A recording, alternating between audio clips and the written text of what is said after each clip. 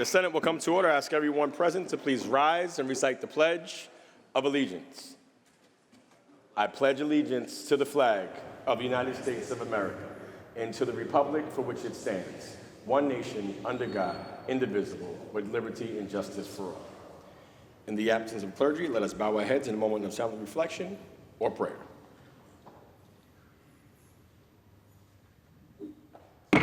Reading of the journal.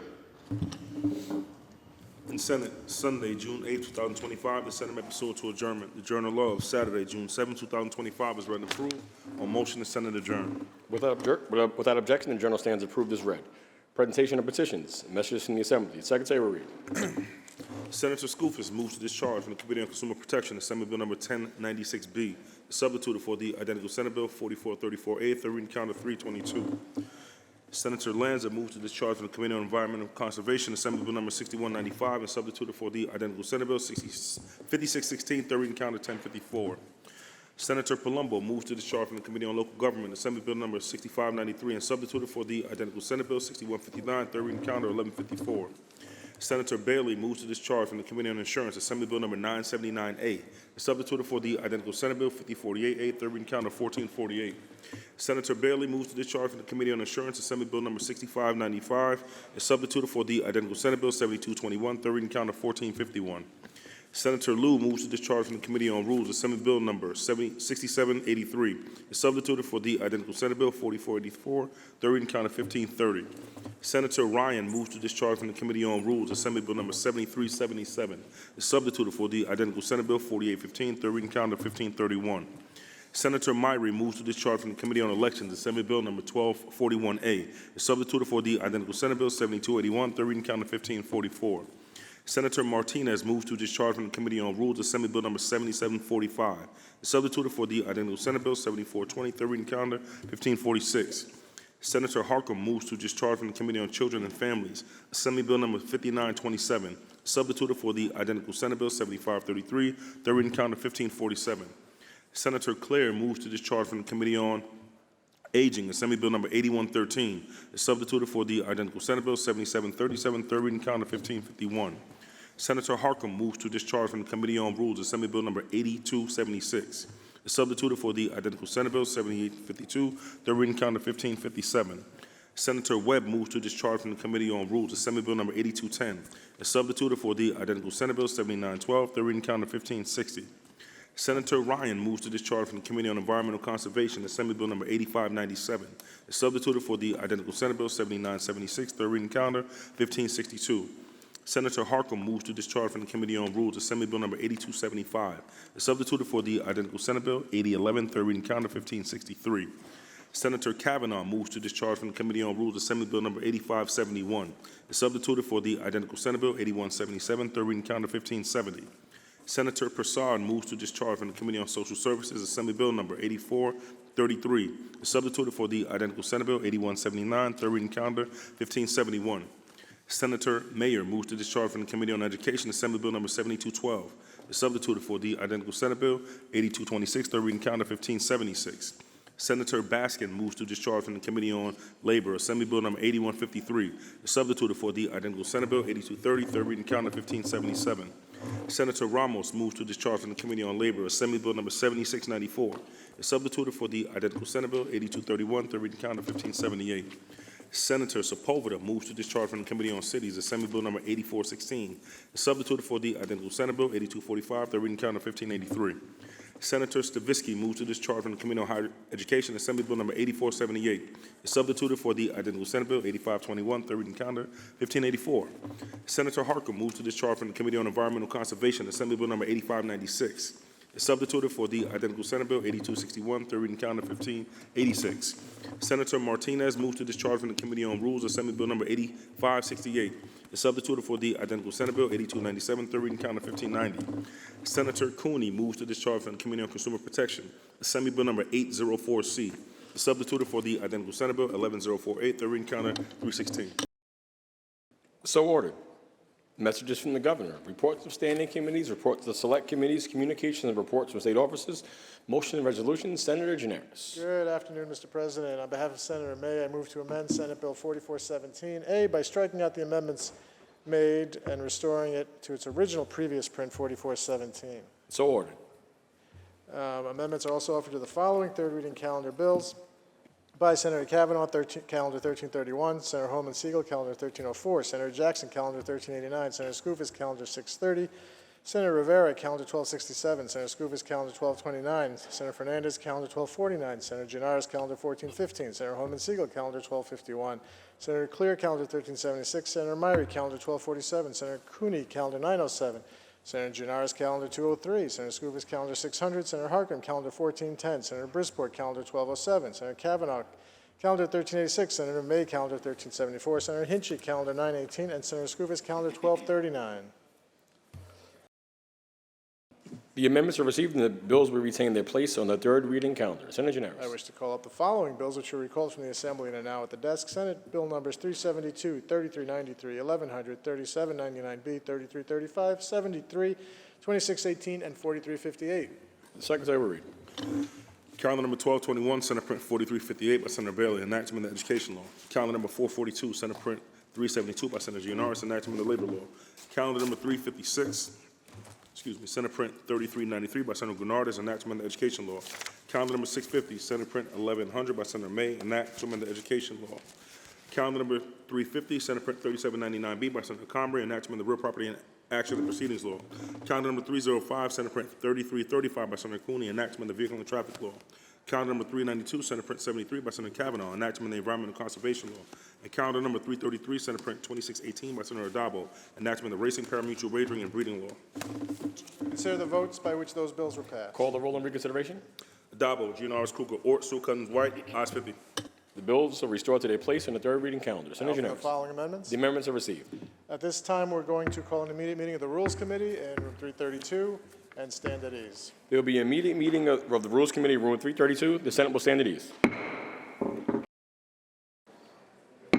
The Senate will return to order. Senator Gianaris. Mr. President, let's begin by recognizing Senator Scarcella-Spanton for an introduction. Can we have some order in the chamber prior to the introduction, please? Thank you. Now that we're settled, Senator Scarcella-Spanton for the purposes of an introduction. Thank you, and I am so excited to welcome our guest, Trana Relief, who is here with us. They actually have, I think, 50 people with them. So they do amazing work in my Brooklyn side of my district and also the Staten Island side of my district as well with Ukrainian refugees. So I am so excited to have them here with us today to honor them and let them know here on the Senate floor that we genuinely appreciate the work that you do each and every day. Thank you so much. To our guests, we welcome you on behalf of the Senate. We extend to you all of the privileges and courtesies of this House. Please remain standing and be recognized.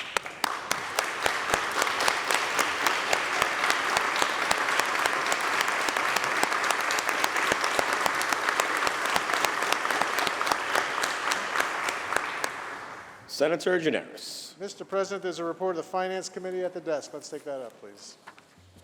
Secretary Reed. Senator Kruger from the Committee on Finance reports the following nomination. As Chair of the Cannabis Control Board, Jessica C. Garcia. And also as Director of the Authority's Budget Office, Joshua C. Norkin. I move to accept the reports of the Finance Committee and ask that you recognize Senator Kruger first to speak on the nomination of Joshua Norkin. All those in favor of accepting the report of the Finance Committee, please signify by saying aye. Aye. Opposed, nay. The report of the Finance Committee is accepted. Senator Kruger on the nominations. Thank you very much. I rise to support the nomination of Josh C. Norquin to be the Director of the Authority's Budget Office.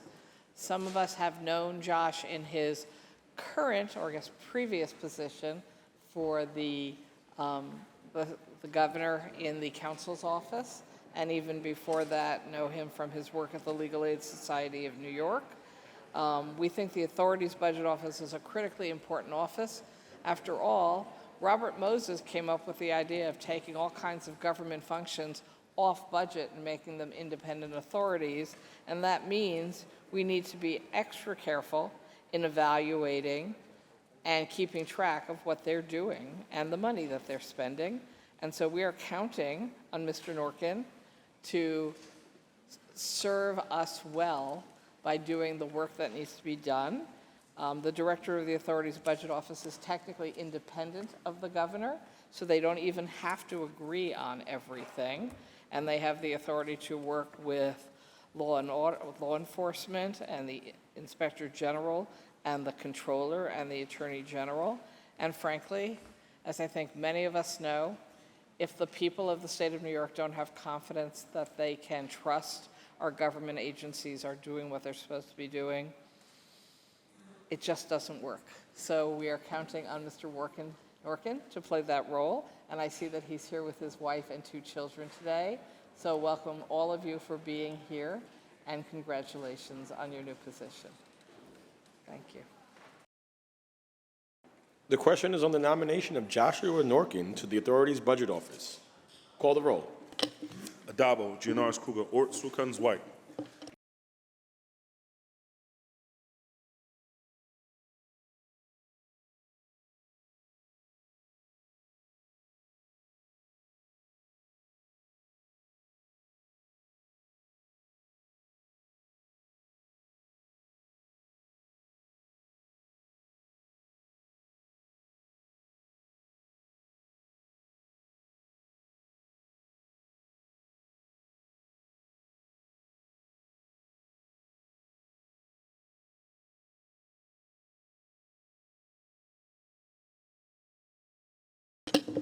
Announce the results. In relation to the nomination, voting in the negative are Senators Borrello, Gallivan, Griffo, Lanza, Martins, Matera, Oberacker, Ort, Palumbo, Ross, and Steck, Tedisco, Walzek, Weber, and White.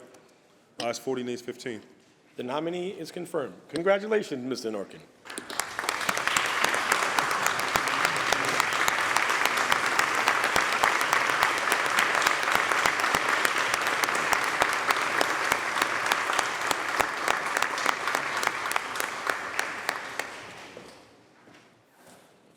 Senator Gianaris. Now let's take up the nomination of Jessica Garcia to the Cannabis Control Board, please. Senator Kruger on the nomination of Jessica Garcia. Thank you. Jessica Garcia cannot be with us today, but she went through the interview process to move into the position of chair of the board of the Cannabis Control Board. Now, Ms. Garcia has already served on the Cannabis Control Board up until now, but then there was an opening for chair, so the governor nominated her to be chair.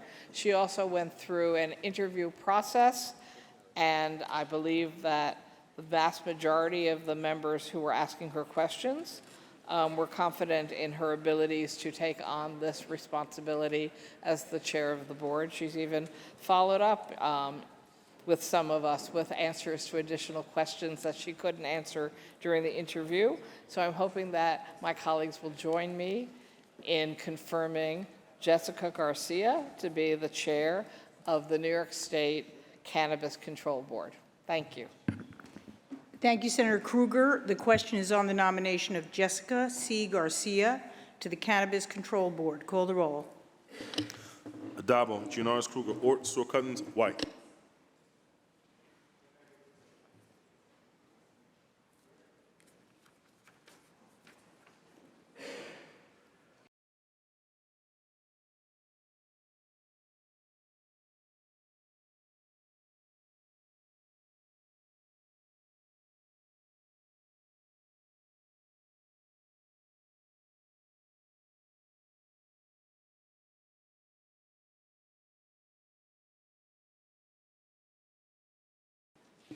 Announce the results. In relation to the nomination, voted in the negative are Senators Ashby, Borrello, Canzari Fitzpatrick, Gallivan, Griffo, Helming, Lanza, Martinez, Martins, Matera, Oberacker, Ort, Palumbo, Rhodes, Ralston, Steck, Tedisco, Walden, Weber, and White. Ayes 38, nays 20.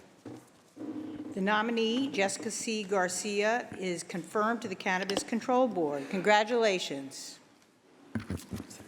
Senator Gianaris. Madam President, let's recognize Senator Clear for an introduction, please. Senator Clear for an introduction. Okay. Thank you, Madam President.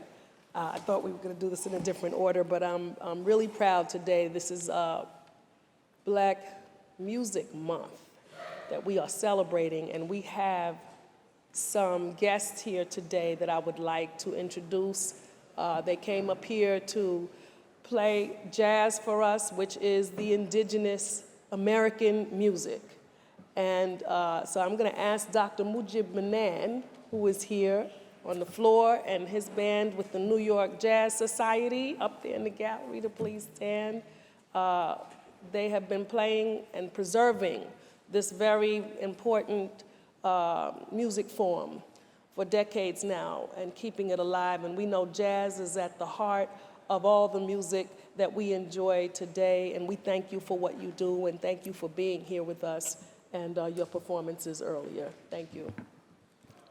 Thank you, Senator Clear.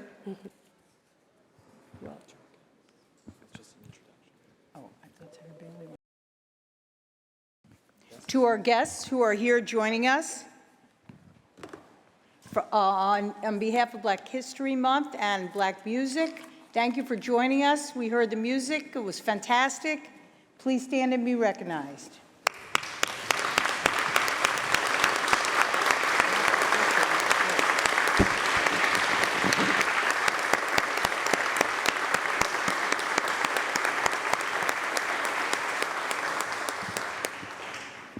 Senator Gianaris. President's previously adopted Resolution 933 by Senator Griffo. Please read its title and recognize Senator Griffo. Secretary will read. Resolution 933 by Senator Griffo, commemorating the 125th anniversary of the publication of The Wonderful Wizard of Oz and celebrating the enduring legacy of its author, L. Frank Baum. Senator Griffo on the resolution. Thank you, Madam Chairman. And I want to welcome our guests here today. Over 125 years ago, The Wonderful Wizard of Oz, written by the visionary author L. Frank Baum, was first published. And today we celebrate that. In fact, over the last weekend, there was a tremendous celebration in the village of Chittenango in Madison County, where thousands of people came out to commemorate and to remember this significant event in the history of our country. This is a literary classic. It spawned movies, Broadway musicals, all sorts of creative works, widely recognized as one of the first American fantasy novels to achieve immediate and lasting success upon its publication. It introduced us to Dorothy, who joins us today in the chamber, as well as the Scarecrow, the Tin Man, the Cowardly Lion, Glinda the Good Witch, and the Wicked Witch of the West. Characters that continue to inspire generations through books, film, theater, and creative works. In fact, many times here in the Capitol, we may think we're in Oz. And when I look at and listen to the soundtrack and think of these characters, they may apply or reflect upon many who are assembled. It's captivated hearts and minds of readers of all ages, imaginative storytelling, vibrant characters, and universal themes that have entertained generations. And many of us are familiar with the Land of Oz. What many may not know is that L. Frank Baum was born in Chittenango in Madison County, an area that I represent and that Senator May has also had the opportunity to represent in the past. And the village proudly preserves, celebrates Baum's enduring legacy each and every year. And this last weekend had an outstanding festival. And it's one of the longest running Wizard of Oz themed celebrations across the globe. So today we recognize the significant anniversary in this beloved book's publishing. And I'm pleased to introduce with us today Mark Baum, who is the International L. Frank Baum and All Things Oz Historical Foundation head, as well as Monica Kinner, the Foundation Vice President, Mark Sample, the Foundation Secretary, and Allison Laird, the manager of All Things Oz Museum in Chittenango. I want to thank each and every one of them for joining us today on this special occasion and recognition. I want to thank the organization and the Chittenango community and all those who worked so hard to ensure that the memory of L. Frank Baum and the wonderful world that he created lives on for generations. It's an honor to speak on this resolution, to celebrate this literary classic, and which has had such a profound effect on generations and an important part of the American culture enshrined in the Smithsonian. So thank you all for being here, and congratulations on the celebration of 125 years of this publication and the celebration of New York's own L. Frank Baum. Thank you, Madam Thank you, President. Senator Griffo. Senator May on the resolution. Thank you, Madam President. I also want to add my voice to the celebration of 125 years of an amazing novel, and to our guests who are here who have worked so hard to keep the memory of Frank Baum and the whole world of Oz alive. I do want to mention that Frank Baum's mother-in-law, Matilda Jocelyn Gage, lived in Fayetteville, New York, and she was a prominent suffragist and abolitionist. She was very closely involved with the Haudenosaunee Nation, to the point where she became an honorary member of the Onondaga Nation. She, many believe, was a model for his heroine, Dorothy, who is one of the most courageous, resourceful, and independent girls that you find in fiction to this day. I know she was an inspiration for me and my daughter and for girls all around the world, and I want to celebrate all of them and that whole concept of lifting up girls who can be independent, wise, and resourceful like that. So thank you for keeping her memory alive and Frank Baum's memory alive, and I vote aye. Thank you, Senator May. To our guests who are here to celebrate 125 years and an incredible history and a great story of The Wizard of Oz, please stand and be recognized. We give you all the privileges and courtesies of the House.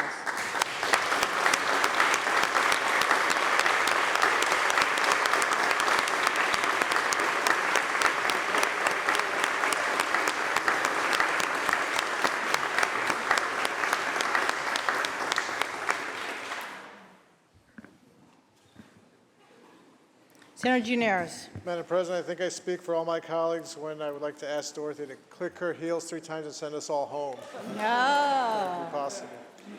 Next up, previously adopted Resolution 554 by Senator Bailey. Please read that resolution's title and recognize Senator Webb first to speak on that The resolution. Secretary will read. Resolution 554 by Senator Bailey, memorializing Governor Kathy Hochul to proclaim June 2025 as Black Music Month in the state of New York. Senator Webb on the resolution. Thank you, Madam President. I rise proudly today in recognition of Black Music Month here in the state of New York. I want to thank our Senate Majority Leader Andrea Stewart-Cousins for her support of this important commemoration. Throughout our nation's history, Black music has been the heartbeat of American culture. From the soul-stirring power of spirituals sung in the face of slavery, to the jazz clubs of Harlem, the gospel choirs of the South, the hip-hop beats of the Bronx, and the rhythm and blues that echoes across the world.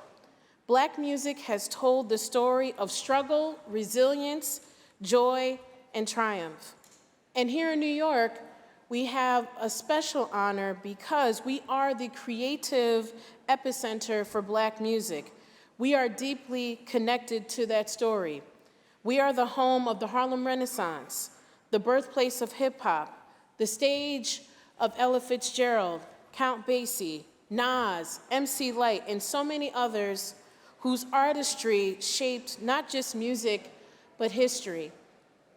Artists like Sly Stone, who we just learned today transitioned, all of these artists continue through their talent to make our lives enriched and better.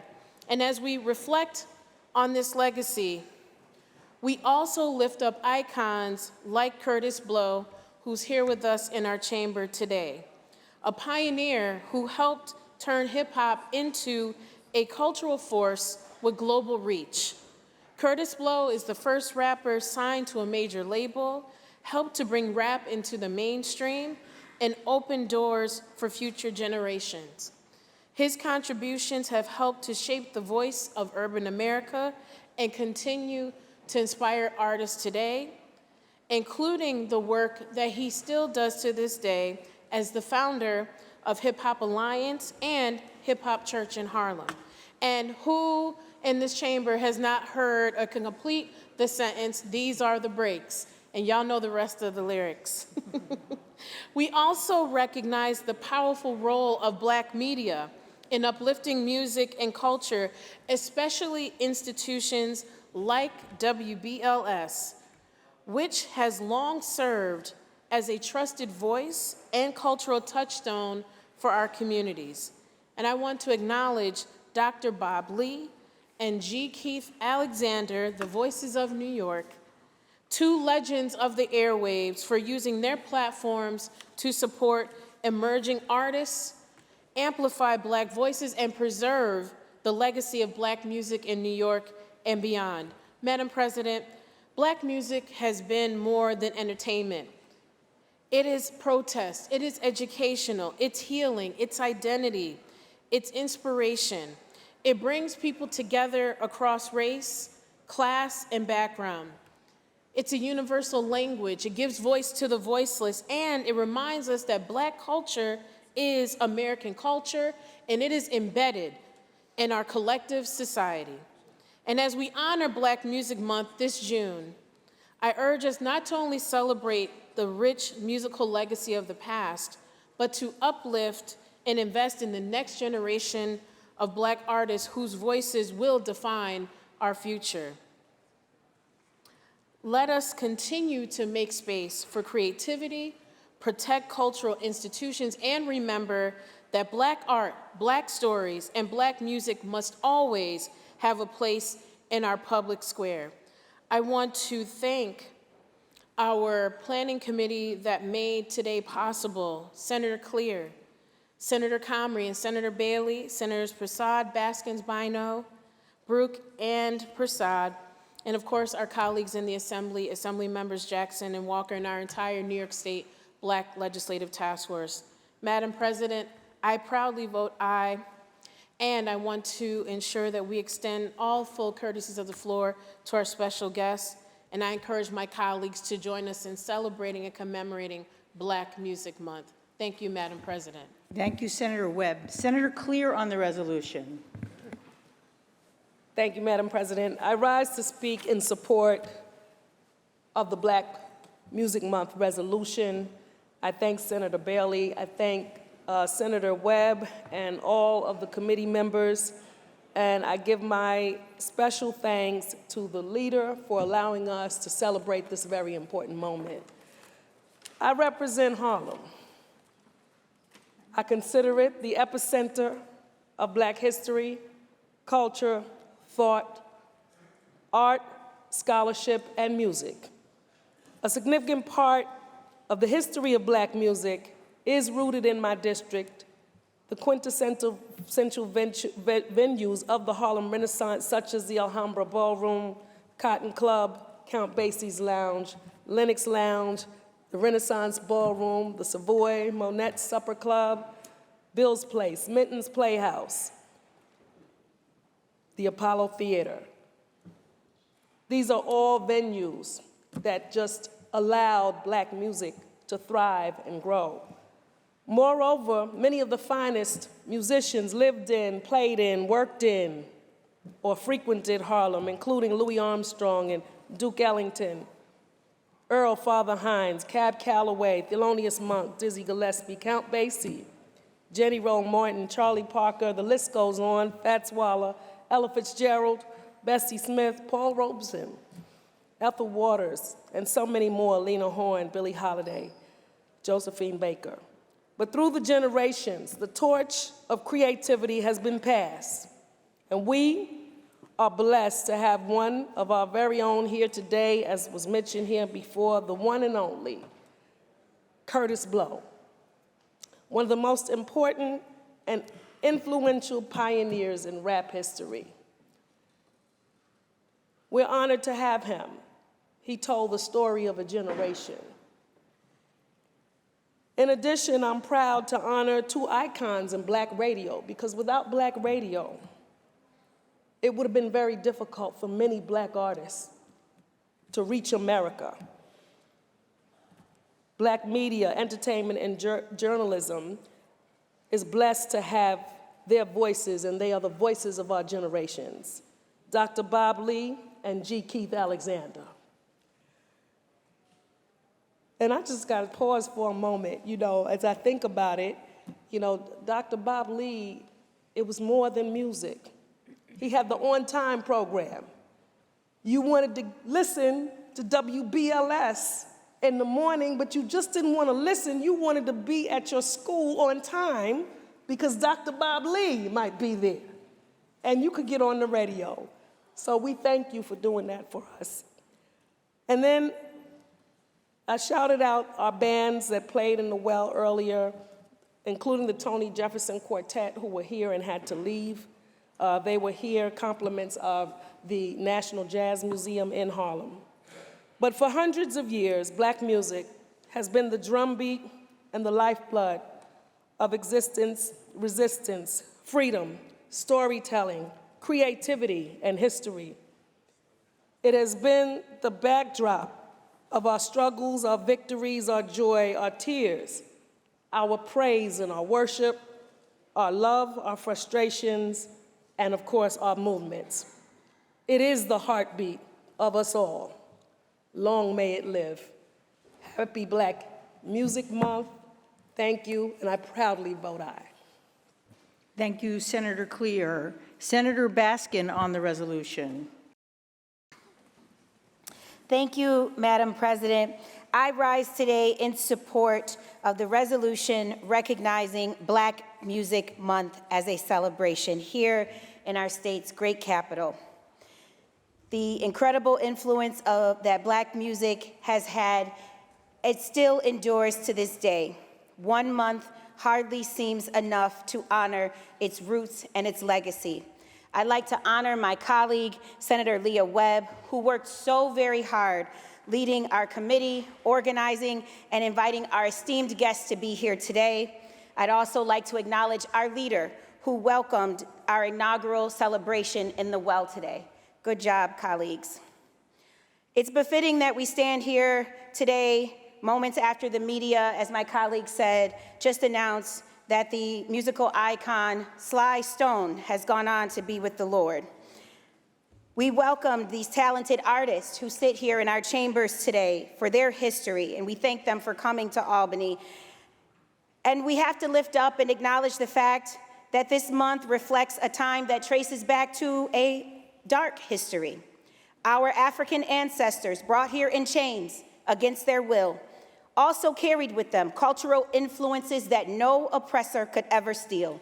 Spirituals, expressive native dances, songs, music, with lyrics reflecting their bondage and their servitude.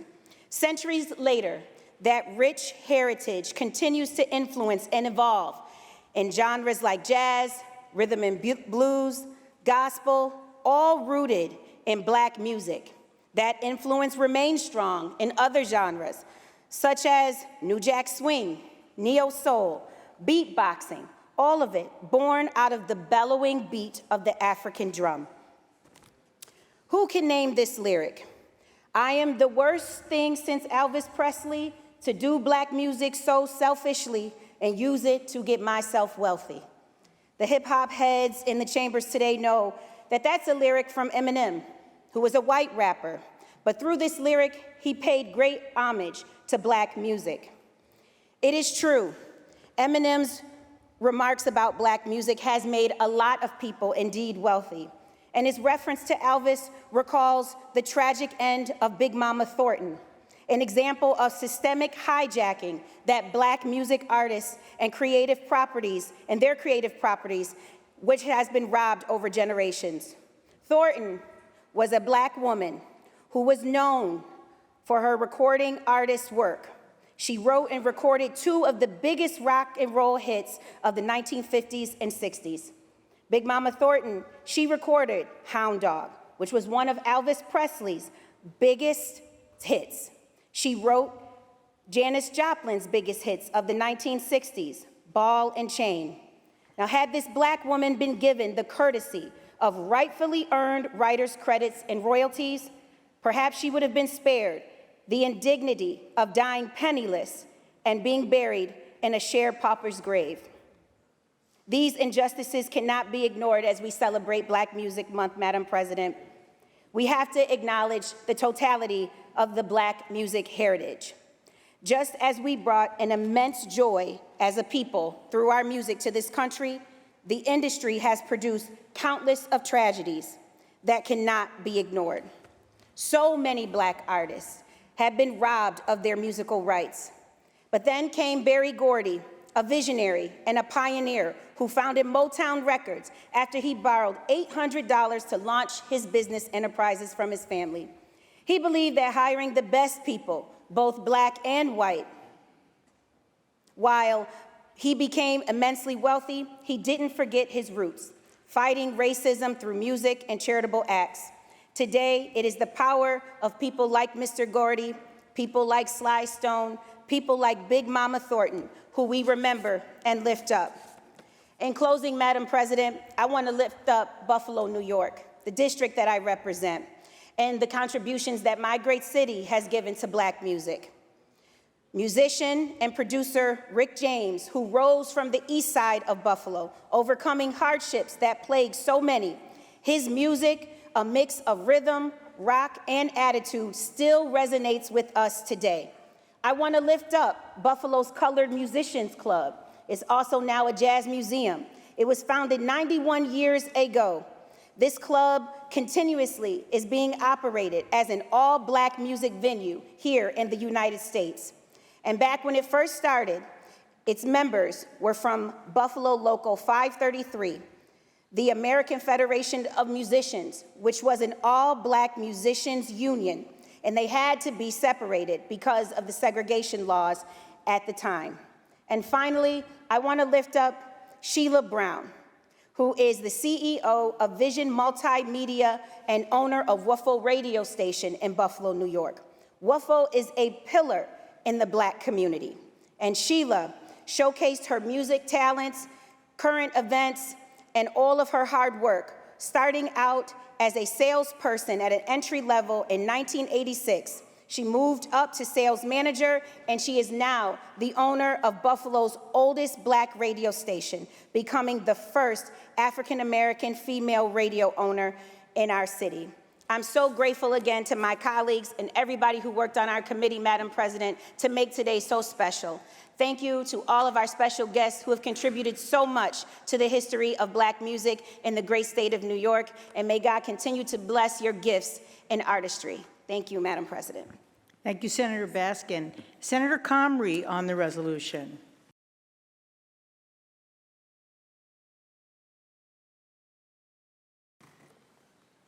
Thank you, Madam President. I rise to proudly support the Black Music Month resolution.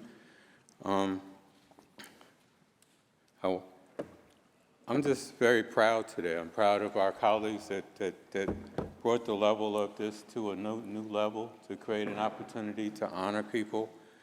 You know, when I first started, and one of the things that I hate hearing when I first started is that we've done this before, or, you know, we did this before, or you don't have to do something that we've done already.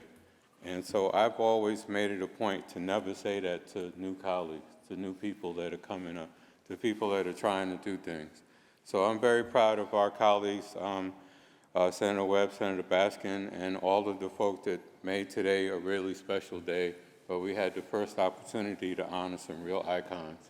You know, Curtis Blow and Dr. Bob Lee and G. Keith Alexander are people that have influenced so many of us over time through their music, through their creativity, but also through their grace and style and class and their dignity. They've really, truly changed the landscape in many different ways. I've had many opportunities to be with Dr. Bob, whether it's through his Make the Grade Foundation annual events that he has, through the many times that he's in the community, lifting up kids or doing special pieces on opportunities to encourage people to come out to vote or to do different things, to be aware of back when we had the issues with the pandemic. He was all over the place trying to get people to understand what they had to do. Dr. Bob Lee has always been on the ground with a positive message that has been able to influence people and change things. They gave me a lot to say about today, but I'm not going to say all of it other than, you know, Queens originated all music. I just want y'all to know that. People have it confused about where music was originated from, and they claim hip hop was originated here and this was originated there. I got Senator Bailey going to respond now, but today's just a happy day. I'm just saying, I want to say I'm very proud of my colleagues, but it's a long day, so I'm not going to say everything other than to say I want to bow to my icons. Thank you, gentlemen, for being here today. Thank you all for starting a wonderful tradition. Thank you, Madam President. Thank you, Senator Comrie. Senator Sanders on the resolution. Thank you, Madam President. So my colleague before me spoke so well about the origin of the music, so I won't speak to that. I will merely point out that I come from Southeast Queens, which is part of New York City, and I am here to speak of the American classical music. American classical music, which we also know as jazz, was a creation in America, something that we can all take pride in, one of the few musics that were created here, not brought from other, brought-ish from other places. You've heard of 5 minutes of funk. Let me give you 2 minutes of facts. When we speak of rap music, the word rap music, it really is, we're trying to figure out where it comes from. Most people are saying that it came from H. Rap Brown, who was known for his amazing ability to project, to speak. But if you really want to understand rap music and other musics, you're going to have to look at the last poets. You're going to have to look at Gil Scott-Heron. You're going to have to look at Curtis Blow. You're going to have to look at all of these very worthy people. But when we speak of those things, we heard this music in many different places on the streets, but when you started hearing it on the air, you heard it from our first internet. We had internet way before it was created, way before. We just didn't call it the internet. We called it WBLS. We understood it. We all tuned in. It was easier to understand it and to tune in than it is to do with this new internet. And there we heard some of the greatest voices out. We heard of G. Keith Alexander. I mean, people who could project, who's in the audience right now. We heard of Dr. Bob Lee. And of course, the captain of that show was Frankie Hollywood Crocker, the chief rocker. And well, that's a history in itself. But let me close by saying that this is we knew that this day would come.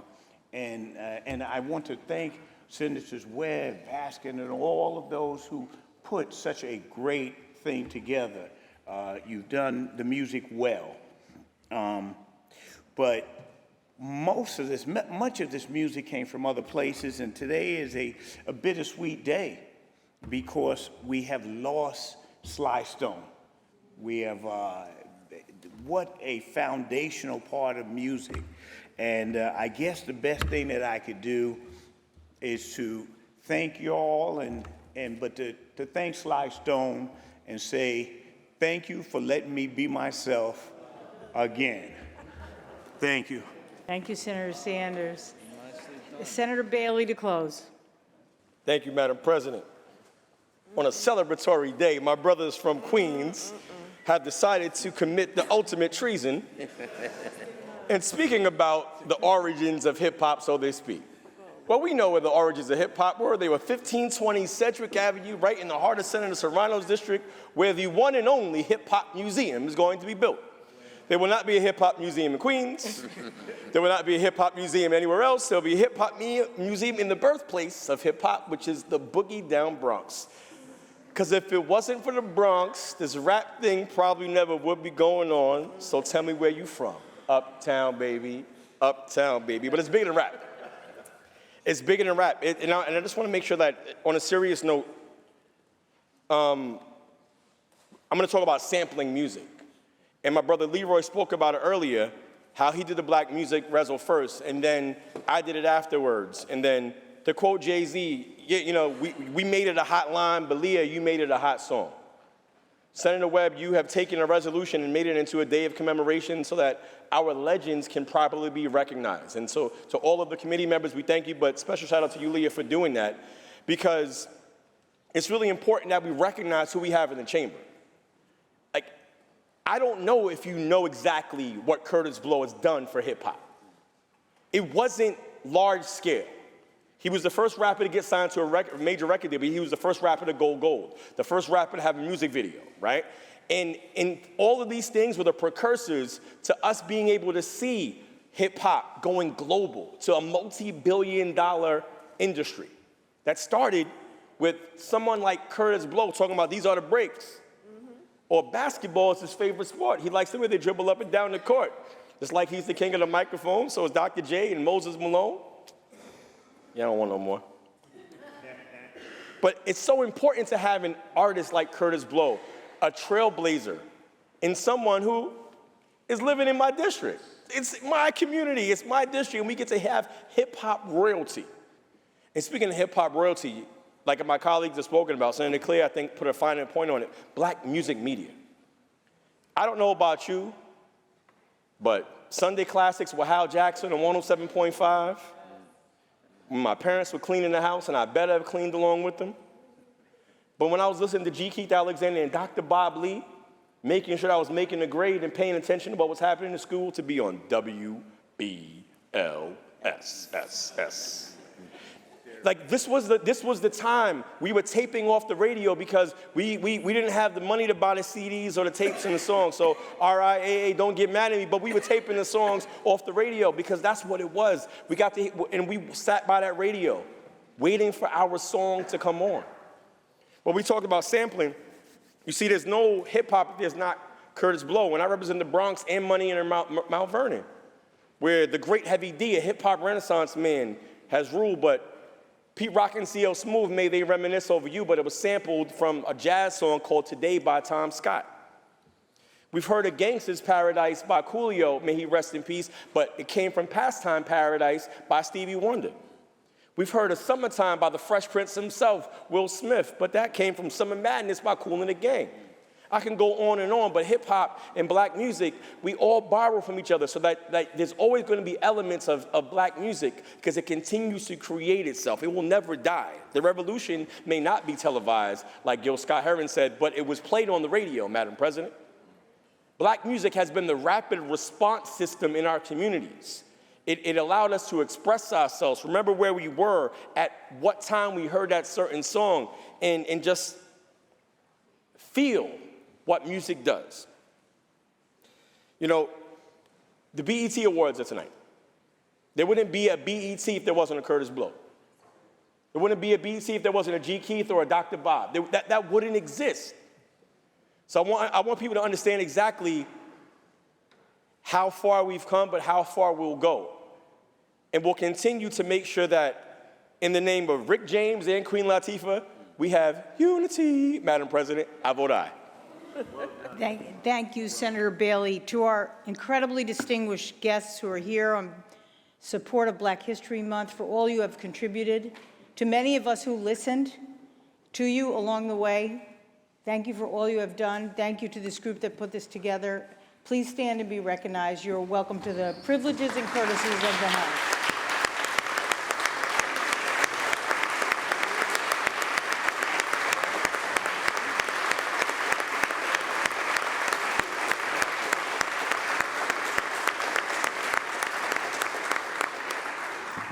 Senator Gineras. Madam President, there will be an immediate meeting of the Finance Committee in room 332. Nope, 124, sorry. There'll be an immediate meeting of the Finance Committee in room 144. 124. 124, thank you. At the request of the sponsors, today's resolutions are open for co-sponsorship. At the request of the sponsors, the resolutions are open for co-sponsorship. Should you choose not to be a co-sponsor, please notify the desk. I believe there's a report of the Rules Committee at the desk. Let's take that up, please. The Secretary will read. Senator Stuart Cousins from the Committee on Rules reports the following bills. Senate Print 106, by Senator Comrie, enactment of the Vehicle and Traffic Law. Senate Print 253 by Senator Martinez, enactment of the Social Services Law. Senate Print 273 by Senator Martinez, enactment of the Local Finance Law. Senate Print 597 by Senator Hinchey, enactment of the Public Service Law. Senate Print 634B by Senator Liu, enactment of the Insurance Law. Senate Print 1148 by Senator Gurnardes, enactment of the Public Authorities Law. Senate Print 1180B by Senator Gianaris, enactment of the Environmental Conservation Law. 1 minute, can we have some quiet in the chamber? Thank you. Senate Print 1757 by Senator Prasad, enactment of the Social Services Law. Senate Print 1807A by Senator Fernandez, enactment of the Public Health Law.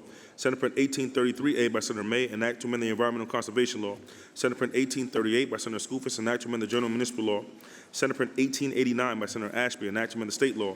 Senate Print 1982 by Senator Harcum, enactment of the General Municipal Law. Senate Print 2048 by Senator Webb, enactment of the Transportation Law.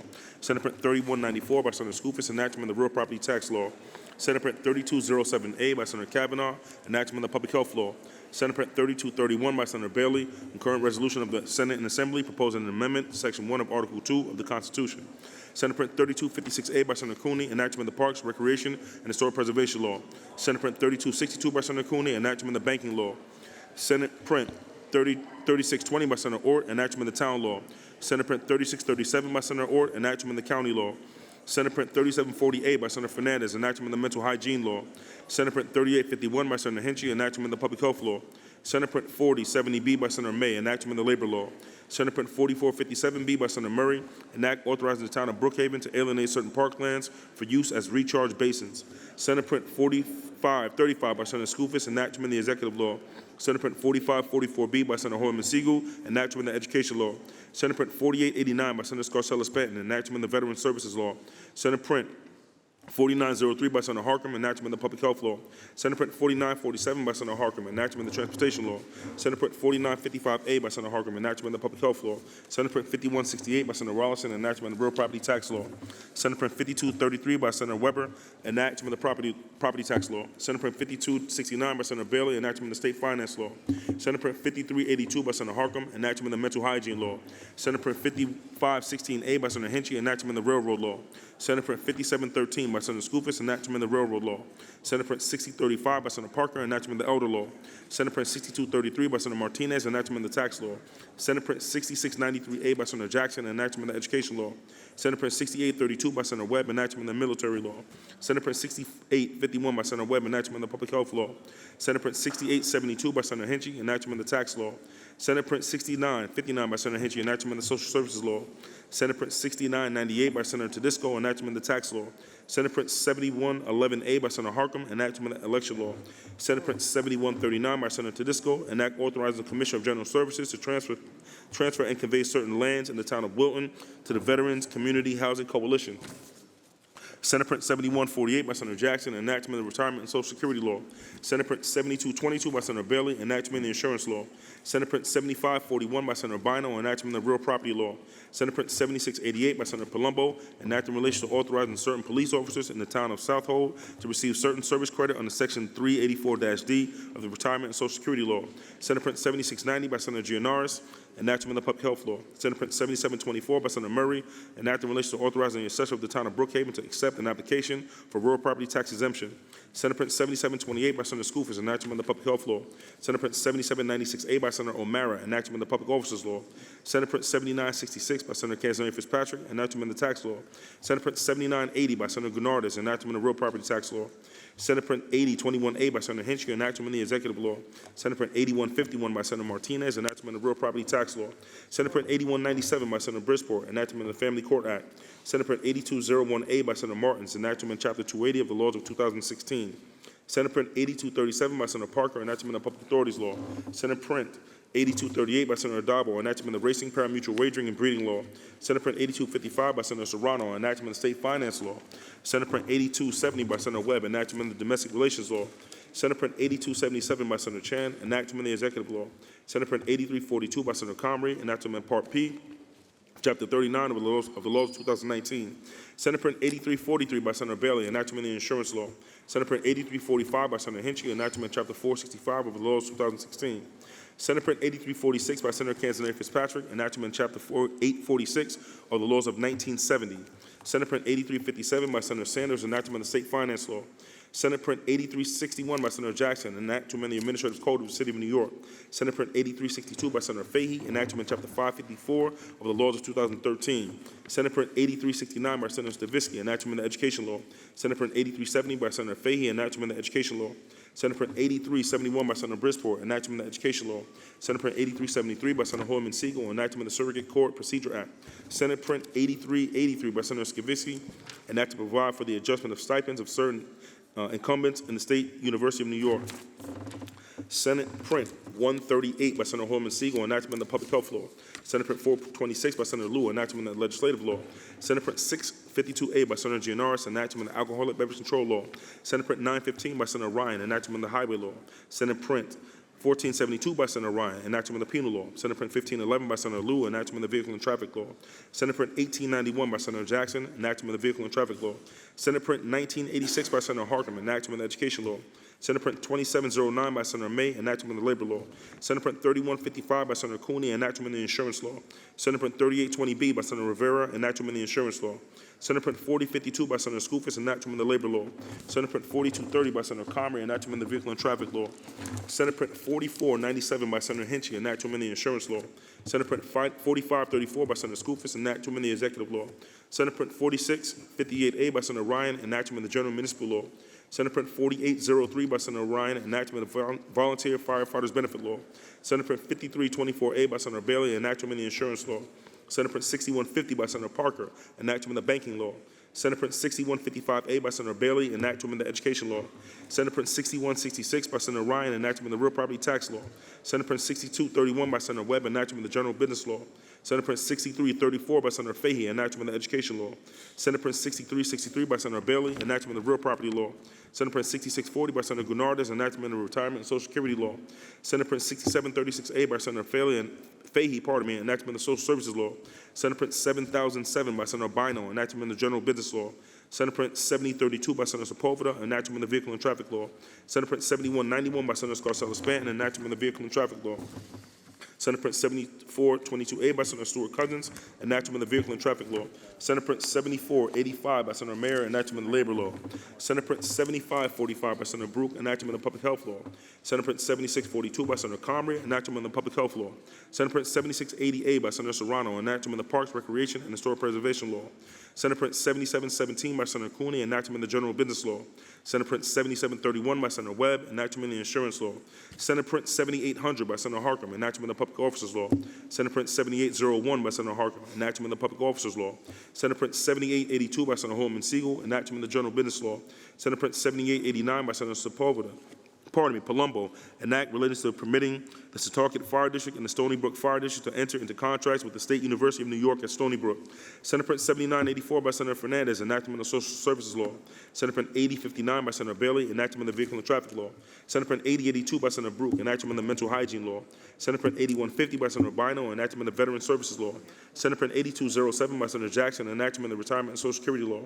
Senate Print 8256 by Senator Sutton, an act to amend the Administrative Code of the City of New York. Senate Print 8257 by Senator Sutton, an act directing the Department of Health to establish an alternative payment methodology for federally qualified health centers. Senate Print 8271 by Senator Stuart Cousins, an act in relation to authorizing the City of Yonkers to alienate and discontinue the use of certain parklands. Senate Print 8312 by Senator Hinchy, an act to amend the Criminal Procedure Law. Senate Print 8320 by Senator Holman Siegel, an act to amend the Court of Claims Act. Senate Print 8334 by Senator Gurnardez, an act to amend the Insurance Law. Senate Print 8338 by Senator Mayer, an act to amend the Executive Law. Senate Print 8384 by Senator Jackson, an act to amend the Executive Law. All bills report direct to third reading. Report of the Rules Committee. All those in favor of accepting the report of the Rules Committee, please signify by saying aye. Opposed, nay. The report of the Rules Committee is accepted. Senator Gianaris. Let's take up the calendar at this time, Mr. President. The Secretary will read. Calendar number 182, Senate Print 1985A by Senator Harkin, an act to amend the Criminal Procedure Law. Lay it aside. Calendar number 204, Senate Print 488A by Senator Fernandez, an act to amend the General Business Law. Read the last section. Section 4 of this act shall take effect on the 180th day. It shall become a law. Call the roll. Adabo, Gianaris Kruger, Ort, Stuart Cousins, White.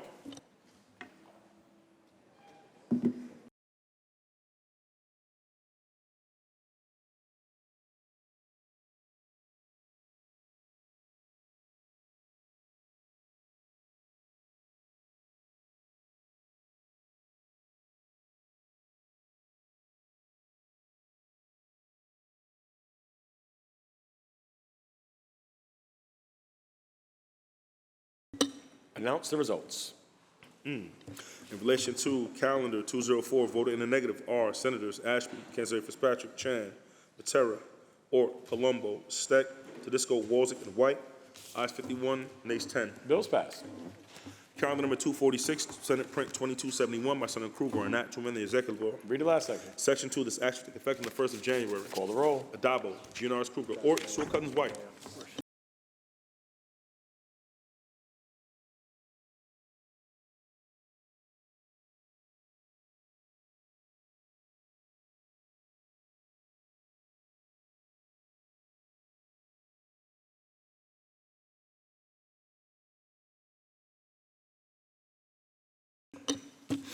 Announce the results. In relation to calendar 246, voting in the negative are Senators Ashby, Kanzeri Fitzpatrick, Chan, Lanza, Martins, Matera, Oberacker, Ort, Palumbo, Rhodes, Steck, Tedisco, Walzick, and White. Ayes 47, nays 14. Bills passed. Calendar number 316, Assembly number 804C by Assembly Member Magnarelli, enactment of the General Business Law. Read the last section. Section 4, this act shall take effect on the 180th day, shall become a law. Call the roll. Adabo, Giannaris Kruger, Ort, Sewell Cousins, White. Announce the results. Ayes 61. Bills passed. Calendar number 322, Assembly number 1096B by Assembly Member Magnarelli, enactment of the General Business Law. Read the last section. Section 2, this act shall take effect on the 90th day, shall become a law. Call the roll. Adabo, Giannaris Kruger, Ort, Sewell Cousins, White.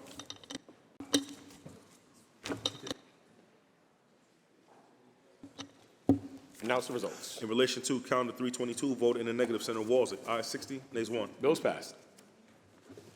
Calendar number 500, Senate Print 626 by Senator Stavisky, enactment of the penal law. Read the last section. Section 2, this act shall take effect immediately. Call the roll. Adabo, Giannaris Kruger, Ort, Sewell Cousins, White.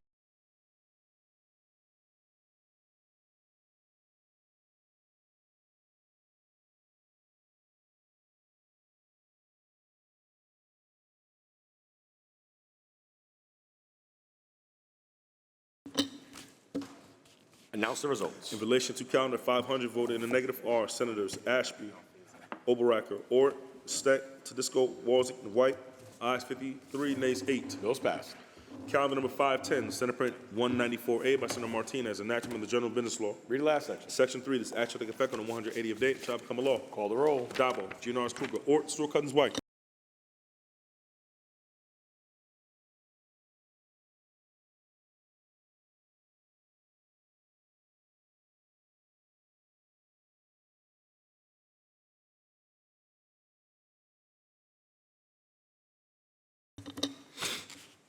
Announce the results. In relation to calendar 510, voted in the negative are Senators Oberacker, Ort, Rhodes, Steck, Tedisco, Walzick, and White. Ayes 54, nays 7. Bills passed.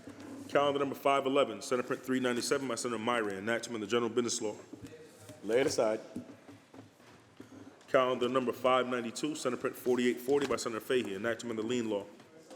The bill will be laid aside for the day. Calendar number 627, Senate Print 6600B by Senator Jackson, enactment of the Multiple Dwelling Law. Read the last section. Section 2, this act shall take effect immediately. Call the roll. Adabo, Giannaris Kruger, Ort, Sewell Cousins, White.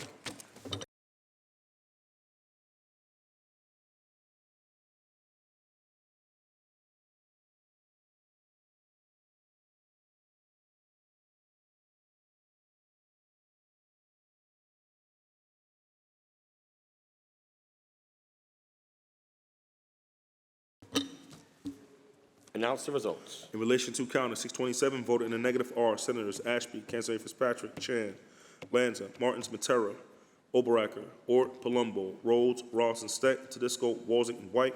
Ayes 46, nays 15. Bills passed. Calendar number 632, Senate Print 5277 by Senator Bailey, enactment of the Cannabis Law. Read the last section. Section 2, this act shall take effect immediately. Call the roll. Adabo, Giannaris Kruger, Ort, Sewell Cousins, White.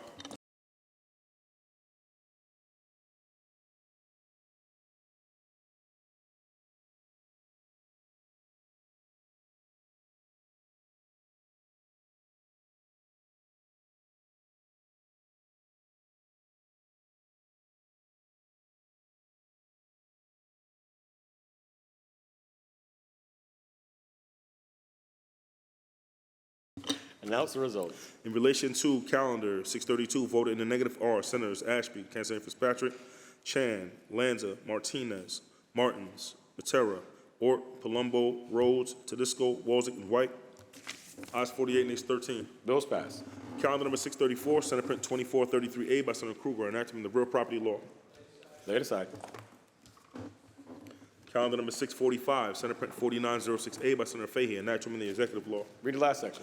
Section 2, this action take effect on the 120th day, shall become a law. Call the roll. Adabo, Giannaris Kruger, Ort, Sewell Cousins White. Announce the results. Ayes 61. The bill's passed. Calendar number 773, Senate Print 1353B by Senator Claire, enactment of the general business law. Read the last section. Section 2, this action take effect on the 90th day, shall become a law. Call the roll. Adabo, Giannaris Kruger, Ort, Sewell Cousins White.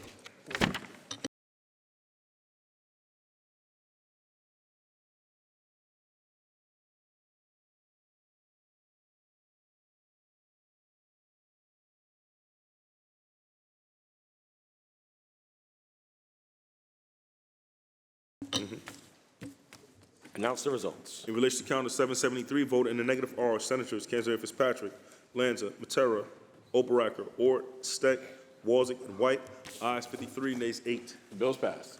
Calendar number 779, Senate Print 290A by Senator Rhodes, enactment of the highway law. Read the last section. Section 2, this action take effect immediately. Call the roll. Adabo, Giannaris Kruger, Ort, Sewell Cousins White. Announce the results. In relation to Calendar 779, voted in the negative, Senator Brisport. Ayes 60, nays 1. Bill's passed. Calendar number 882, Senate Print 7630 by Senator Skoufis, enactment of the tax law. Read the last section. Section 3, this action take effect immediately. Call the roll. Adabo, Giannaris Kruger, Ort, Sewell Cousins White.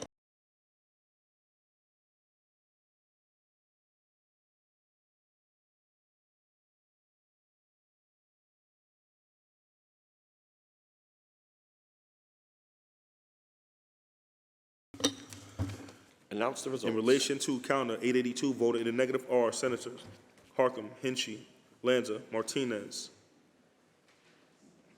Palumbo, C. Ryan, Scarcella, Stanton, and White. Also, Senator Kanzeri Fitzpatrick, ayes 52, nays 9. Bill's passed. Calendar number 899, Senate Print 607A by Senator Stavisky, enactment of the education law. Read the last section. Section 15, this action will take effect 18 months after it shall become a law. Call the roll. Adabo, Giannaris Kruger, Ort, Sewell Cousins White. Announce the results. Ayes 61. The bill's passed. Calendar number 1037, Senate Print 558 by Senator Brisport, enactment of the social services law. Read the last section. Section 4, this action will take effect immediately. Call the roll. Adabo, Giannaris Kruger, Ort, Sewell Cousins White. Announce the results. In relation to Calendar 1037, voted in the negative are Senators Bino and Martinez, ayes 59, nays 2. The bill's passed. Calendar number 1039, Senate Print 1026A by Senator Kavanaugh, enactment of the executive law. Read the last section. Section 2, this action will take effect on the 90th day, it shall become a law. Call the roll. Adabo, Giannaris Kruger, Ort, Sewell Cousins White.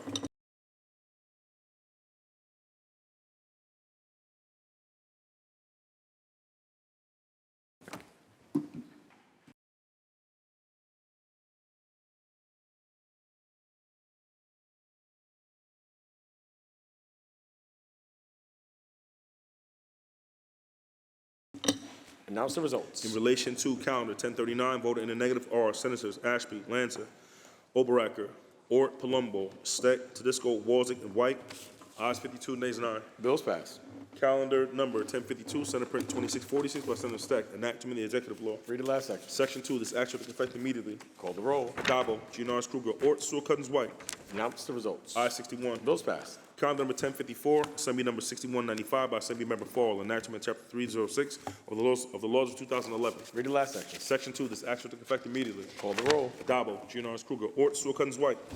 Announce the results. Ayes 61. Bill's passed. Calendar number 1067, Senate Print 2110D by Senator Oberacker, enactment of the highway law. Read the last section. Section 2, this action will take effect immediately. Call the roll. Adabo, Giannaris Kruger, Ort, Sewell Cousins White. Announce the results. Ayes 61. Bill's passed. Calendar number 1153, Senate Print 6009 by Senator Baskin, enactment of the general municipal law. Read the last section. Section 4, this action will take effect immediately. Call the roll. Adabo, Giannaris Kruger, Ort, Sewell Cousins White. Announce the results. Ayes 61. Bill's passed.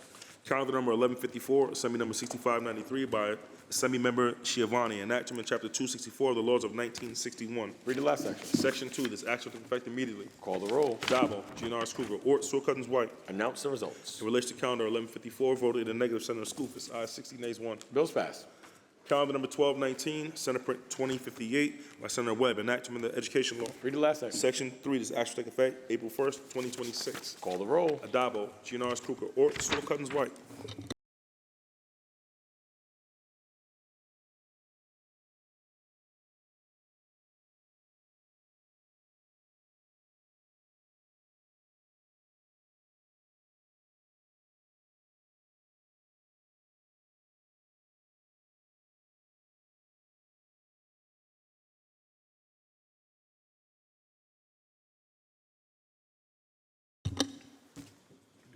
Announce the results. In relation to calendar 1219, voted in the negative are Senators Ashby, Kanzeri Fitzpatrick, Chan, Lanza, Martinez, Oberacker, Ort, Rhodes, Steck, Tedisco, Walzick, and White. Ayes 49, nays 12. Bills passed. Calendar number 1246, Senate Print 362 by Senator Gianaris, enactment to amend the general business law. Read the last section. Section 6 is action to take effect on the 1st of January. Call the roll. Adabo, Gianaris Kruger, Ort, Sewell Cousins, White.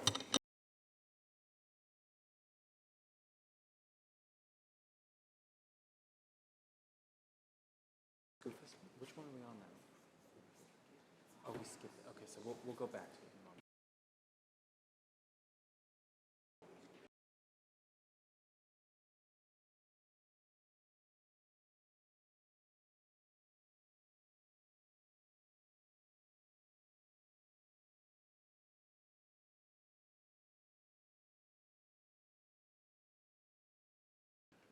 Call the roll. Adabo, Gianaris Kruger, Ort, Sewell Cousins, White.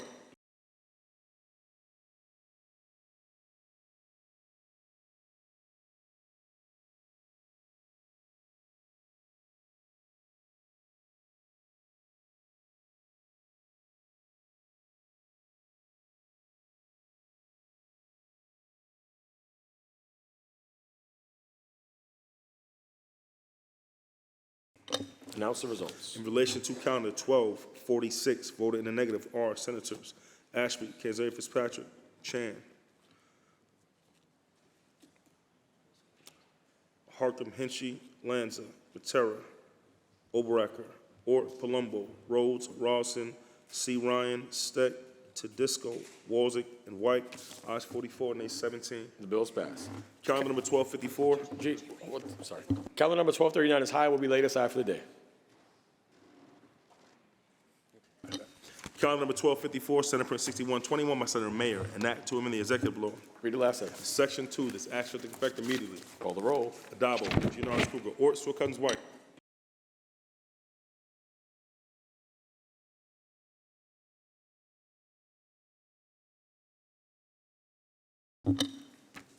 Announce the results. In relation to calendar 1254, voted in the negative are Senators Ashby, Oberacker, Ort, and Walzick. Ayes 57, nays 4. Bills passed. Calendar number 1269, Senate Print 3610A by Senator Helming, enactment of the mental hygiene law. Read the last section. Section 2, this act shall take effect on the 60th day, shall become a law. Call the roll. Adabo, Gianaris Kruger, Ort, Sewell Cousins, White. Announce the results. Ayes 61. Bills passed. Calendar number 1311, Senate Print 4542 by Senator Fahey, an act in relation to authorizing Justin Finkel to take the competitive civil service examination for the position of police officer. There was a homeroom message at the desk. Read the last section. Section 3, this act shall take effect immediately. Call the roll. Adabo, Gianaris Kruger, Ort, Sewell Cousins, White. Announce the results. Ayes 61. The bills passed. Calendar number 1354, Senate Print 4836 by Senator Fahey, an act to amend the judiciary law. Read the last section. Section 2, this act shall take effect immediately. Call the roll. Adabo, Gianaris Kruger, Ort, Sewell Cousins, White. Announce the results. Ayes 61. Bills passed. Calendar number 1411, Senate Print 5597 by Senator May, an act to amend the general business law. Laid aside. Calendar number 1416, Senate Print 7727 by Senator Skoufis, an act to amend the general business law. Read the last section. Section 2, this act shall take effect on the 90th day and shall become a law. Call the roll. Dabo, Gianaris Kruger, Ort, Sewell Cousins, White. Announce the results. In relation to calendar 1416, voted in the negative are Senators Lanza, Martins, and Walzick. Ayes 58, nays 3. Bills passed. Calendar number 1421, Senate Print 7455 by Senator Holman Siegel. Concurrent resolution. The bill will be laid aside for the day. Calendar number 1423, Senate Print 8175 by Senator Sepulveda, an act to amend the Surrogate Courts Procedure Act. Read the last section. Section 4, this act shall take effect immediately. Call the roll. Adabo, Gianaris Kruger, Ort, Sewell Cousins, White. Announce the results. In relation to calendar 1423, voted in the negative, Senator Walzick. Ayes 60, nays 1. Bills passed. Calendar number 1445, Senate Print 7649 by Senator C. Ryan, an act to amend the tax law. Read the last section. Section 2, this act shall take effect immediately. Call the roll. Adabo, Gianaris Kruger, Ort, Sewell Cousins, White.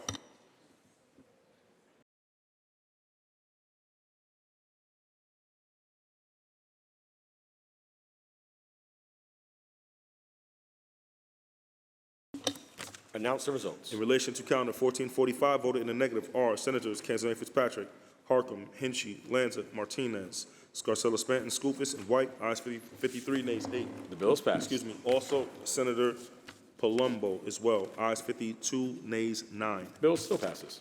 Calendar number 1448, Assembly number 979A by Assemblymember Lunsford, enactment of the insurance law. Read the last section. Section 2, this action will take effect immediately. Call the roll. Adabo, GNRS Kruger, Ort, Storkens, White. Announce the results. Ayes 61. The bill is passed. Calendar number 1451, Assembly number 6595 by Assemblymember Weapon, enactment of the insurance law. Read the last section. Section 2, this action will take effect immediately. Call the roll. Adabo, GNRS Kruger, Ort, Storkens, White. Announce the results. In relation to calendar 1451, voted in the negative, Senator Walzek. Ayes 60, nays 1. The bill is passed.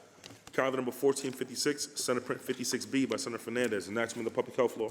Read the last section. Section 3, this action will take effect immediately. Call the roll. Adabo, GNRS Kruger, Ort, Storkens, White. Senator Fernandez to explain her vote. Thank you, Mr. President. This legislation codifies the drug checking services program in New York State, something we've been doing for a number of years. In October 2023, the Department of Health announced a drug checking program to protect individuals from laced drugs to better understand the local drug supply and improved outcomes for people with substance use disorder. Since its inception, the program has allowed for real-time testing on nearly 2,500 samples at 13 different sites. Unlike test strips, which allow you to test for one substance at a time, the machine is used in these programs can test for a number of adulterants such as fentanyl and its analogs, xylazine, metonidine, caffeine, acetaminophen, as well as more fillers such as mannitol. The data from these samples have not only provided life-saving information to the individuals using these services, but have provided DOH and their providers with current drug trends to inform care, advocacy, research, and policy. This program, along with other public health responses to the overdose epidemic, is responsible for the small but steady decrease in overdoses within the state. We can build on this progress by codifying the drug checking program already being facilitated across the state. This bill ensures that drug checking programs are protected in our state at a time when we are seeing constant attacks on behavioral health services from the federal government. It not only provides legal protections for the individuals operating and using drug checking services, but it also empowers the Department of Health to monitor and to respond to trends in the unregulated drug supply to get and stay ahead of the overdose crisis. Now is not the time to claim victory and walk back our efforts. We must continue to push forward to help those most vulnerable New Yorkers, especially those in the Black and brown communities who have borne the brunt of this epidemic. Let's continue these dips and make sure we're keeping programs that work alive. I urge my colleagues to support this legislation. I vote aye. Senator Fernandez to be recorded in the affirmative. Announce the results. In relation to calendar 1456, voted in the negative are Senators Ashby, Bino, Canzeri Fitzpatrick, Chan, Lanza, Martinez, Martins, Matera, Ort, Palumbo, Rhodes, Rawson, C. Ryan, Skoufis, Steck, Sutton, Tedisco, Walzek, and White. Ayes 42, nays 19. The bill is passed. Calendar number 1486, Senate Print 4641A by Senator S. Ryan, enactment of labor law. Read the last section. Section 4, this action take effect on the 30th date, shall become a law. Call the roll. Adabo, GNRS Kruger, Ort, Storkens, White.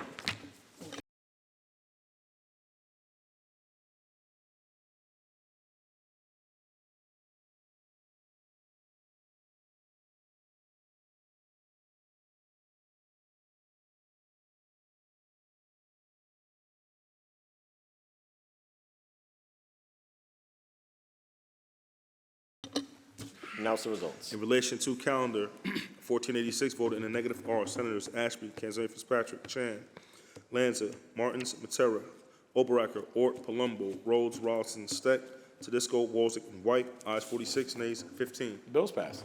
Calendar number 1512, Senate Print 7974 by Senator Gonzalez, enactment in the general business law. Read the last section. Section 2, this action will take effect immediately. Call the roll. Adabo, GNRS Kruger, Ort, Storkens, White.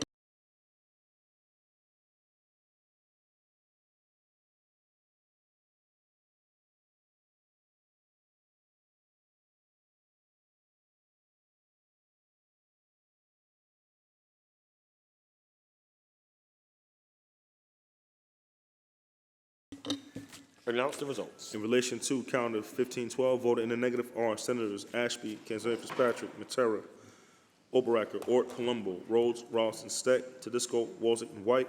Ayes 49, nays 12. The bill is passed. Calendar number 1513, Senate Print 7451 by Senator Holman Siegel, enactment to amend the domestic relations law. Read the last section. Section 2, this action will take effect immediately. Call the roll. Adabo, GNRS Kruger, Ort, Stewart Cousins, White.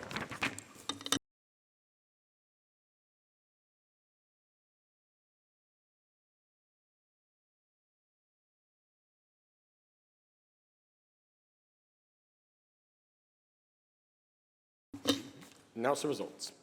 In relation to calendar 1513, voted in the negative R, Senators Kanzler Fitzpatrick, Lanza, Martins, Ort, Rhodes, Steck, Tedisco, and Walzek. Ayes 53, nays 8. Bills passed. Calendar number 1518, Senate Print 84 by Senator Lew, enactment chapter 802 of the laws of 1947. Read the last section. Section 2, this action shall take effect immediately. Call the roll. Adabo, GNRS Kruger, Ort, Stewart Cousins, White.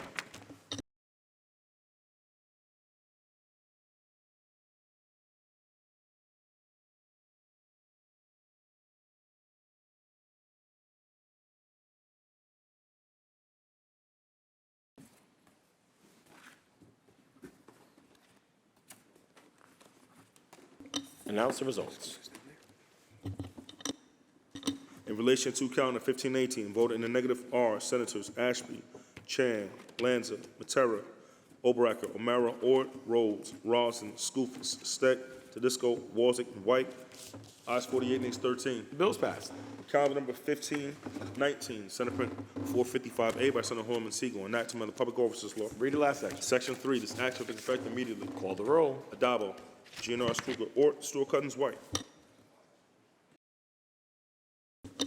Announce the results. In relation to calendar 1519, voted in the negative R, Senators Martins and Walzek. Ayes 59, nays 2. Bills passed. Calendar number 1521, Senate Print 649 by Senator S. Ryan, an act to amend subpart H of Part C of Chapter 20 of the laws of 2015. Read the last section. Section 2, this act shall take effect immediately. Call the roll. Adabo, GNRS Kruger, Ort, Stewart Cousins, White. Announce the results. In relation to calendar 1521, voted in the negative, Senator Walzek. Ayes 60, nays 1. Bills passed. Calendar number 1523, Senate Print 1613A by Senator Fahey, an act directing the Empire State Development Corporation in conjunction with the Office of General Services to create plans for the development of mixed-use commercial and residential property. Read the last section. Section 4, this action take effect immediately. Call the roll. Adabo, GNRS Kruger, Ort, Stewart Cousins, White. Senator Fahey to explain her vote. Thank you, Mr. President. I rise to vote A in support of this legislation. I'm really pleased. This has been a years-long effort to allow for mixed-use development on a 7-acre portion where we plan to build the Wadsworth Labs, as well as to create a master plan for the entire campus, which is well over 200 acres and highly underutilized. In fact, it's called I refer to as the Uptown Parking Lot District. We think this will go hand in hand with the transformational $400 million that we've secured to revitalize the downtown campus. I'm very grateful to the governor on that part. However, we are investing $1.7 billion in a state-of-the-art Wadsworth Public Health Labs, and it is being done in isolation of the rest of Harriman campus, and only addressing one part of it. We face a massive housing shortage. We think more can be done with a portion of the land designated for Wadsworth, the 7 acres I referred to, as well as a comprehensive plan which we hope would also address some of the needs of New York Creates and other growth industries here in the capital region. This vision has been a bigger vision for Harriman has been supported by 75 elected officials, community leaders, labor, neighborhood associations, and more. And again, want this to go hand in hand with the efforts at downtown. We are trying to correct mistakes from 5 decades ago that have fueled a disconnected, sprawling campus that is still very much stuck in the 1960s. We think that a much bigger vision is needed there and that we can do both, as well as build these state-of-the-art Wadsworth Labs that we've been advocating for about 10 years. And with that, Mr. President, I'm grateful to see this legislation move, and I vote in the affirmative. Thank you. Senator Fahey to be recorded in the affirmative. Announce the results. In relation to calendar 1523, voted in the negative are Senators Oberacker, Rawlinson, and White. Ayes 58, nays 3. The bill's passed. Calendar number 1530, Assembly number 6783 by Assemblymember Weprin. An act in relation to ordering a study and report on proposed extension of the Long Island Motor Parkway. Read the last section. Section 2, this action will take effect immediately. Call the roll. Adabo, Giannaris Kruger, Ort, Sawcottens White. Announce the results. Ayes 61. The bill is passed. Calendar number 1531, Assembly number 7377 by Assemblymember Sturpey, enactment of the Canal Law. Read the last section. Section 2, this action will take effect immediately. Call the roll. Adabo, Giannaris Kruger, Ort, Sawcottens White. Announce the results. Ayes 61. The bill is passed. Calendar number 1535, Senate number 5387 by Senator Harkin, enact directing the Commissioner of Transportation to waive an annual security deposit fee. Read the last section. Section 2, this action will take effect immediately. Call the roll. Adabo, Giannaris Kruger, Ort, Sawcottens White. Announce the results. Ayes 61. The bill is passed. Calendar number 1537, Senate Print 5755 by Senator Claire, enactment of the Public Health Law. Read the last section. Section 2, this action will take effect immediately. Call the roll. Adabo, Giannaris Kruger, Ort, Sawcottens White. Senator Clear to explain her vote. Thank you, Mr. President. Recreational cannabis may be legal in New York State, and the MRTA got it right when it prohibited those under 21 from the purchase, possession, or use of recreational cannabis. However, you cannot take a step in any direction in my district without encountering a smoke shop or glaring advertisement of cannabis of any kind. This oversaturation and easy accessibility is harmful and exploitative because it's sending a message to those under 21 that using cannabis is okay. And with all the candy, cookie, cake, and other snack and beverage options, it is quite appealing to them. According to the Centers for Disease Control and Prevention, CDC, the brain is not fully developed until the age of 25.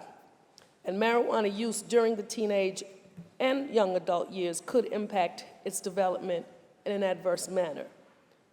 There are facts and education that every young person should have, and it's not a matter of just saying no, but being able to make an intelligent and reasoned decision. Creating an awareness program will help equip our young people with sound information and an opportunity to ask important questions.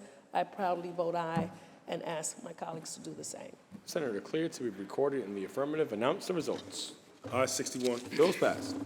Calendar number 1539, Senate Print 6307 by Senator Sanders, enact to amend the Environmental Conservation Law. Read the last section. Section 4, this action will take effect immediately. Call the roll. Adabo, Giannaris Kruger, Ort, Sawcottens White. Announce the results. Ayes 61. The bill is passed. Calendar number 1541, Senate Print 6484A by Senator C. Ryan, enact to amend the Economic Development Law. Read the last section. Section 7, this action will take effect on the 180th day, shall become a law. Call the roll. Adabo, Giannaris Kruger, Ort, Sawcottens White. Announce the results. Ayes 61. The bill is passed. Calendar number 1544, Assembly number 1241A by Assemblymember Simon, enact to repeal Section 17-140 of the Election Law. Read the last section. Section 2, this action will take effect immediately. Call the roll. Adabo, Giannaris Kruger, Ort, Sawcottens White.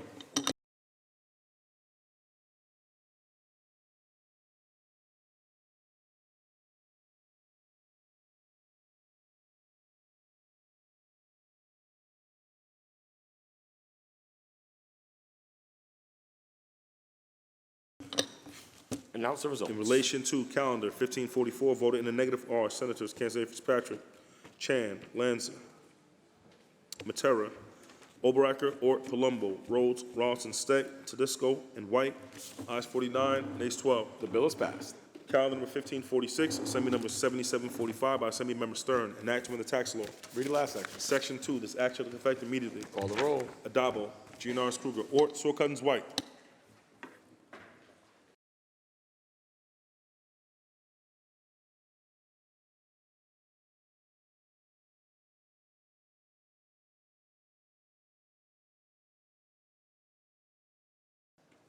Announce the results. In relation to calendar 1546, voted in the negative are Senators Kanzeri Fitzpatrick, Harkin, Hinchy, Lanza, C. Ryan, Scarcella Stanton, and Skoufis. Ayes 54, nays 7. Bill is passed.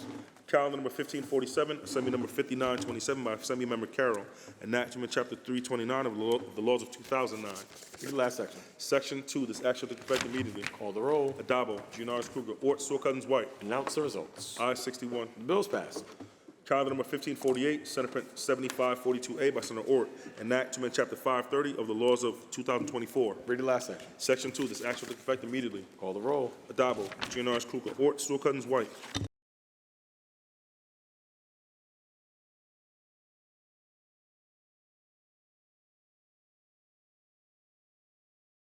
Announce the results. In relation to calendar 1548, voted in the negative are Senators Kansanen Fitzpatrick, Harcum, Lanza, Martinez, C. Ryan, Scarcella Stanton, and Skoufis.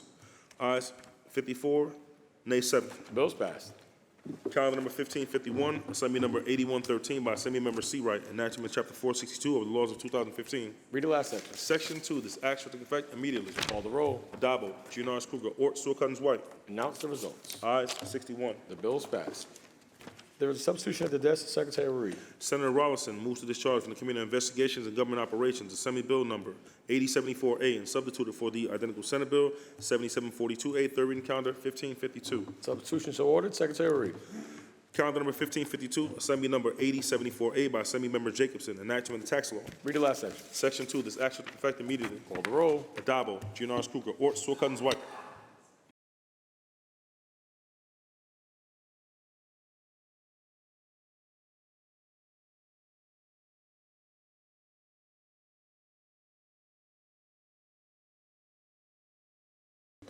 Announce the results. In relation to calendar 1552, voted in the negative are Senators, Kansanen Fitzpatrick, Harcum, Lanza, Martinez, C. Ryan, Scarcella Stanton, Skoufis, and White. Ayes 53, nays 8. The bills passed. There's a substitution at the desk. Secretary will read. Senator Webb moves to discharge from the Committee on Investigation and Government Operations Assembly Bill number 8155 and substituted for the identical Senate Bill 7804, third reading calendar 1553. Substitution so ordered. Secretary will read. Calendar number 1553, Assembly number 8155 by Assembly Member Keller is enactment of the tax law.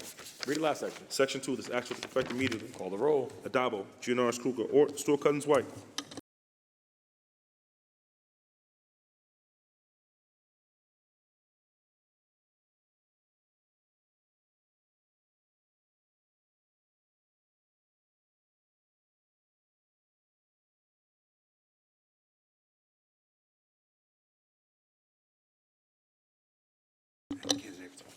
Announce the results. In relation to calendar 1553, voted in the negative are Senators Kansanen Fitzpatrick, Harcum, Lanza, Martinez, C. Ryan, Scarcella Stanton, Skoufis, Tedisco, and White.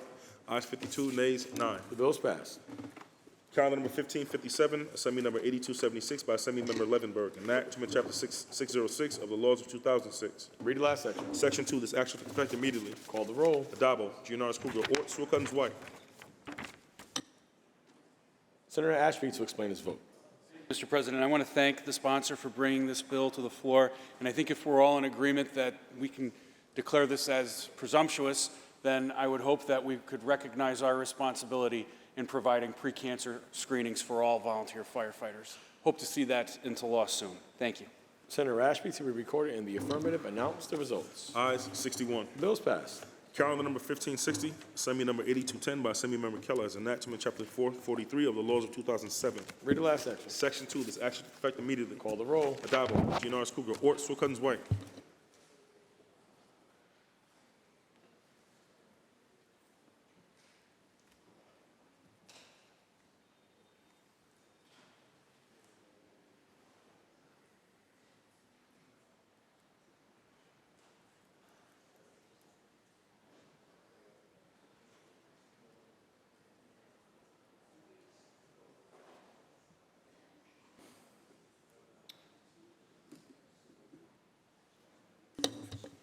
Announce the results. In relation to calendar 1560, voted in the negative are Senators Kansanen Fitzpatrick, Harcum, Lanza, Martinez, C. Ryan, Scarcella Stanton, Skoufis, Tedisco, and White.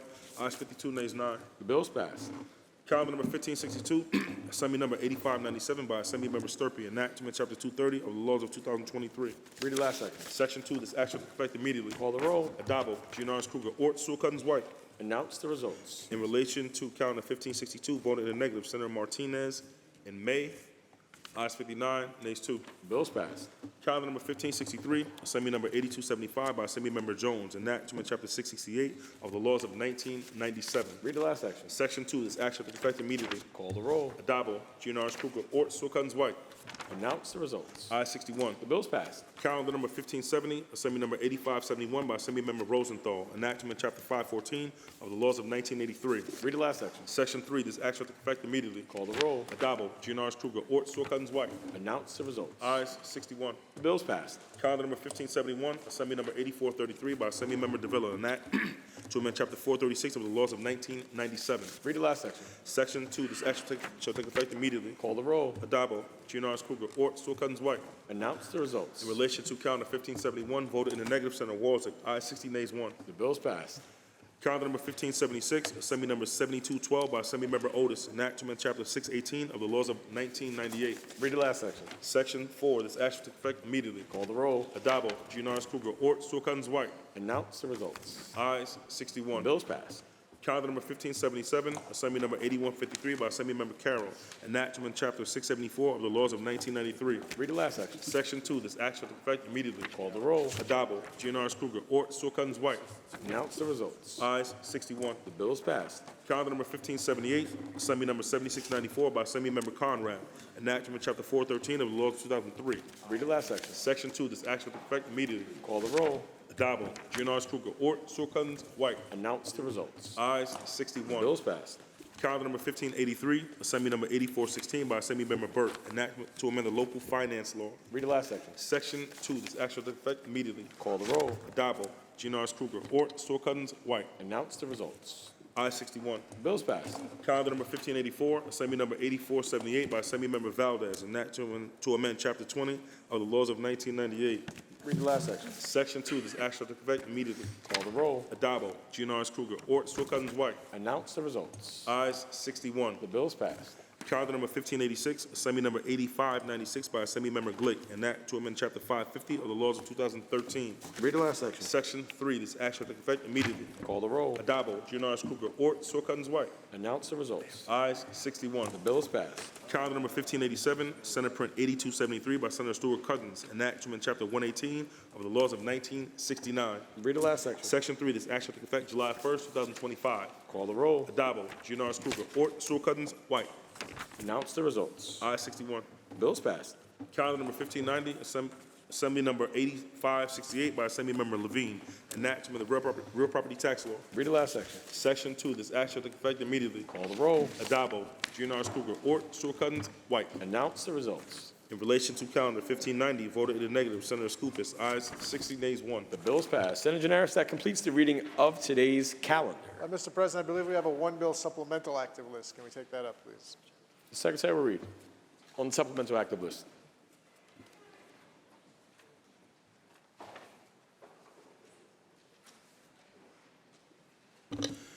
Calendar number 1666, Senate Print 8357 by Senator Sanders, an act to amend the state finance law. Read the last section. Section 3, this act shall take effect immediately. Call the roll. Adabo, Giannaris Kruger, Ort, Stuart Cousins White. Announce the results. In relation to calendar 1666, voted in the negative, Senator Walzek. Ayes 60, nays 1. The bill is passed. Senator Janaris, that completes the reading of today's supplemental active list. The supplemental calendar, please. Secretary will read.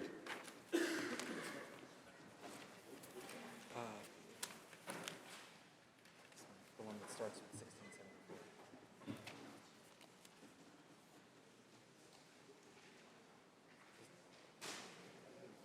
What? Yeah, the one that came from those.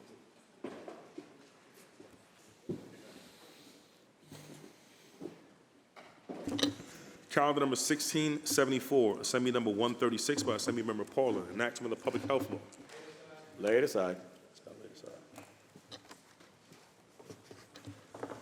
Calendar number 1675, Senate Print 426 by Senator Liu, an act to amend the legislative law. Read the last section. Section 3, this act shall take effect immediately. Call the roll. Adabo, Giannaris Kruger, Ort, Saul Cousins White. Announce the results. In relation to calendar 1675, voted in the negative, Senator Lanza. Ayes 60, nays 1. The bill is passed. Calendar number 1676, Assembly number 7040B by Assemblymember Sturpey, an act to amend the alcoholic beverage control law. Read the last section. Section 5, this act shall take effect on the 180th day if shall become a law. Call the roll. Adabo, Giannaris Kruger, Ort, Saul Cousins White. Announce the results. Ayes 61. The bill is passed. Calendar number 1677, Senate Print 915 by Senator S. Ryan, an act to amend the highway law. Read the last section. Section 2, this act shall take effect on the 180th day, shall become a law. Call the roll. Adabo, GNR's Kruger, Ort, Stoll Cousins, White.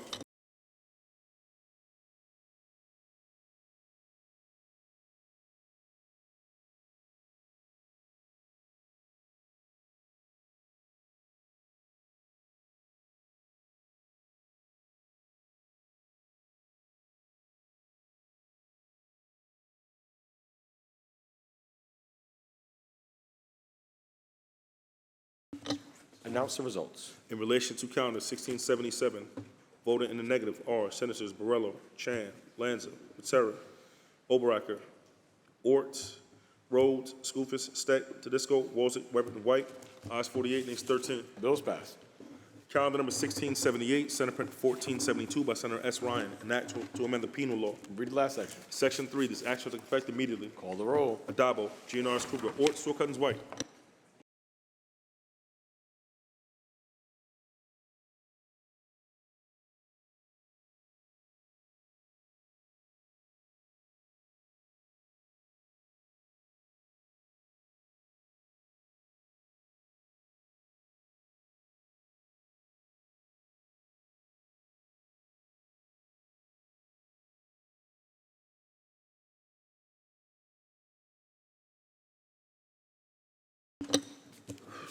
Announce the results. In relation to calendar 1678, voted in the negative are Senators Ashby, Borrello, Kenzari Fitzpatrick, Chan, Helming, Lanza, Patera, Oberacker, Ort, Palumbo, Rhodes, Rawson, Steck, Tedisco, Walzek, Weber, and White.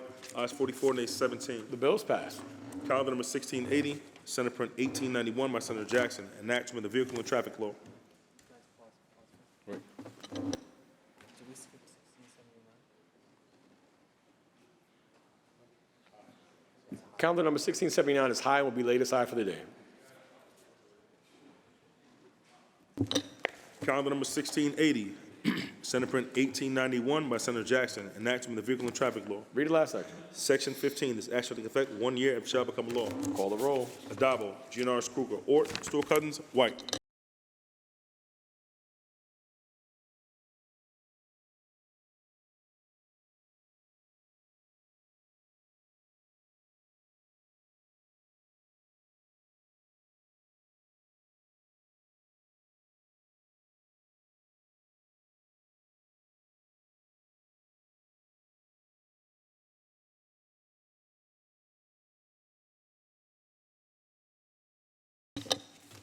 Announce the results. In relation to calendar 1680, voted in the negative are Senators Ashby, Borrello, Kenzari Fitzpatrick, Chan, Helming, Martinez, Martins, Matera, Oberacker, Rhodes, Steck, Tedisco, Weber, and White. Ayes 47, nays 14. Bills passed. Calendar number 1681, Senate Print 1986 by Senator Harkam, an act to amend the Education Law. Lay it aside. Calendar number 1682, Assembly number 4938 by Assemblymember Levenberg, an act to amend the Labor Law. Read the last section. Section 2, this act shall take effect immediately. Call the roll. Adabo, GNR's Kruger, Ort, Stoll Cousins, White. Announce the results. In relation to calendar 1682, voted in the negative, Senator Walzek, ayes 60, nays 1. Bills passed. Calendar number 1683, Senate Print 3155 by Senator Cooney, an act to amend the Insurance Law. Read the last section. Section 3, this act shall take effect immediately. Call the roll. Adabo, GNR's Kruger, Ort, Stoll Cousins, White. Senator Cooney to explain his vote. Thank you, Mr. President. It's a privilege to speak in support of my legislation, which would provide greater coverage and access for in vitro fertilization here in New York State. With all the craziness and uncertainty happening at the federal level, we now know it's important, more than ever, for New Yorkers to take the lead when it comes to reproductive health care options, and this bill would do just that. Back in 2019, this legislature passed a landmark piece of legislation to require coverage for 3 cycles of IVF in cases of infertility. But unfortunately, what we have seen since that legislation first passed is that a number of healthcare practices and insurance companies have been requiring the use of all of those embryos in a cycle before covering the next, a situation that is not always viable and that delays the process for many parents to be. When a couple is trying to have a child, the last thing they want to do is to wait longer and to risk more potential issues of a healthy birth down the line. I'm proud to sponsor and support this legislation to make sure that we make these changes in insurance practices and to create more opportunities for those New Yorkers looking to start a family. I vote aye, Mr. President. Senator Cooney, to be recorded in the affirmative, announce the results. In relation to calendar 1683, voted in the negative are Senators Borrello, Steck, Tedisco, and Walzek. Ayes 57, nays 4. The bill is passed. Calendar number 1684, Senate Print 3820B by Senator Rivera, an act to amend the insurance law. Read the last section. Section 4, this action will take effect immediately. Call the roll. Adabo, Giannaris Kruger, Ort, Sewell-Cuttins White. Announce the results. Ayes 61. The bill is passed. Calendar number 1685, Senate Print 4052 by Senator Skoufis, an act to amend the labor law. Read the last section. Section 2, this action will take effect immediately. Call the roll. Adabo, Giannaris Kruger, Ort, Sewell-Cuttins White. Announce the results. Ayes 61. The bill is passed. Calendar number 1686, Senate Print 4230 by Senator Comrie, an act to amend the vehicle and traffic law. Read the last section. Section 2, this action will take effect on the 1st of November. Call the roll. Adabo, Giannaris Kruger, Ort, Sewell-Cuttins White. Announce the results. Ayes 61. The bill is passed. Calendar number 1687, Senate Print 4497 by Senator Hinchy, an act to amend the insurance law. Read the last section. Section 4, this action will take effect immediately. Call the roll. Adabo, Giannaris Kruger, Ort, Sewell-Cuttins White. Senator Hinchy to explain her vote. Thank you, Mr. President.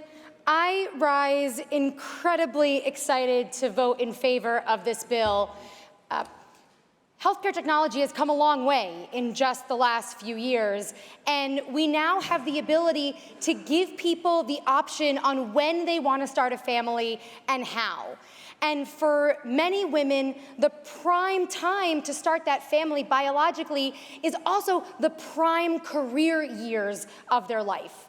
And for some people, they're able to either defer starting a family because they either haven't found the right partner or they want to focus on work or whatever other reason if they have insurance to cover egg freezing.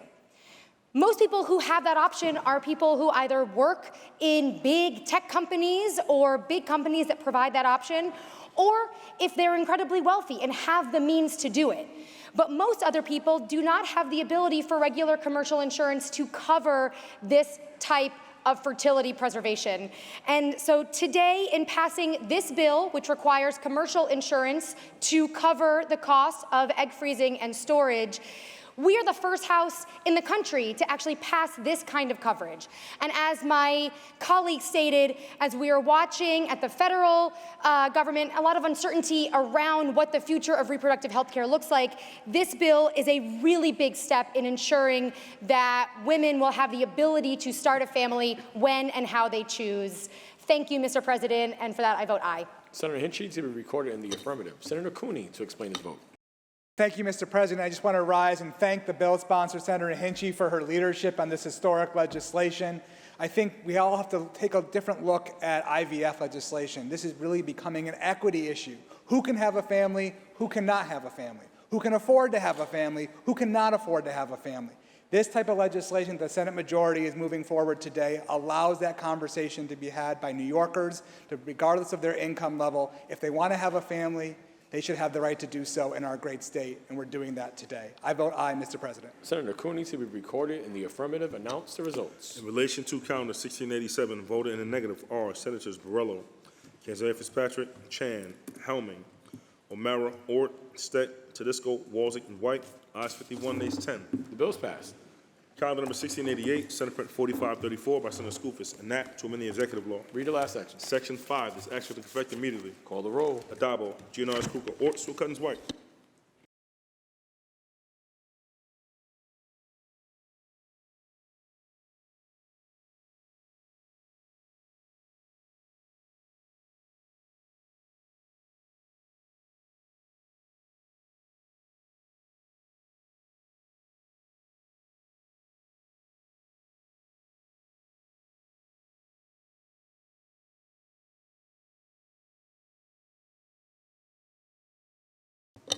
Announce the results. In relation to calendar 1688, voted in the negative are Senators Ashby, Borrello, Kenzari Fitzpatrick, Chan, Helming, Martins Batera, Obracker, O'Mara, Ort, Palumbo, Rhodes, Ross, and Steck, Tedisco, Walzek, Weber, and White. Ayes 43, nays 18. The bill is passed. Calendar number 1689, Senate Print 4658A by Senator S. Ryan, an act to amend the general municipal law. Read the last section. Section 4, this action will take effect immediately. Call the roll. Adabo, Giannaris Kruger, Ort, Sewell-Cuttins White.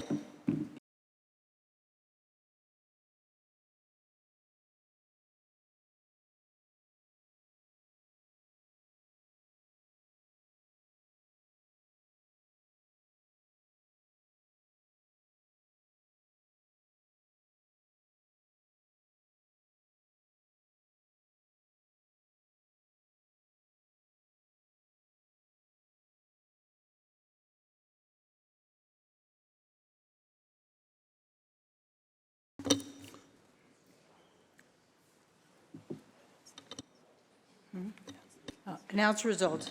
In relation to calendar 1689, voted in the negative are Senators Ashby, Barillo, Kanzeri Fitzpatrick, Helming, Martinez, Martins, Oberacker, Rhodes, Rawson, Tedisco, Walzick, and White.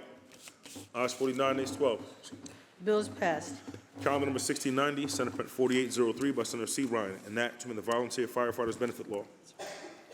Read the last section. Section 2, this action take effect on the 120th day, it shall become a law. Call the roll. Adabo, Giannaris Kruger, Ort, Sewell Cousins, White. Announce results. Ayes 61. The bill is passed. Calendar number 1619, Assembly number 1433A by Assembly Member Hunter, enactment of the Insurance Law. 1691, pardon me, not 1619. Read the last section. Section 3, this action take effect on the 180th day, it shall become a law. Call the roll. Adabo, Giannaris Kruger, Ort, Sewell Cousins, White. Announce results. Ayes 61. The bill is passed. Calendar number 1692, Senate Print 6150 by Senator Parker, enactment of the Banking Law. Read the last section. Section 2, this action take effect on the 90th day, it shall become a law. Call the roll. Adabo, Giannaris Kruger, Ort, Sewell Cousins, White. Announce results. Ayes 61. The bill is passed. Calendar number 1693, Senate Print 6155A by Senator Bailey, enactment of the Education Law. Read the last section. Section 2, this action take effect immediately. Call the roll. Adabo, Giannaris Kruger, Ort, Sewell Cousins, White. Senator Bailey to explain his vote.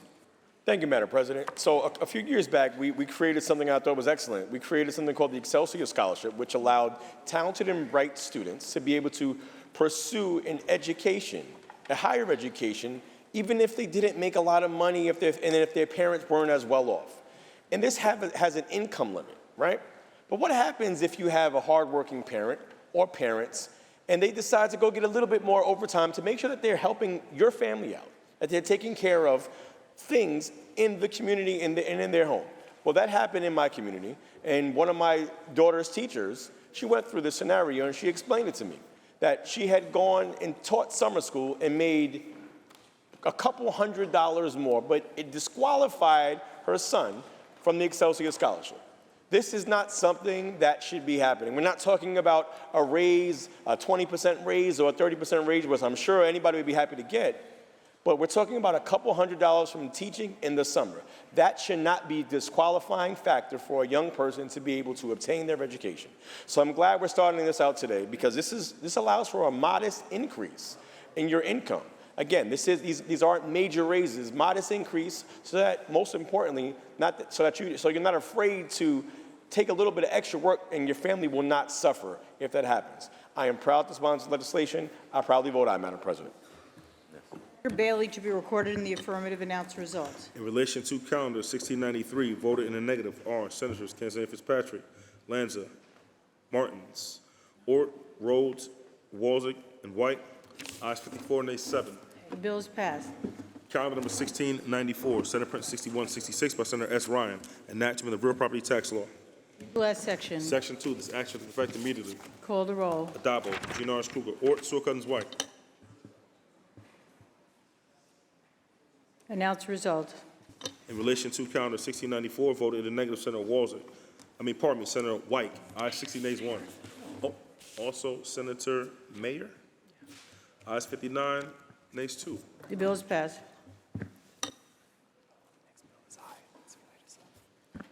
Calendar 1695 is high.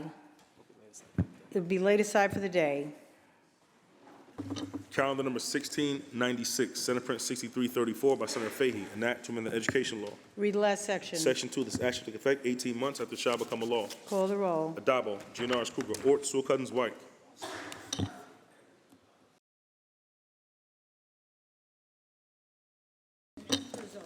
In relation to calendar 1696, voted in the negative are Senators Kanzeri Fitzpatrick, Martins, and Walzick.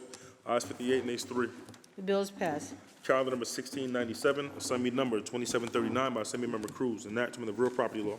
Read the last section. Section 2, this action take effect immediately. Call the roll. Adabo, Giannaris Kruger, Ort, Sewell Cousins, White.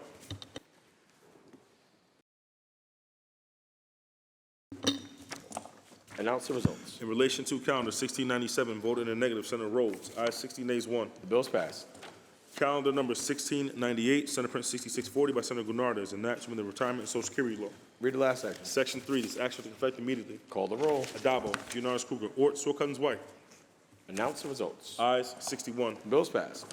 Calendar number 1699, Senate Print 6736A by Senator Fahey, enactment of the Social Services Law. Read the last section. Section 2, this action take effect on the 1st of April.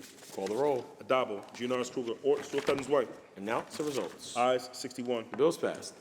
Calendar number 1700, Senate Print 7007 by Senator Bino, enactment of the General Business Law. Read the last section. Section 4, this action take effect on the 90th day, it shall become a law. Call the roll. Adabo, Giannaris Kruger, Ort, Stewart Cousins, White.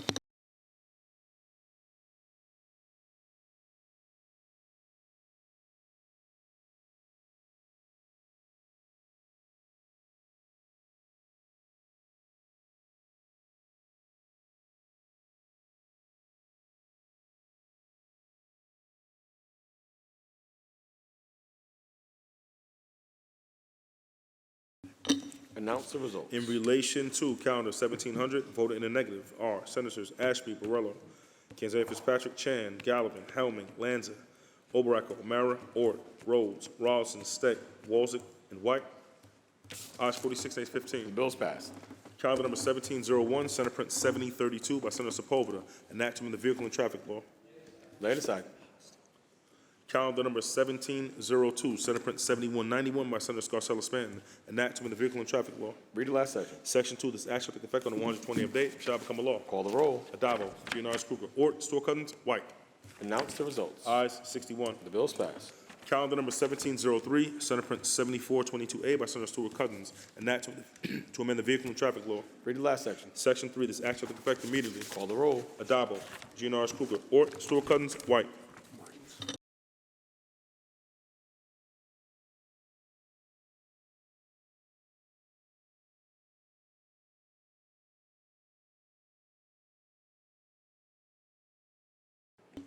Announce the results. In relation to calendar 1703, voted in the negative are Senators Helming, Martinez, Martins, Steck, Walzick, and White. Senator Steck in the affirmative. Ayes 56, nays 5. The bills passed. Calendar number 1704, Assembly number 8465 by Assembly Member Otis, enactment of the Labor Law. Read the last section. Section 2, this action will take effect immediately. Call the roll. Adabo, Giannaris Kruger, Ort, Stewart Cousins, White.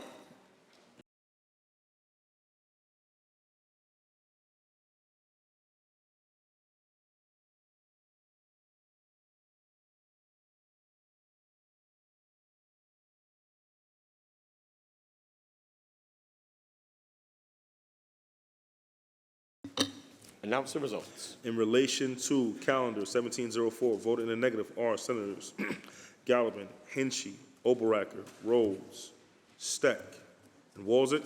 Ayes 55, nays 6. Bills passed.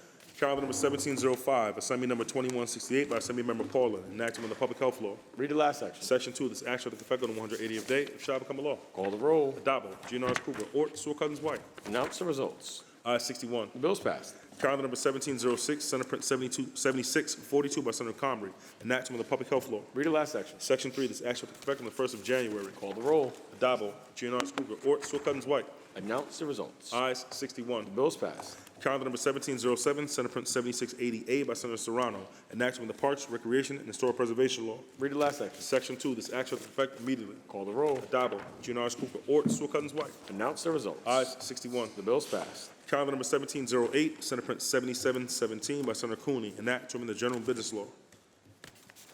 Read the last section. Section 3, this action shall take effect immediately. Call the roll.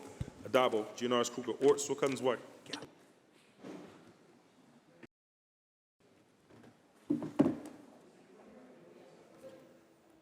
Lay it aside.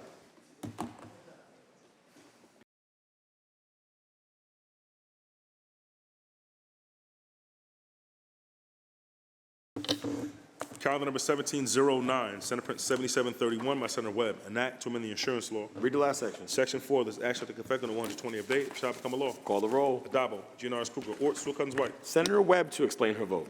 Thank you, Mr. President. I rise to explain my vote on this important legislation. What this does is that it amends the insurance law to ensure that a new mother and their infant are not separated in the event that a newborn infant has a medical issue regarding transport to a hospital that is able to provide specialized care. Despite the importance of a birthing parent being near their newborn during this time, insurance coverage for the transfer of the hospitalization, the hospitalized birthing parent is not guaranteed. Physicians who provide maternity care must receive approval from an insurance company for the transfer to be covered. And waiting for approval and potentially being denied coverage for the transfer creates time-consuming barriers that impedes care and also creates additional stress. This legislation ensures that a birthing parent is able to fully participate in the health care of their new child, and that a birthing parent and their newborn do not miss out on important opportunities for bonding and skin-to-skin contact just because of lack of insurance coverage for the hospital transfer of a birthing parent. I proudly vote aye, and I encourage my colleagues to do the same. Thank you, Madam President. Senator Webb to be recorded in the affirmative. Senator Martins to explain his vote. Thank you, Madam President. You know, I want to first thank the sponsor for this bill. It is so important that a mother have the opportunity to spend time with her child, and certainly, you know, economics should not come into play when it comes to deciding how to transport a baby with her mother. That's really, or his or her mother. That's what this is all about. It's important from a public policy standpoint that we keep mothers with their child every chance we can get, and it's a small cost to pay. I'll be voting aye. Senator Martins to be recorded in the affirmative. Announce the results. Ayes 61. The bill is passed. Calendar number 1710, Senate Print 7800 by Senator Harkam, enactment of the Public Officers Law. Read the last section. Section 2, this act shall take effect immediately. Call the roll. Adabo, Giannaris Kruger, Ort, Sewell Cousins, White.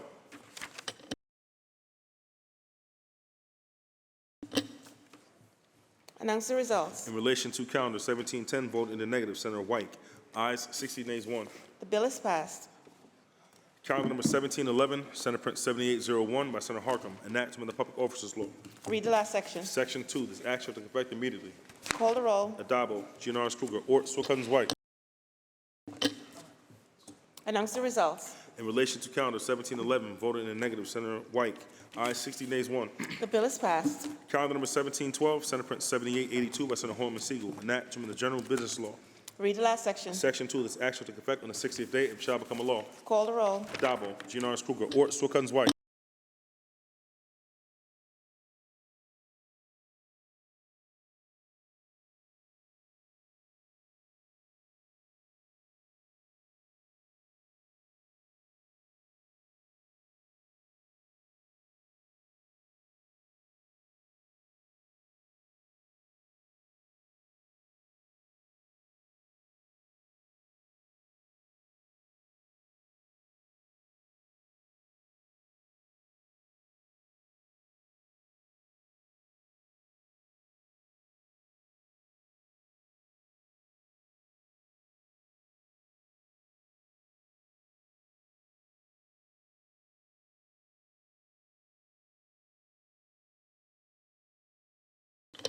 Announce the results. In relation to calendar 1712, voted in the negative are Senators Ashby, Borrello, Kanzeri Fitzpatrick, Chan, Gallivan, Griffo, Helming, Lanza, Martins, Matera, Oberacker, O'Mara, Ort, Palumbo, Rhodes, Rawson, C. Ryan, Steck, Tedisco, Wozik, Webbert, and White. Ayes 39, nays 22. The bill is passed. Calendar number 1713, Assembly number 8279 by Assembly Member Kassai, an act related to permitting the Setauket Fire District and Stony Brook Fire District to enter into contracts with the State University of New York. Read the last section. Section 2, this act shall take effect on the 1st of January. Call the roll. Adabo, Giannaris Kruger, Ort, Sewell Cousins, White. Announce the results. Ayes 61. The bill is passed. Calendar number 1714, Senate Print 7984 by Senator Fernandez, and that's to amend the Social Services Law. Read the last section. Section 2, this act shall take effect immediately. Call the roll. Adabo, Giannaris Kruger, Ort, Sewell Cousins, White. Announce the results. In relation to calendar 1714, voted in the negative, Senator Martins and Wozik. Ayes 59, nays 2. The bill is passed. Calendar number 1715, Senate Print 8059 by Senator Bailey, enactment of the Vehicle and Traffic Law. Read the last section. Section 3, this act shall take effect 1 year if it shall become a law. Call the roll. Adabo, Giannaris Kruger, Ort, Sewell Cousins, White. Senator Bailey to explain his vote. Thank you, Madam President. So around the state, there were a few sheriff's offices and a few localities that were doing something really ingenious and inventive called the Blue Envelope Program. This is what happens when there are individuals who are neurodivergent that may have autism spectrum syndrome or a host of other things happening, and they can place their license and registration inside a blue envelope. And in the event of a traffic stop, they hand that blue envelope over to the officer that's making the stop. When the officer makes a stop and they see that blue envelope, they realize that the individual that's driving, is a part of that community that I mentioned earlier. So it lessens the tension, it decreases the possibility for possible infractions in unfortunate incidents.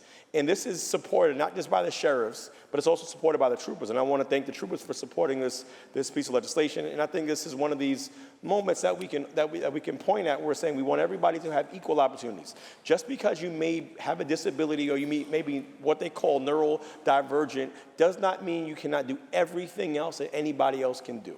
So this allows you to be able to drive and get places by yourself without fear of having a traffic stop go awry. And so it protects the safety of the driver as well as the officer. I'm glad and I hope my colleagues do the same. I'll be voting aye, Madam President.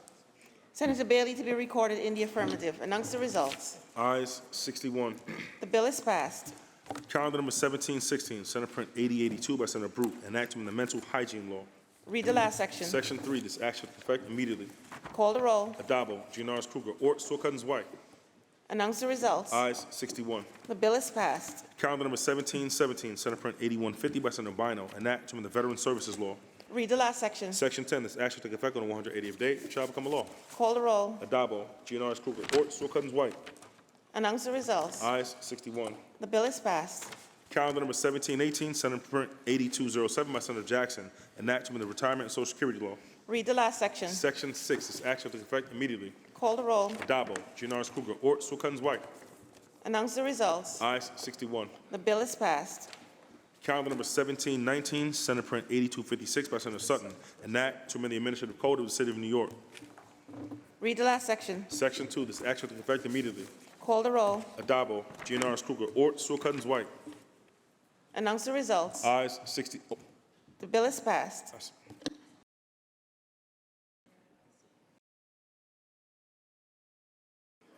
Senator Gianaris? Sutton's first bill to pass the Senate. Congratulations, Senator Sutton.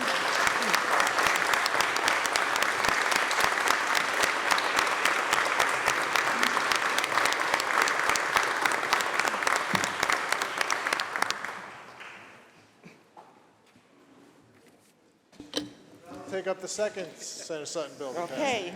Pass the Senate. Calendar number 1720, Senate Print 8257 by Senator Sutton, enact directing the Department of Health to establish an alternative payment methodology for federally qualified health centers. Read the last section. Section 2, this act shall take effect immediately. Call the roll. Adabo, Gianaris Kruger, Ort, Saul Cousins White. Announce the results. Ayes 61. The bill is passed. Calendar number 1721, Senate Print 8271 by Senator Stuart Cousins, enact in relation to authorizing the City of Yonkers to alienate and discontinue the use of certain parklands. There's a home rule message at the desk. Read the last section. Section 7, this act shall take effect immediately. Call the roll. Adabo, Gianaris Kruger, Ort, Saul Cousins White. Announce the results. Ayes 61. The bill is passed. Calendar number 1722, Assembly number 7563 by Assemblymember McDonald, enacting the Criminal Procedure Law. Read the last section. Section 2, this act shall take effect immediately. Call the roll. Adabo, Gianaris Kruger, Ort, Saul Cousins White. Announce the results. Ayes 61. The bill is passed. Calendar number 1723, Senate Print 8320 by Senator Holman Siegel, enacting the Court of Claims Act. Read the last section. Section 2, this act shall take effect immediately. Call the roll. Adabo, Gianaris Kruger, Ort, Saul Cousins White.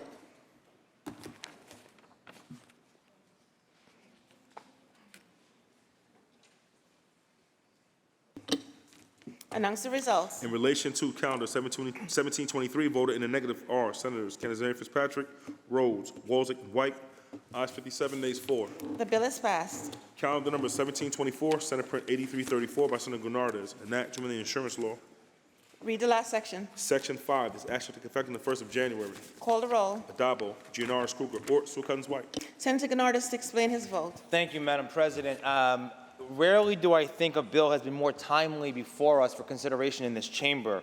What this bill would do is it would give authority to the insurance commissioner in consultation with the health commissioner to require in-state insurers to cover the cost of the COVID vaccine. Now, this was an idea that was brought to me by my wife, actually, a couple weeks ago on the heels of the news that the HHS Secretary, Robert Kennedy Jr., was recommending that COVID coverage no longer be mandated by the CDC for pregnant mothers and young children. Now, this, of course, caused a huge uproar in the medical community because we know that COVID can be an incredibly high-risk illness for women who are pregnant and young children in particular, and there was significant concern that if the CDC's Advisory Committee on Immunization Procedures followed the Secretary's request and delisted COVID as a covered vaccine, which would have required the vaccine to be covered under the Affordable Care Act, it would mean that millions of people who wanted to get the vaccine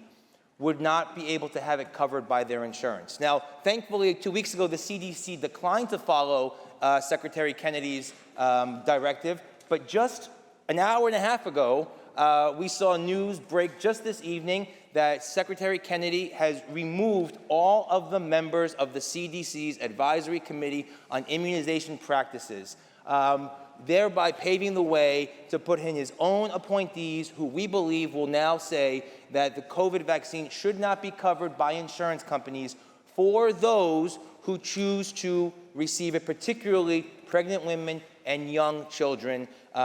We are actually now in a position where we can protect ourselves here in New York State by giving this authority to a DFS and the health commissioner to, on their own, just like they have the authority for other vaccine series, require that vaccines are covered by insurance companies in the state of New York.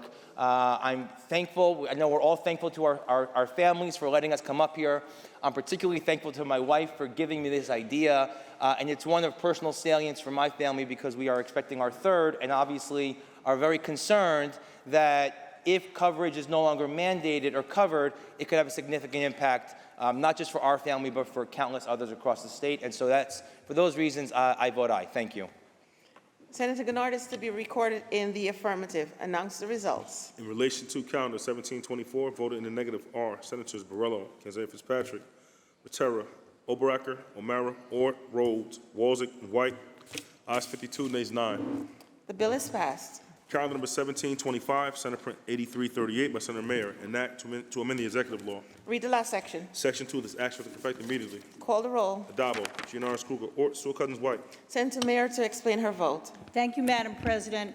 I rise to proudly vote aye on this bill to codify disparate impact analysis for workplace discrimination cases under New York's human rights law. New York has a proud and long tradition of robust and expansive anti-discrimination protection, especially in the workplace.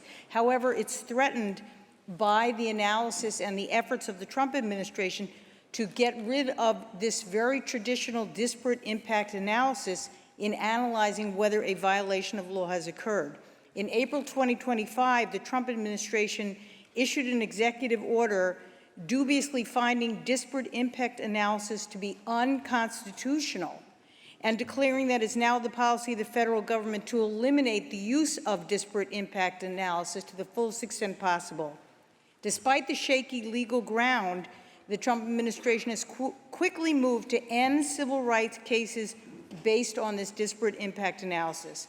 This bill is necessary to ensure that New York's human rights law accepts and embodies disparate impact analysis for employment discrimination cases, ensuring plaintiffs can continue to bring disparate impact cases under the human rights law, and affirming New York's longstanding commitment to fighting discrimination in employment and in our society at large. I vote aye. Senator Mayer to be recorded in the affirmative. Announce the results.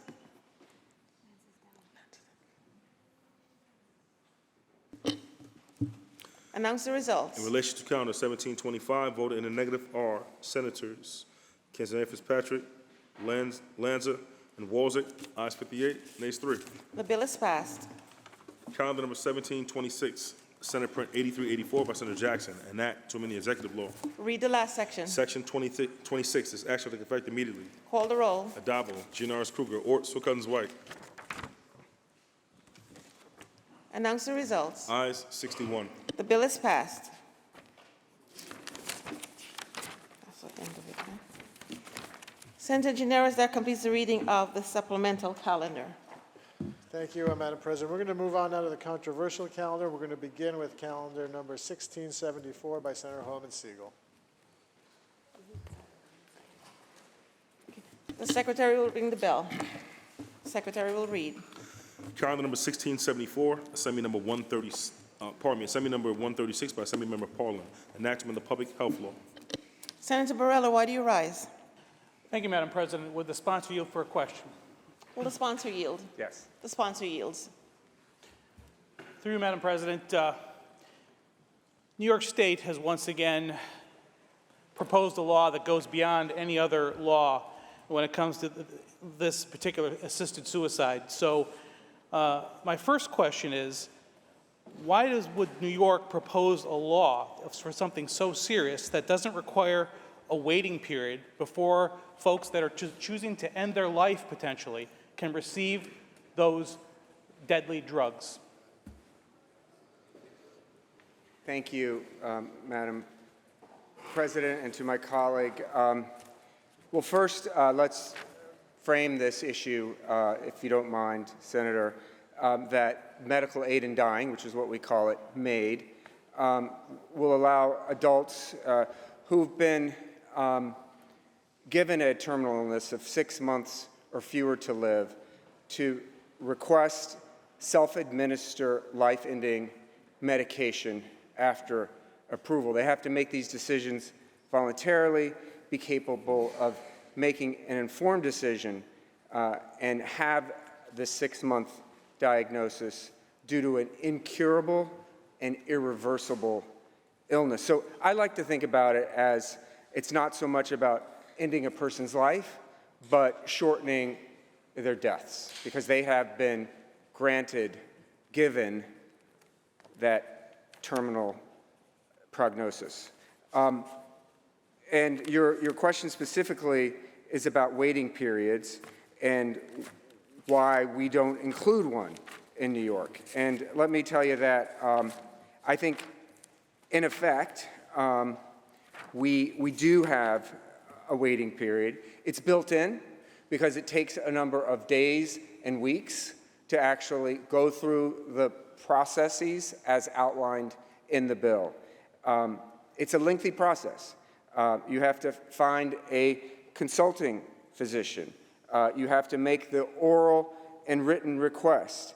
And then you have to find a pharmacy to dispense the medication. That can take several weeks in and of itself. And then I'll also add that there isn't currently waiting periods for ending life-sustaining treatment that already exists, such as dialysis.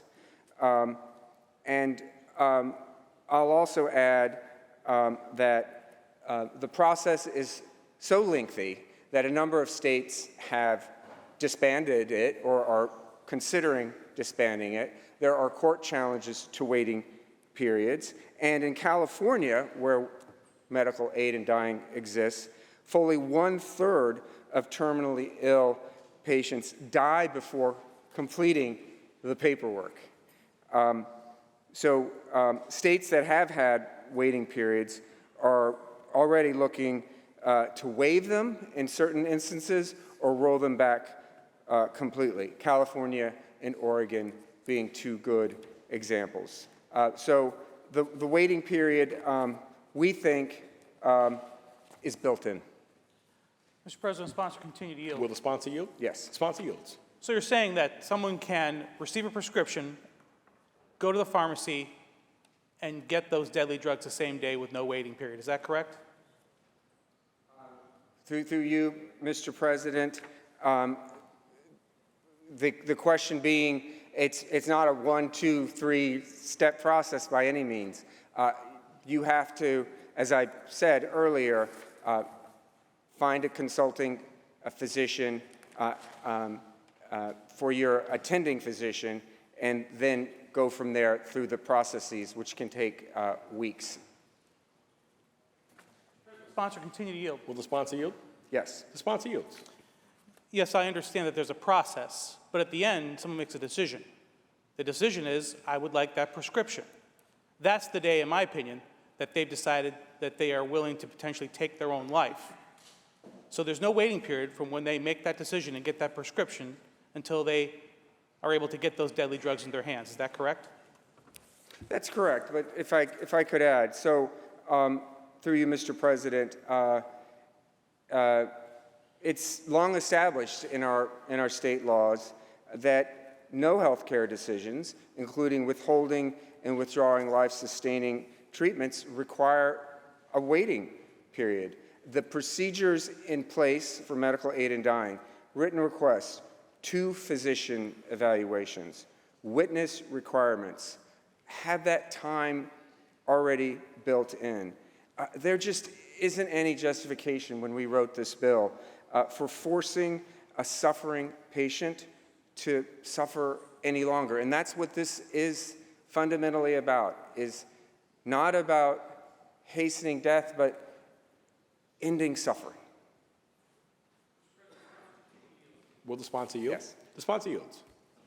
Look, I understand the empathy for someone who is, has a terminal disease. But at the end of the day, this is an irreversible decision. Irreversible, if you decided to end your life. So in New York State, if you buy a car, you have 3 days to take it back. If you book a flight, you have 24 hours to cancel it. So we can give people time to change their mind about a flight they booked, but not about whether or not they're going to kill themselves. Is that correct?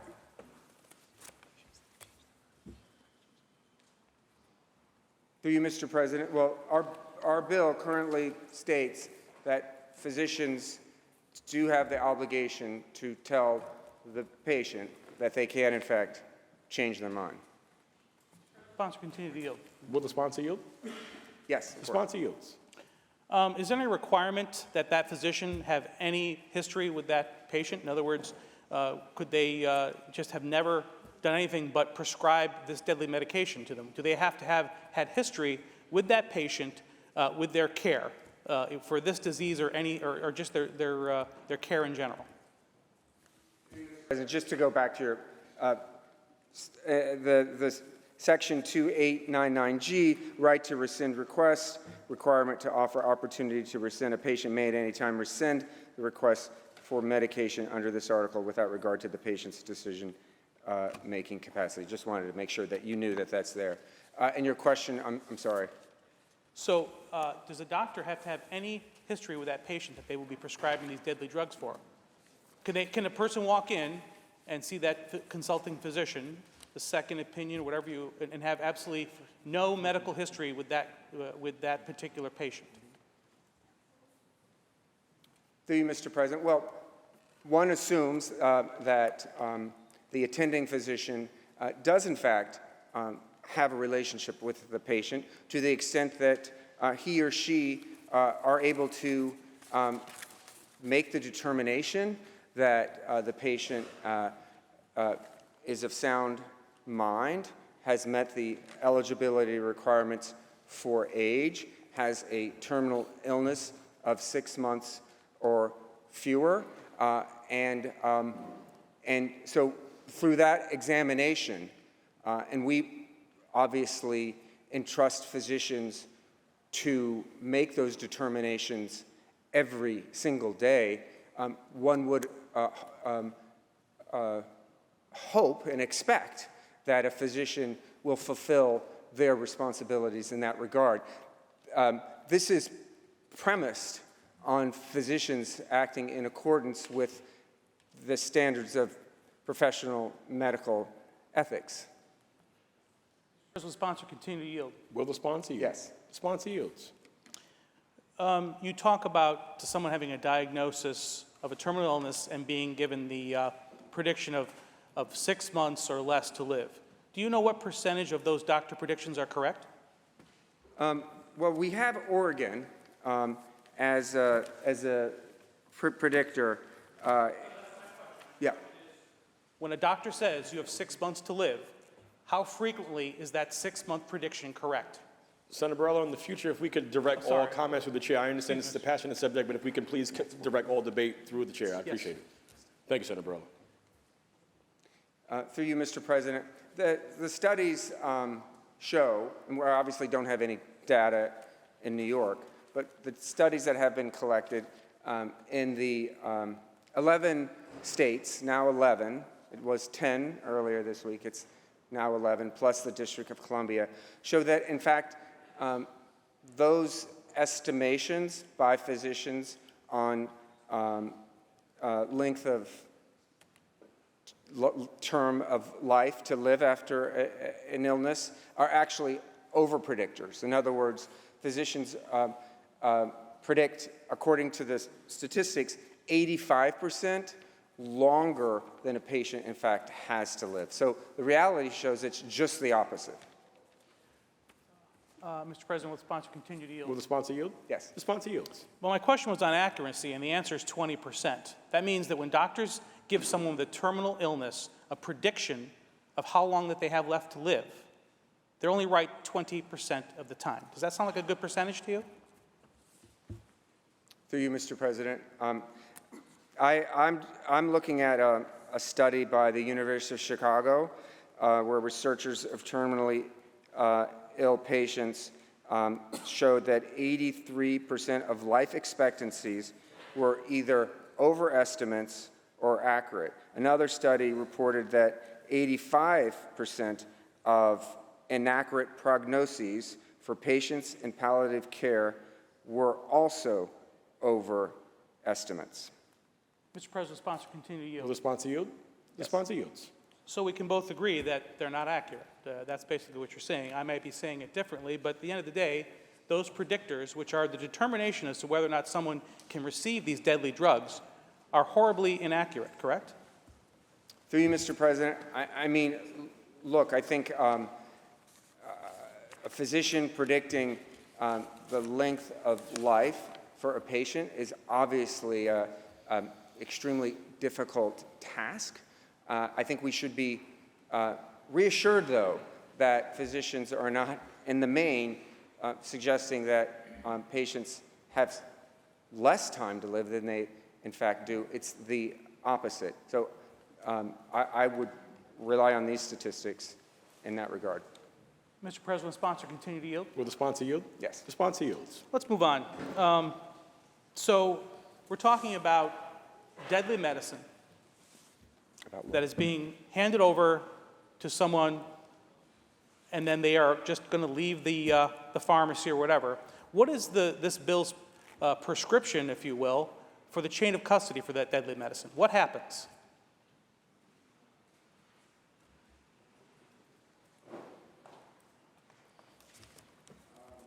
Through you, Mr. President, the disposal of the medicine is specified in the bill, and I will reference you where that is.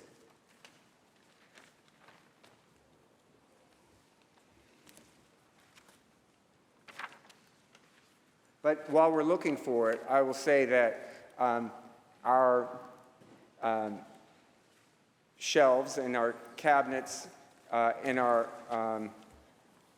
apartments and homes have a lot of dangerous to deadly medication. Certainly, a bottle of aspirin can be fatal if the dose is such that it can cause harm. There are a multitude of household products, probably in your garage, Senator, that also could cause death. But we are mindful of this concern. So Section 28990 discusses safe disposal of unused medicine. A person who has custody or control of any unused medication prescribed under this article after the death of the qualified individual shall personally deliver the unused medication for disposal to the nearest qualified facility that properly disposes of controlled substances, or shall dispose of it by lawful means in accordance with regulations made by the Commissioner. So there will be future regulations to specify further the chain of custody, as you put it, Senator. Mr. President, sponsor continue to yield. Will the sponsor yield? Yes. Sponsor yields. Well, that all sounds nice, but what in this bill is actually requiring someone under any kind of penalty to actually ensure that those deadly drugs, if they're not used especially, get taken care of properly? We're not talking about disposing old motor oil here. We're talking about medicine that can kill people.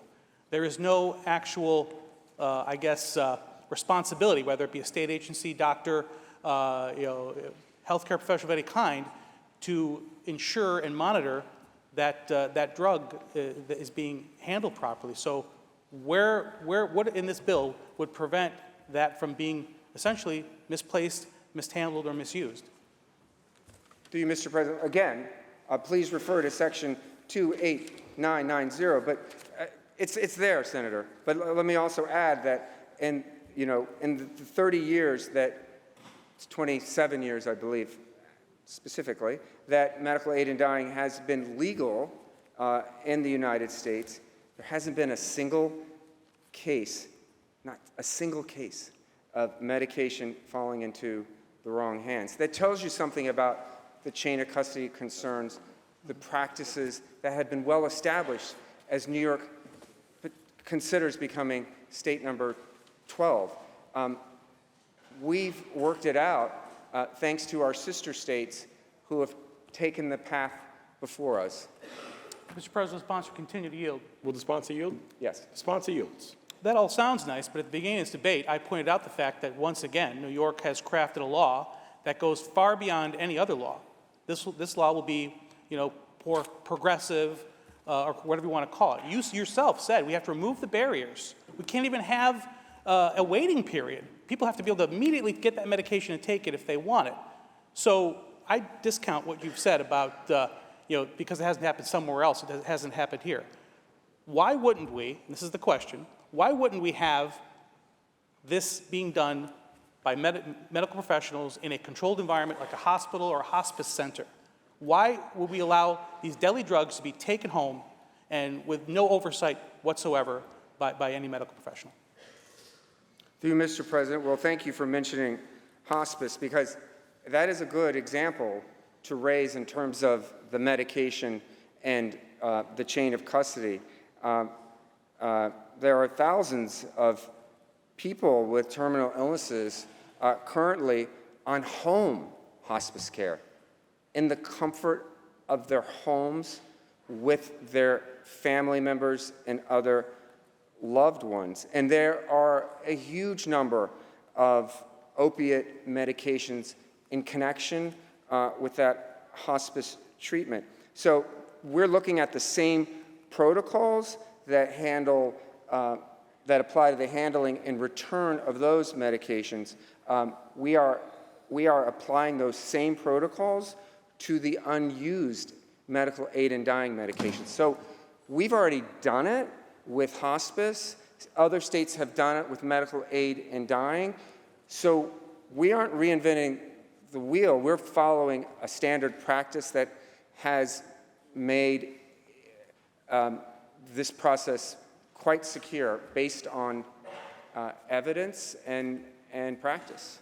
And specifically, thank you, Senator, why not do this in a hospital? Yes. That certainly could be the option of a patient if he or she chose, but we do think, and through experience, that the home setting is the setting that most patients prefer. And when somebody is choosing to end their life peacefully because they've been given a terminal diagnosis, I think we all want what's best for them in their personal capacity of decision making. And I think it would be a bridge too far to impose those types of rules and regulations on a suffering patient. We don't impose them on patients in hospice care. We shouldn't impose them on patients seeking medical aid in dying. Mr. President, the sponsor continue to yield. Will the sponsor yield? Yes. The sponsor yields. When you talk about hospice, end-of-life care, the goal is to make people comfortable. It's not to prematurely end their life. There's a big difference between hospice care and someone who's going to end their life voluntarily on their own, potentially.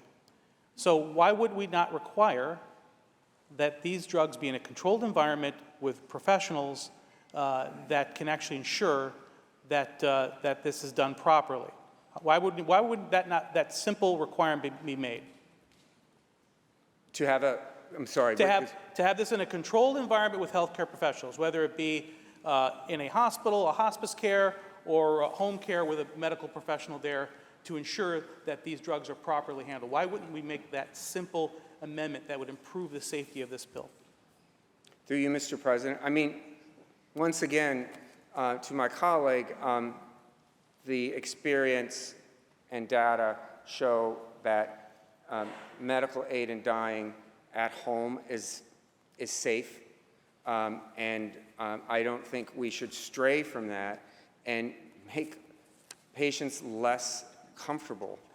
If a patient wants to pursue medical aid in dying in a controlled environment, such as a hospital, that's their choice. Fundamentally, this is about choice and personal autonomy, and we don't impose these requirements for other conditions, and I don't think we should do it here. So we're trying to apply this evenly across different patient experiences, if you will. Mr. President, time check? Senator, you read my mind, Senator Borrello. I was going to give you a courtesy reminder. You have 23 minutes have elapsed, so you have approximately 7 minutes remaining. All right, great. One last question then, if the sponsor wouldn't mind, please. Will the sponsor yield? Yes. Sponsor yields. 7 minutes. I'll be brief. So let's assume now this person with terminal illness expires at home, and family, law enforcement show up.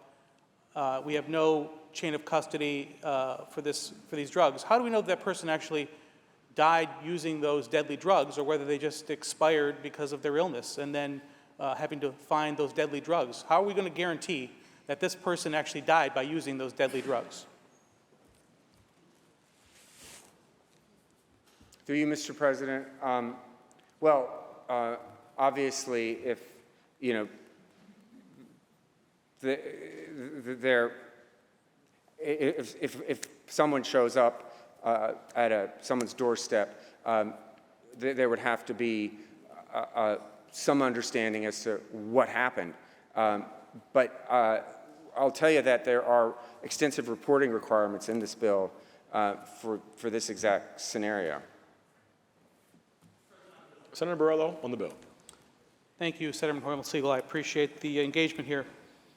You know, we proposed a lot of irresponsible laws in the 5+ years that I've been here. And, you know, we kind of want to give people the impression that New York is the most progressive because we have to do everything a little bit further than every other state. But now we're talking about giving people the right to commit suicide with the state's sanction. And we're still going to prove that we're the most progressive. This bill is horribly irresponsible. It gives people the ability to walk in with a prescription, walk out with life-ending drugs with no accountability whatsoever. Walk home. We all have known people with terminal illnesses. It's very difficult on the family as well. You have kids that are going to lose their parent. They become depressed, emotional. And now, in that house, without any supervision, any oversight, are deadly life-ending drugs. And the state of New York has no idea where they are or how they were used. That's what this bill will do. And you can tell me what hasn't happened anywhere else. You don't know that, because in the states that have actually done assisted suicide bills, suicide rates are up. They're up. How do we not know that these people haven't committed suicide using these deadly drugs? We really don't.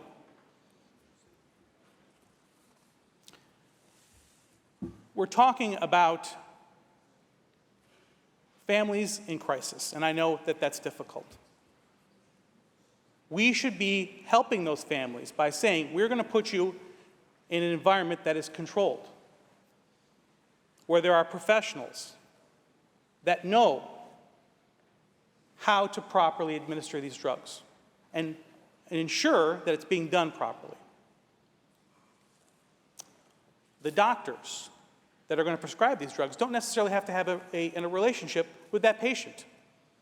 There are stories from other places, like in Canada, where a girl with severe autism wanted to end her life. And she doctor shopped until she found doctors that would prescribe those deadly medications. And her father worked very hard to make sure that that didn't happen. But most importantly, think about this scenario. We all know that there are people out there that are just waiting around for someone to die so they can inherit some money. We all know those people, right? All of a sudden, grandma's got a terminal illness, dad's got a terminal illness. Dad, you've got those pills. Come on. Maybe they won't say it exactly that way, but they will encourage those family members to end their life prematurely so that they can stop the flow of money that's going to their care. That, to me, is horrible. And this legislation will allow people to accelerate the death of loved ones for financial gain. That's the problem with this bill, folks. We need real oversight. I'm opposed to it anyway, quite frankly. We should not be in the business of state-authorized suicide, period. But if you want to make this bill a little bit better, let's make sure that there's some accountability, some oversight, that the things I just described aren't going to happen. And just because they may not have happened elsewhere doesn't mean they won't happen here, because this bill goes further than any other assisted suicide bill in this nation. It's irresponsible. We should not pass this, and the governor should not sign it. I'll be voting no. Thank you, Mr. President. Thank you, Senator Borrello. Senator Weber, why do you rise? Thank you, Mr. President. On the bill first? Senator Weber, on the bill. So probably like a lot of my colleagues, I've gotten probably thousands of phone calls and emails from concerned residents regarding this assisted suicide bill. And probably the majority of the phone calls I got were from the disability community. They're concerned. There's no explicit ban on someone with developmental disabilities being prescribed this. And it says it can be it cannot be your sole diagnosis. The disability community has also had the experience of the other states that have had it in place for a while, and they don't feel at ease. In fact, the impact of it on people with living disabilities continues to grow. And we also hear from many elderly people who are concerned about this as well. So I want to explore some questions with the sponsor on some of those related topics. So, Mr. President, would the sponsor yield for some questions? Senator Hoyman Siegel, would you yield for some questions? Yes. The sponsor yields. Thank you, Senator. Somewhere in the bill memo, it talks about that this works in all other states. But if that's the case, why are national disability groups so strongly opposed to this still? Through you, Mr. President. Well, I will say to my colleague, I would suggest reviewing Section 4, Line 9 of the bill itself. Please look at the bill versus a memo. No person shall qualify for medical aid in dying under this article solely because of age or disability. I don't think we could be more explicit in protecting and addressing the concerns of the disability community. I think, through you, Mr. President, that there's misinformation about this issue, and it's understandable because it's a tough issue. But we shouldn't stray away from tough issues because there's misinformation. We should try to clear the air and understand why so many patients are actually seeking this while respecting the concerns of those in the disability community and elsewhere. perhaps because of a lack of full understanding of what the bill does. But we put that language in this bill specifically, Mr. President, to address those concerns. Mr. President, will the sponsor continue to yield? Will the sponsor yield? Yes. The sponsor yields. Thank you. Well, as you mentioned, we have decades of experience in other states, and yet disability advocates throughout the nation remain very concerned with not only this bill, but similar bills. So there's been a recent study that I read, and according to disability advocates, 82% of physicians view people with disabilities as having a worse quality of life. Do you agree with that? Through you, Mr. President, well, I'm not a physician, so I can't really agree with the physician standpoint. I will say that our statistics show the vast majority of people with disabilities support end-of-life choices. According to a Susquehanna poll, 79% nationally in 2023. Through you, Mr. President, will the sponsor continue to yield? Yes. Thank you. Well, I'd love to see that study, because what I've read and what I've seen and researched is quite the opposite. But do you think that the bias could impact the physician's decision to counsel a developmentally disabled person into this option, the assisted suicide option that you're proposing here today? Do I think that what? I'm sorry, say again? Would a physician who may have a bias, as I had entered earlier, about having a developmentally disabled person having a worse quality of life, do you fear that that physician's decision to counsel a person would counsel that person into this option of assisted suicide? Through you, Mr. President, no, because we're very clear about what is required. Having a disability does not qualify you in any way, shape, or form by itself for medical aid in dying. And again, I refer you to the clause that we inserted, that no person shall qualify for medical aid in dying solely because of age or disability. Simply being disabled doesn't qualify you. Medical aid in dying is one of a number of end-of-life options for people with an incurable and irreversible terminal illness and a prognosis of 6 months left to live. And those options are already included in forms of palliative care, such as hospice. So I think there is a bright line, and we expect our physicians to follow it. Thank you. Mr. President, will the sponsor continue to yield? Will the sponsor yield? Yes. Sponsor yields. I have another question I'd like to explore with you. And how will patients in long-term care facilities, group homes, or state-run institutions be protected from conflicts of interest or subtle administrative pressure? Through you, Mr. President, well, there are a number of safeguards in the bill, and I could certainly share those with you. Of course, the patient has to make an oral request and then a written request signed, attested to by 2 disinterested witnesses. Can't be a family member, can't have a stake in the estate, can't work for that assisted living facility. So these are neutral witnesses. The patients have to be required to be counseled about alternatives by the attending physician. That includes hospice. That's why we've seen rates of hospice, Mr. President, rise in states that have medical aid in dying. The patient can withdraw the request at any time. The medication has to be self-administered, not by anyone else or by a physician, by the individual. As I mentioned earlier, there are publicly available annual reports on utilization. There's essentially a medical aid in dying plan, which the physician will complete with the consulting physician.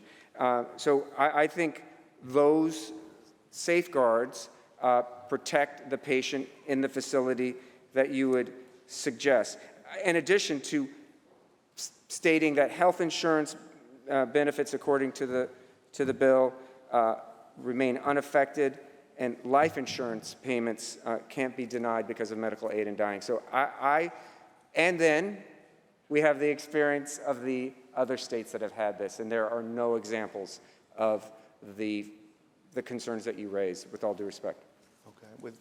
Will the sponsor continue to yield, Mr. President? Will the sponsor yield? Yes. Sponsor yields. I'd like to explore a few other topics. As I mentioned earlier, we get a lot of phone calls from elderly people, and the subject of coercion always comes up. And, who decides if there's any coercion of a patient? Well, through you, Mr. President, who decides would be law enforcement and prosecutors if there were concerns about coercion. We have very strong laws in that regard. Anyone attempting to coerce a patient would face a criminal prosecution, Class A misdemeanor to Class D felony. We have those statutes specifically in existence already. And again, back to experience, since 1997, when medical aid in dying was first authorized in Oregon, not a single case, not one, of coercion has been uncovered. That's pretty significant. We also know that family members, typically, I know there's the, stereotype of the evil son-in-law, but family members typically are pressuring patients to prolong their lives, not take advantage of medical aid in dying. And that's borne out by the statistics in Oregon. 90% of those who took the medication did so citing the bodily autonomy they were losing to their illness. So I feel like coercion is a concern, but our criminal statutes have addressed that. And experience shows that it does not bear out in reality. Mr. President, will the sponsor continue to yield? Will the sponsor yield? Yes. The sponsor yields. I guess, how do we know that, though? How do you know that people haven't been coerced? And, are doctors qualified to recognize forms of coercion? You talk about law enforcement, and yeah, they would be brought in at a particular time of the process, but are physicians qualified to recognize when there's coercion, when there's family members? I think, as Senator Borrello mentioned a little while ago, maybe relatives who have a financial interest of, nanny not being around or a sick child being around any longer.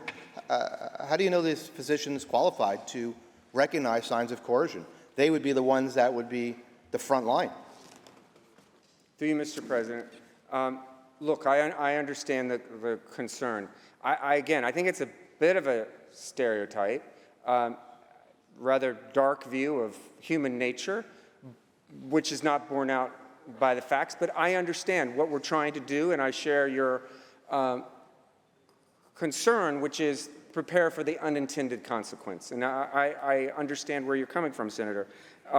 But there have been no examples of it in history since 1997, number one. Number two, recall that the physician has to attest to the voluntary nature of the oral and written request, and then the witnesses have to be completely disinterested parties having no relationship, marital or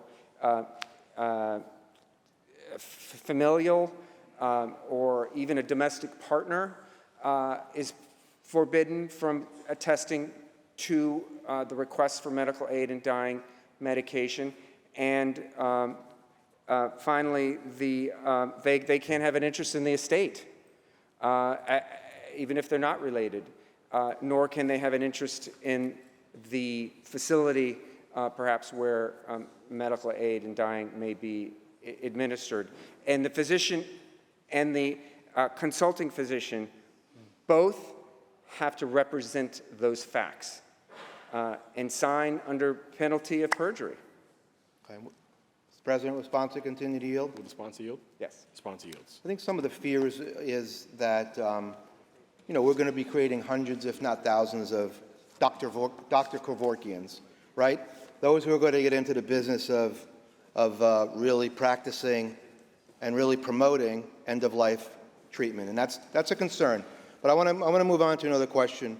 Are there any verification or notarization requirements that the two witness signatures are legitimate so that we can ensure that a patient or someone else has not forged the witness signatures?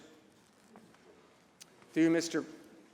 President, well, the witnesses have to sign and attest to the voluntary nature of the requests under penalty of perjury. Really the strongest backup for an attestation we have in the law. Mr. President, will sponsor continue to yield? Will the sponsor yield? Yes. The sponsor The only yield. problem with that is something's forged and the person's ended their life, the damage has already been done. So, I mean, are you comfortable or what other safeguards would you consider that should be really improved upon or at least strengthened so that something like that doesn't happen? Because it may come too late that it's found out about. Through you, Mr. President, through practice, we've seen that this works, and I appreciate the hypotheticals because we should always be thinking about the hypotheticals, particularly in lawmaking. But we have no examples of what my colleague suggests in this specific regard. And remember, the kind of baseline here is the terminal diagnosis of 6 months or fewer to live. And I suppose someone could be after, someone may have a nefarious motive, but 6 months, you're going to get your greedy paws on that estate now or in 6 months. I mean, in addition to the fact of all the safeguards, that's why I think it has not happened, is that the safeguards are in place and the terminal diagnosis has been granted. The person is dying.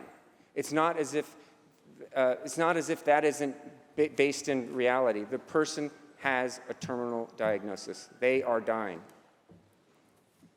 Thank you, Senator.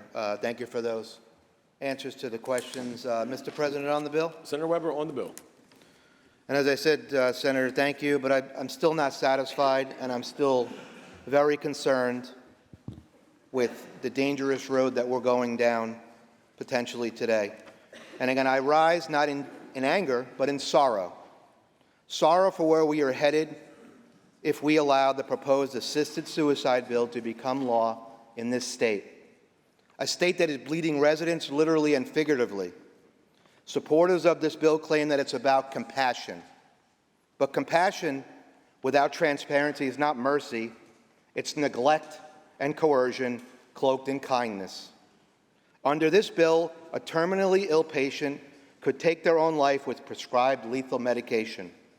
But unless that patient chooses to notify their family beforehand, their loved ones may never know how or even why that life was ended.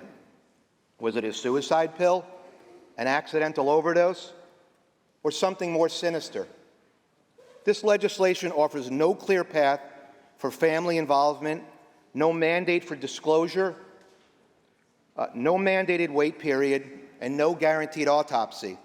And for many families, especially those whose faith prohibit autopsies after death, that is not just a bureaucratic oversight, it's a religious violation. My questions are not just hypothetical. We've seen the consequences of institutional decisions made without regard for our citizens. During the COVID-19 pandemic, how many of our elderly died alone, isolated in hospitals, unable to hold the hand of a loved one, even to make a final phone call? Have we forgotten that already? Did the state not already preside over the lonely, silent deaths of thousands of seniors and those with chronic illnesses? And now with this bill, we may be repeating the same mistake, not from the fear of spreading COVID, but in the name of freedom, without sufficient safeguards, without witnesses, and too often without love. We are told this is a choice, but what kind of choice is it when the system makes it even easier or even encourages people to die rather than to live with dignity? Who is this assisted suicide bill really helping? And who is it quietly abandoning? I'll tell you. It's abandoning the vulnerable, our seniors, those living with disabilities, and those in their darkest moments. Hundreds, if not thousands, of my constituents have called and emailed and contacted my office, commented on social media posts, and they are all opposed to this dangerous and reckless legislation. This may be well-intentioned, but the road to hell was paved with good intentions. I'll be voting no, and I encourage my colleagues from across the aisle to do the same. Thank you, Mr. President. Thank you, Senator Weber. Senator Ashby, why do you rise? Thank you, Mr. President. Will the sponsor yield? Will the sponsor yield for some questions? Yes. Sponsor yields. Thank you, Senator Hoyman. Through you, Mr. President, is there a requirement for the attending physician to have been with this patient for any period of time? Through you, Mr. President, there's no specific time period that the physician has to spend with the patient in the statute, but I will say that the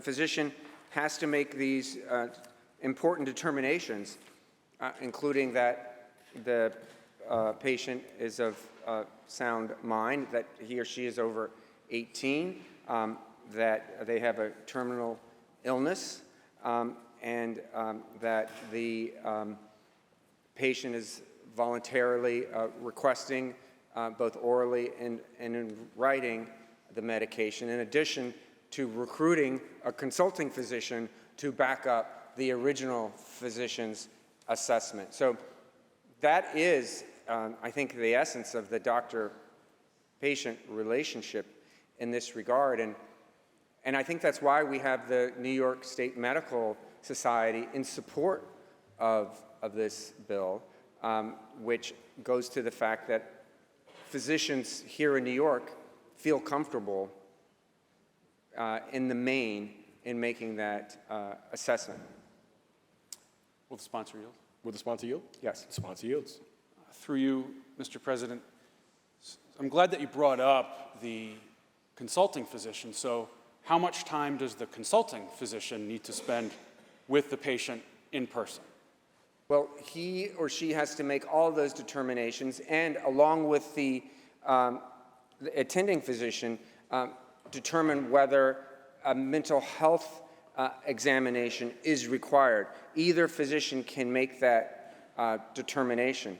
So you would want to understand the patient. We know that physicians do that for a whole host of other conditions they're treating, but they most certainly have to do it here, and both of them would have to do it. And I think, again, built in that is a relationship that the physician, abiding by our medical standards of medical practice, would have to take very seriously. Will the sponsor yield? Will the sponsor yield? Yes. Sponsor yields. So again, Senator Hoylman, how much time in person would the attending physician or the consulting physician need to spend with the patient? Through you, Mr. President, like a lot of medical decisions, that's up to the physician to make that determination. We don't prescribe that in the statute.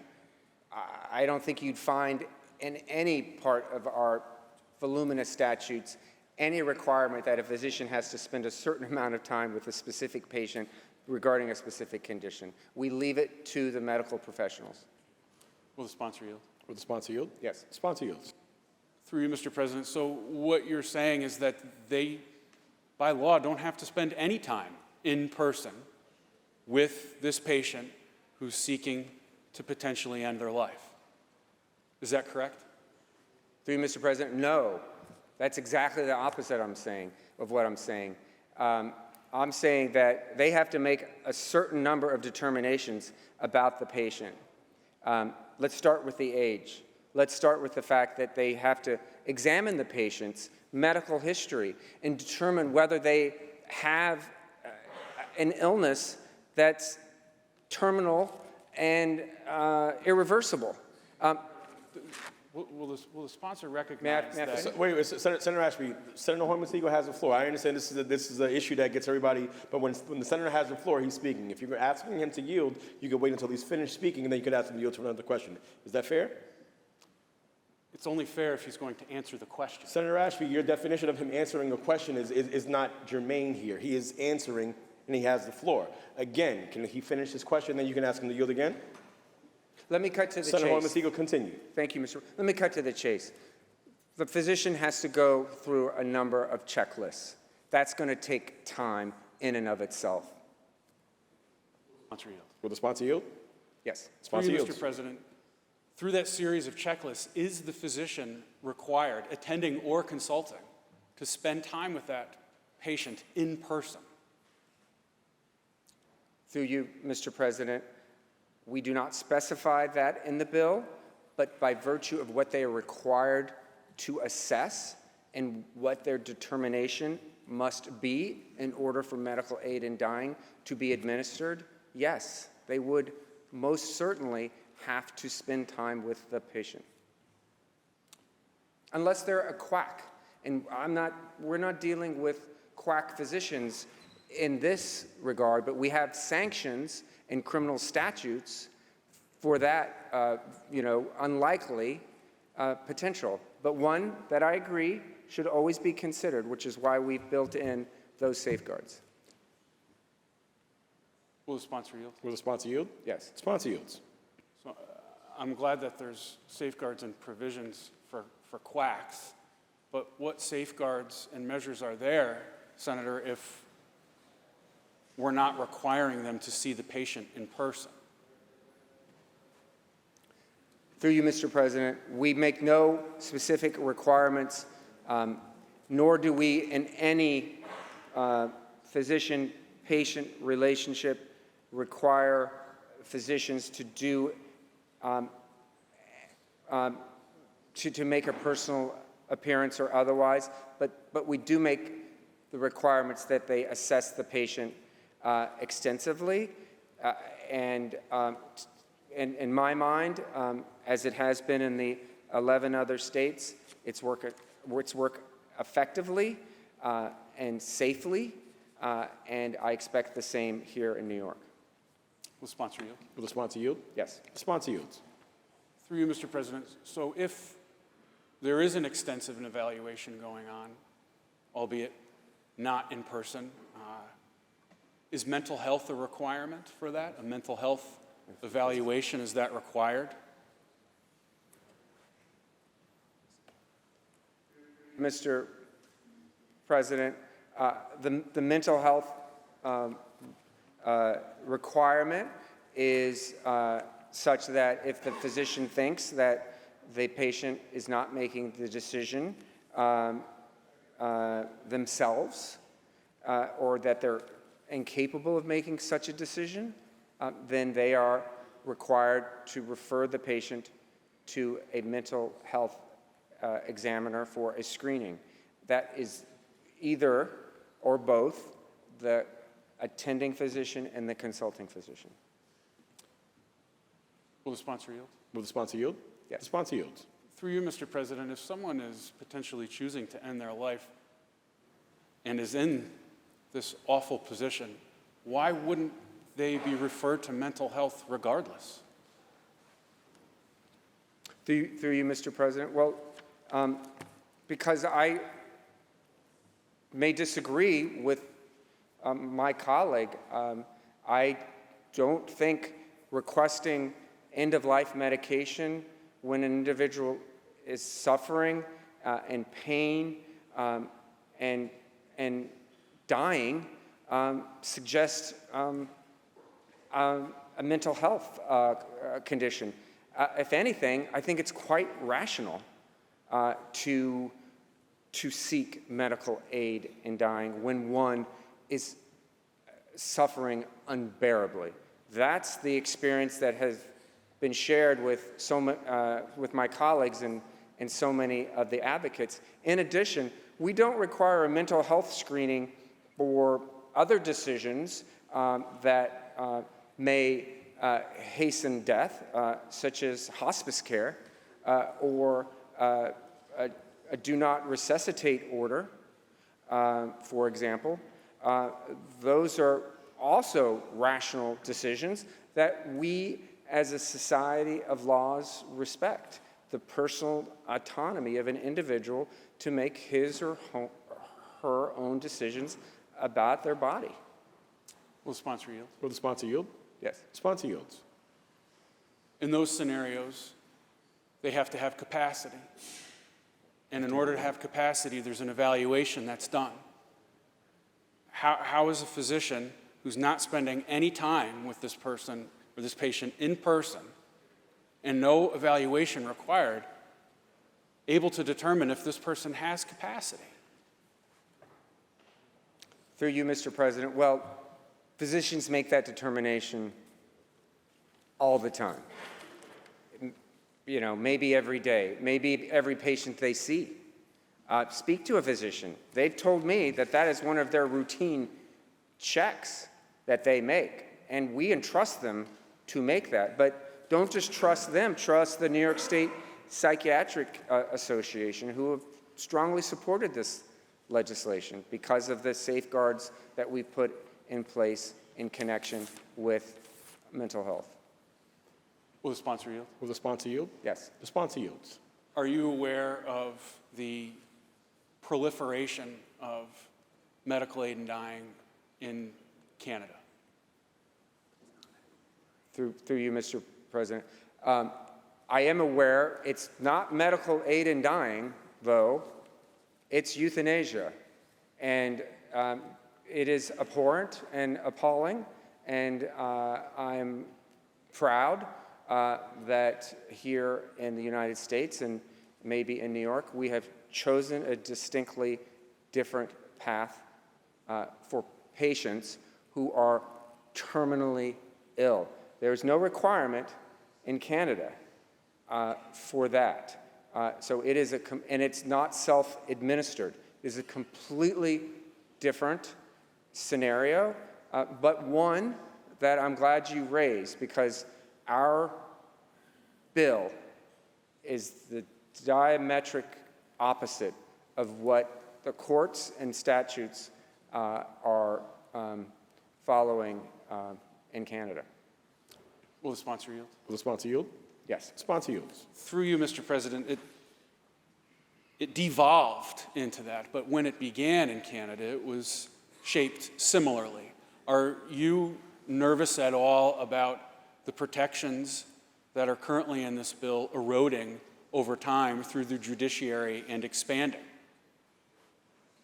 Through you, Mr. President, let me thank you for the question. Let me tell you how Canada's physician-assisted death is different from medical aid in dying. In Canada, there's no requirement for a terminal illness. There's no requirement that there be a 6 months or less prognosis. There's no requirement, as I mentioned earlier, for self-administration of the drugs.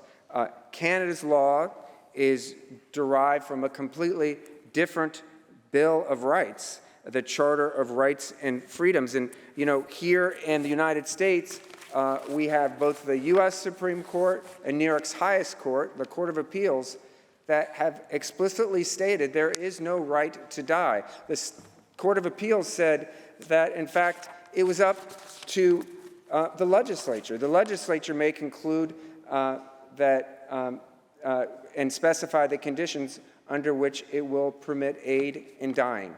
That was in the case Myers v. Schneiderman, dating back 20 years ago.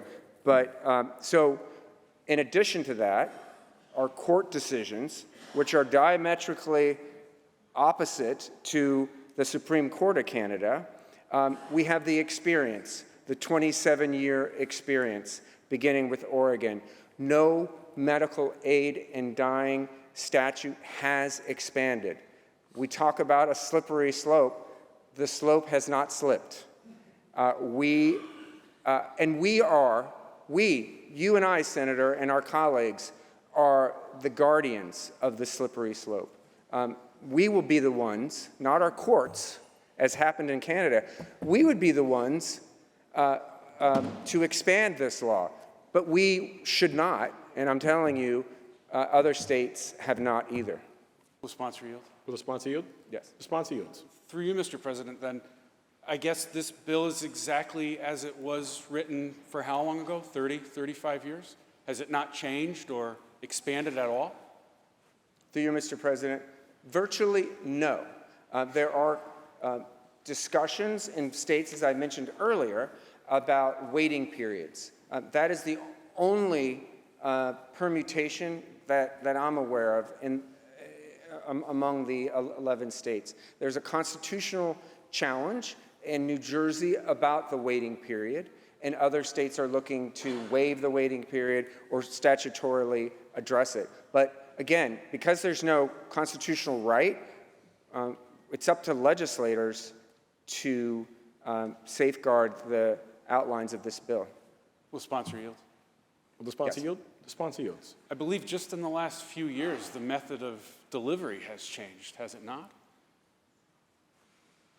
Through you, Mr. President, I'm not aware of that and would welcome to be enlightened. Will the sponsor yield? Will the sponsor yield? The sponsor yields.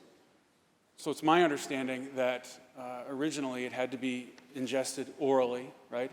And now it's expanded potentially into other methods of delivery, tube feed, for example. Is that correct?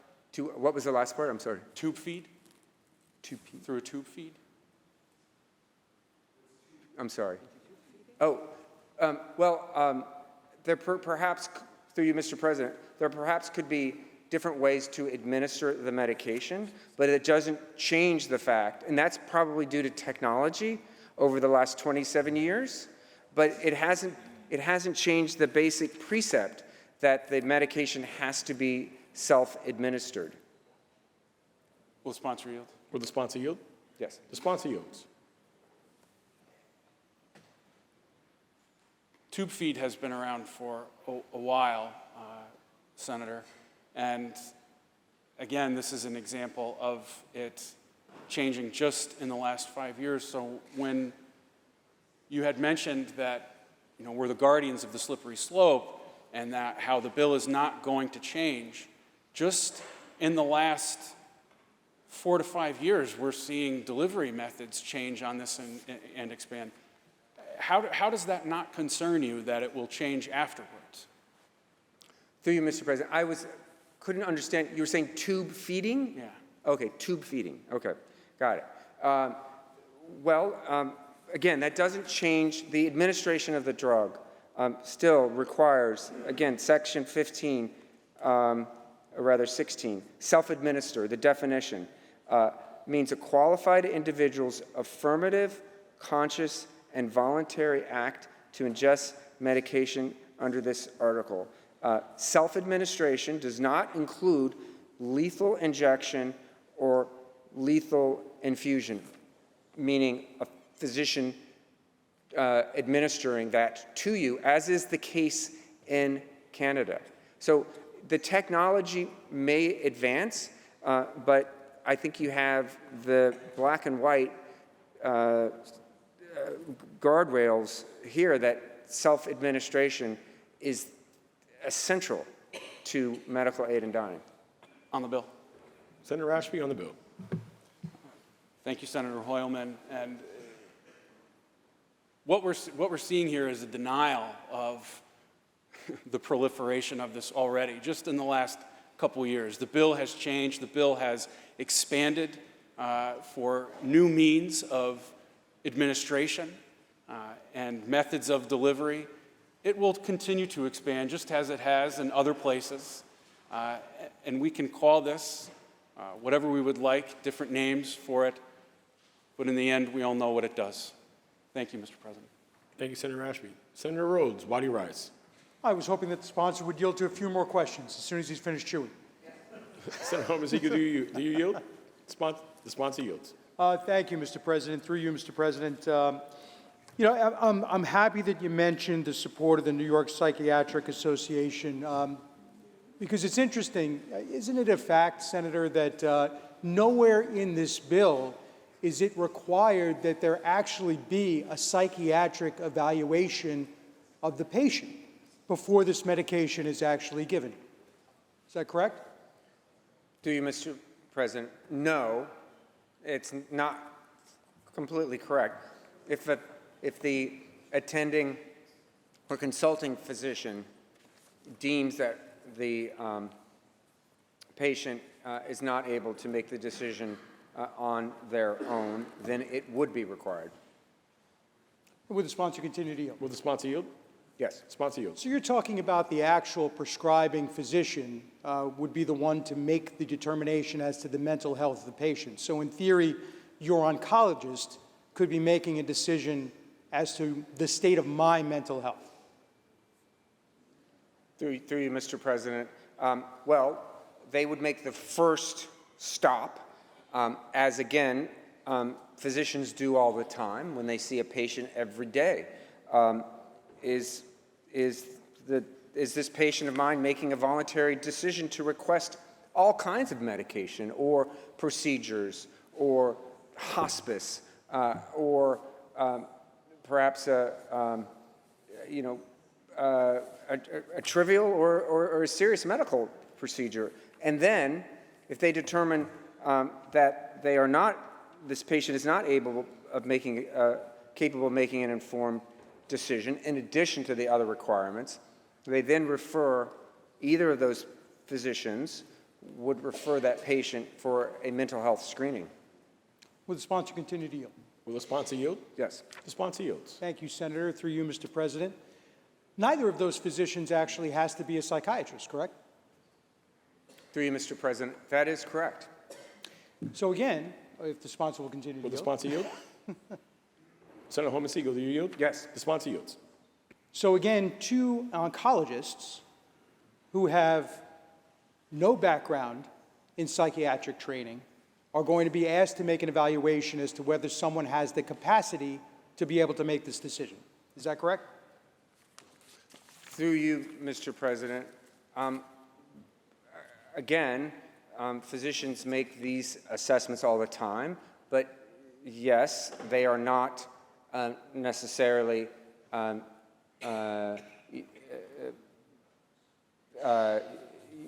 mental health professionals in the first round. They are medical doctors who assess state of mind among their patients all the time.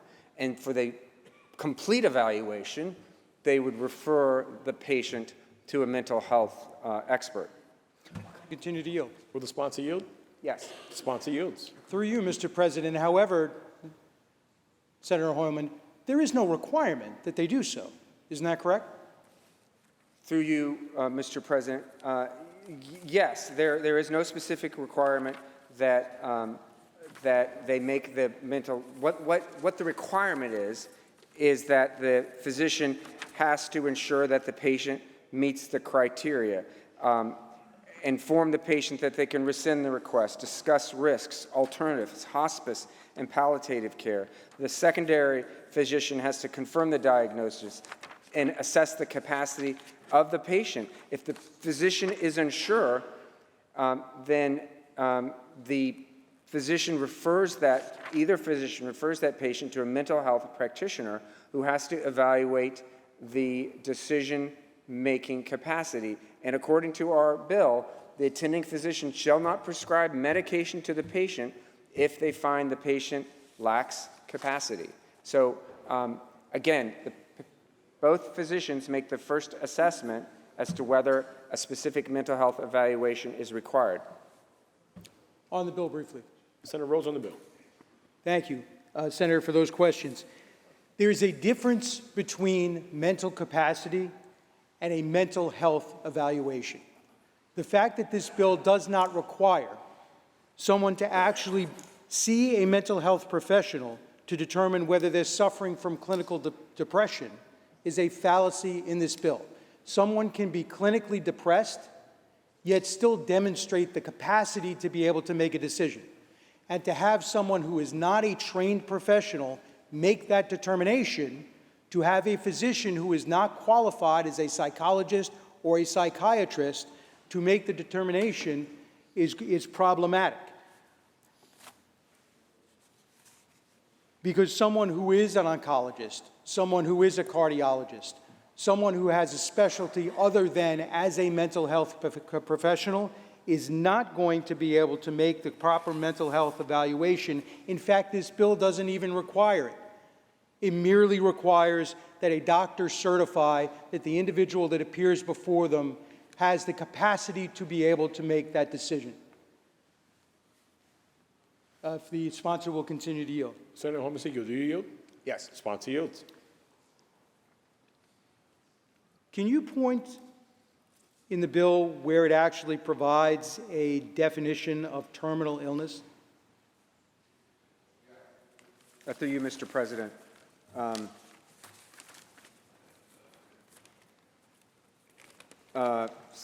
Section 17, line 15. Would you like me to read it? Terminal illness or condition means an incurable and irreversible illness or condition that has been medically confirmed and will, within reasonable medical judgment, produce death within 6 months.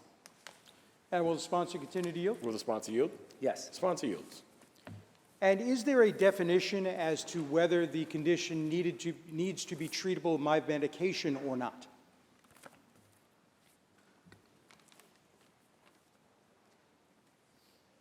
Nothing.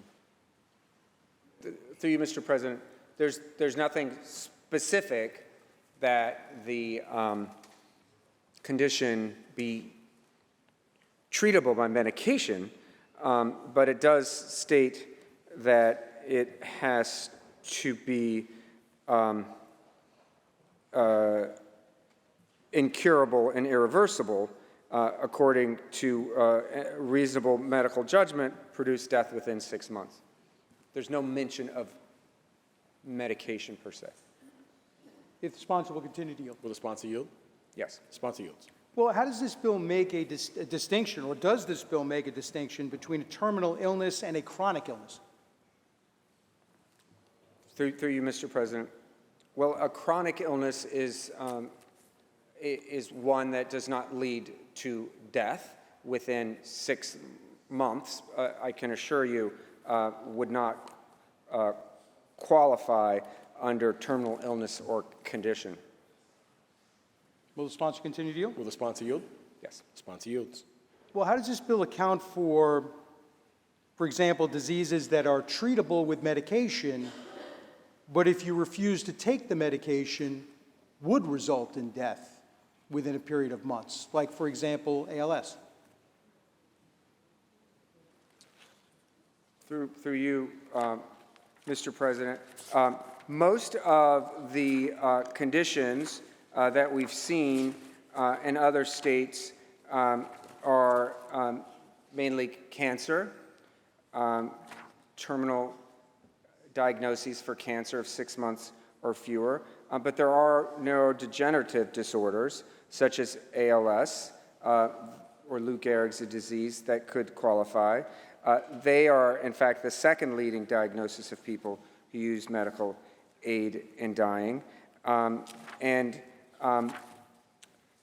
terms of an individual withholding a treatment, I think is your question. If that moved them into a potential terminal diagnosis, I think it would not be based on the standard that's set in the statute, in the law, bill rather. Will the sponsor continue to yield? Will the sponsor yield? Yeah. Sponsor yields. Well, in what way, if I can ask, would that not meet the determination? If it is an illness that will result in death within 6 months, and it contains no qualifications with respect to medications, if, for example, I have advanced diabetes, my kidneys are shut down, and I require daily dialysis, I can live indefinitely as long as I receive that dialysis. The moment that I stop, I could be dead within a matter of a few days. If I make the conscious decision that I want to stop, why wouldn't I meet the criteria under the bill? Let's start with the fact that if you do have chronic diabetes and you stop dialysis, for example, sadly, I think you would expire before you even got the paperwork together. It's my understanding that that would be a matter of days, not weeks, which is required under this bill. But also, to my colleague, look at the word irreversible, which is a requirement. The condition has to be irreversible. I would suggest that in a situation involving dialysis, that is reversible if the patient would resume that treatment and then could continue to live. So that would not qualify, in my assessment, under our bill. If the sponsor will continue to yield. Will the sponsor yield? Yes. The sponsor yields. And where is that definition in your bill? That definition of irreversibility is in section 17, line 15, terminal illness or condition, which I read earlier, means an incurable and irreversible. Incurable and irreversible illness or condition that has been medically confirmed. So it's a definition of, Are you on the bill, Senator Rhodes, or? on the bill. Senator Rhodes on the bill. So it's a definition of a term that in the definition contains the very term that you're seeking to define. So in reality, it appears as though there is no definition of what an irreversible condition actually would turn out to be. Opening the pathway so that if somebody refuses ordinary treatment, and that ordinary treatment will actually enable them to qualify for a condition that would allow them to take advantage of a medication that will actually end their life more quickly. By the way, if the sponsor will continue to yield. Will the sponsor yield? Yes. The sponsor yields.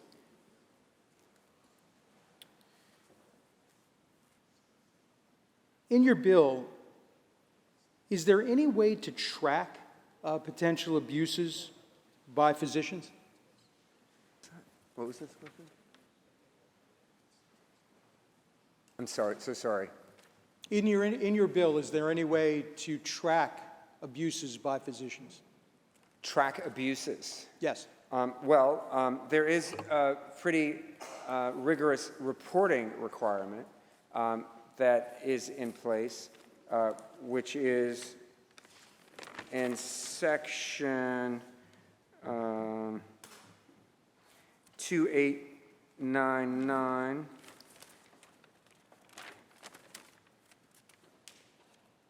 And requires annual reports to the legislature, among other things. The physician shall document or file the dates of oral requests, the written requests, attending physician's diagnosis and prognosis, et cetera.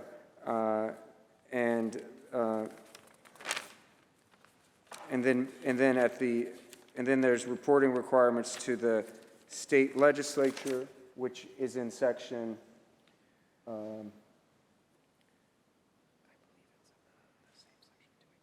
it's also in section 2899. So, but, I mean, abuses would presumably be part of this report should they exist. Of course, we have our criminal statutes also in terms of any transgressions that I assume would be part of the annual reports to the state legislature. Would the sponsor continue to yield? Will the sponsor yield? Yep. Yes. Sponsor yields. But the annual reports are statistical reports, are they not? Who would actually review on a case-by-case basis, the decisions that are made by physicians to determine whether there's an anomaly or whether there's abuse in any particular instance? Through you, Mr. President, well, Section 2 of the section that I was referring to, 2899, says the health commissioner shall prepare a report annually containing relevant data regarding utilization and compliance with this article, and shall send such report to the legislature and post it on the department's website. I'm assuming that would encompass your concerns. Would the sponsor continue to yield? Will the sponsor yield? The sponsor yields. Is it not a fact, though, that the law requires, or the legislation requires, that the health commissioner must only review a sample of the records and not records in their entirety? That is correct. Would the sponsor continue to yield? Will the sponsor yield? Yes. Sponsor yields. And so on a case-by-case basis, there is no review of the decisions made by individual doctors on a case-by-case basis. Do you, Mr. President? It is a sample. Will the sponsor continue to yield? Will the sponsor yield? Yes. Sponsor yields. When a physician is evaluating a patient to make a determination as to whether or not they qualify, there is no requirement that they actually review any of the records of the patient, correct? Through you, Mr. President, there's no requirement. The commissioner shall adopt regulations establishing reporting requirements for physicians taking action under this article. There could be, and that could be part of the regulatory process. Right. Will the sponsor continue to yield? But if I may finish, of course, we don't spell out everything, particularly when it comes to medical professionals, because we aren't medical professionals, at least I'm not, and I would leave that to the regulatory process, which I hope, we're all would want to review and comment on at the appropriate time. Will the sponsor Will continue the sponsor yield? Yes. The sponsor yields. Well, Senator, we're talking about literally life and death. Don't you feel as though in your legislation there should be some requirement before a physician makes a decision between the ability to give medication that will cause death and choosing not to do so, that there be some requirement that they make a review of the medical records of the patient? Through you, Mr. President, physicians do that every day, every hour maybe, every patient they see. This is what we ask of our medical establishment. We trust them. We provide support and professional standards. We sanction them when they have gone astray. But I don't think we zero in on the minutia of reporting, although the regulations might, but it's not in the statute. Will the sponsor continue to yield? Will the sponsor yield? Yes. Sponsor yields. In theory, Senator, I could do a telehealth appointment, never even seeing the physician, that I've gone to by telehealth for the very first time, and there's no requirement that they review a stitch of my medical records before they make a determination as to whether or not they're going to give me that pill. Is that correct? Through you, Mr. President, again, similar to your previous colleagues' questions, one assumes that that's part of their assessment is, of course, to review medical records. How would they possibly make a determination, whether it's the capacity of the patient, the prognosis for death, or other features that are required in this without having a serious review of the patient and a relationship that helps them make that determination? On the bill briefly. Senator Rhodes on the bill. I agree with you, Senator, which is why it begs the question, why is it not in the bill? There is nothing in the bill that makes the requirement that they actually review any of the medical records of the patient. If the sponsor will continue to yield. Will the sponsor yield? Will the sponsor yield? Response yields. Senator Rose, I just want to remind you, you've hit 20 minutes of debate time, and there's approximately 35 minutes total time left, just so that we keep a track of time. Senator Holman Siegel yields. Thank you, Mr. President. I appreciate that. In fact, when we're talking about a review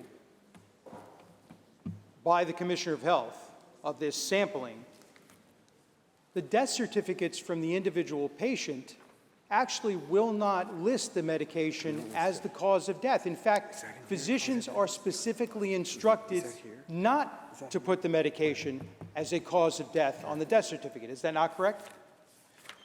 Through you, Mr. President, yes, it is true that only the underlying cause of death would be designated on the death certificate. According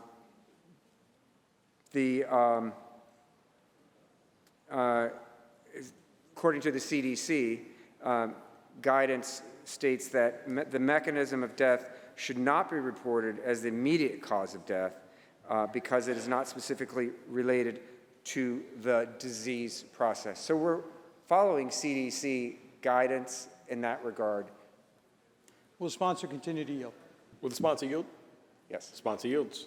So if there's no review of medical records, if there's no mental health evaluation, and you're going upon the recommendation of a doctor that is not a trained psychologist to determine the mental health of the patient, and the death certificate itself does not list the medication as the cause of death, what is the commissioner supposed to review when making these determinations?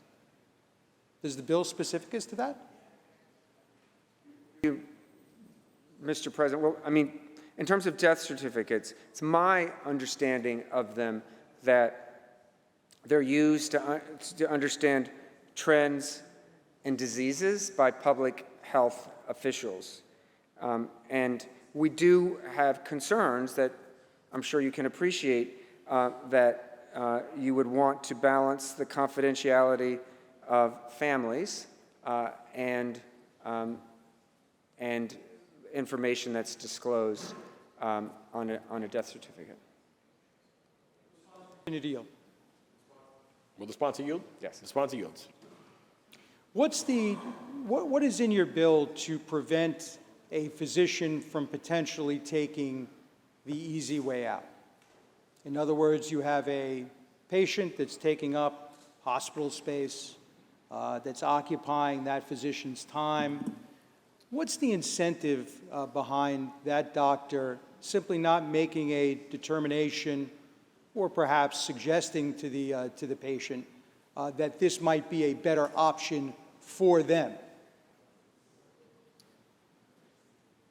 Mr. President, I think it is the high standards to which we hold our medical profession. And I think we have great respect, and we have created through our scope of practice standards for physicians that we expect them to adhere to. Will the sponsor Yes. yield? The sponsor yields. In fact, when there's a review by a second physician, there is even no requirement in the bill that the second physician not be in the same practice that the original doctor's in. Is that correct? Through you, Mr. President, yes, that's correct. So you can have within one, will the sponsor continue? Will the sponsor yield? Yes. Sponsor yields. So in fact, you can have one physician that is swearing to something and someone else in the same practice says that that's correct. It doesn't have to be an independent review by another doctor in another practice.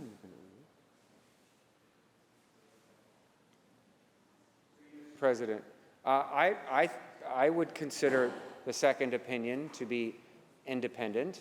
I think we hold our physicians to high standards, as we should. And I'm, confident, based on the experience of the 11 states preceding us, that physicians know what they're doing when it comes to prescribing this medication, as well as assessing a patient's ability to make these decisions for themselves, and most importantly, to determine whether they have a terminal diagnosis or not. We trust physicians for a reason. We can't legislate the minutia of the doctor-patient relationship. We can perhaps fill in some of the blanks with regulation, which we're seeking the health department to do. That, I think, is the appropriate approach toward a complicated scenario such as the practice of medicine. Will the sponsor continue to yield? Will the sponsor yield? Yes. Sponsor yield. In the interest of time and deference to my colleagues that have some follow-up questions, I'm sure, isn't it a fact that the bill prohibits insurers from telling patients that, that this is an option, but it does not prohibit insurers from stopping them from denying certain treatments that could prolong their lives?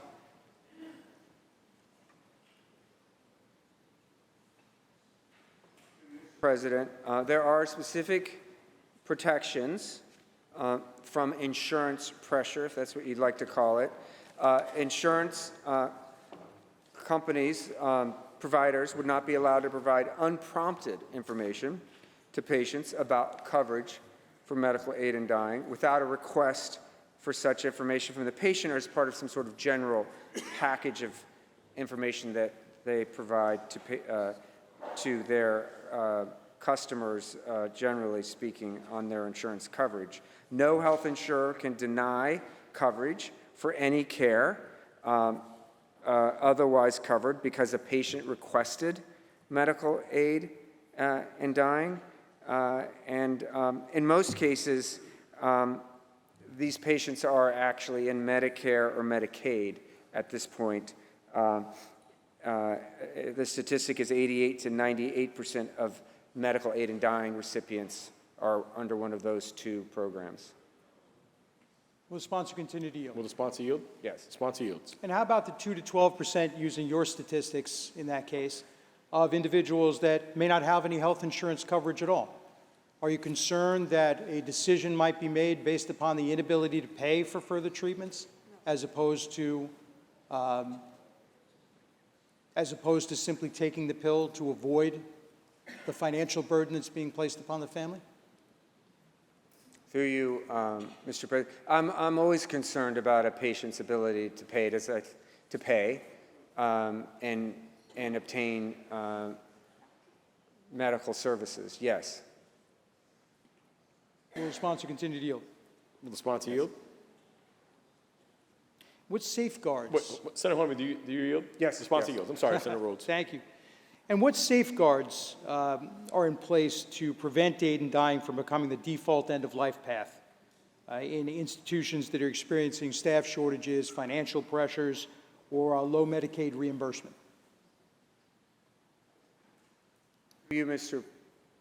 President, we've seen that medical aid in dying, again, I point to relatively recent history, but 27 years worth, that in fully 38% of the cases where the patient has requested medication for medical aid in dying, they don't take advantage of it. They don't use it.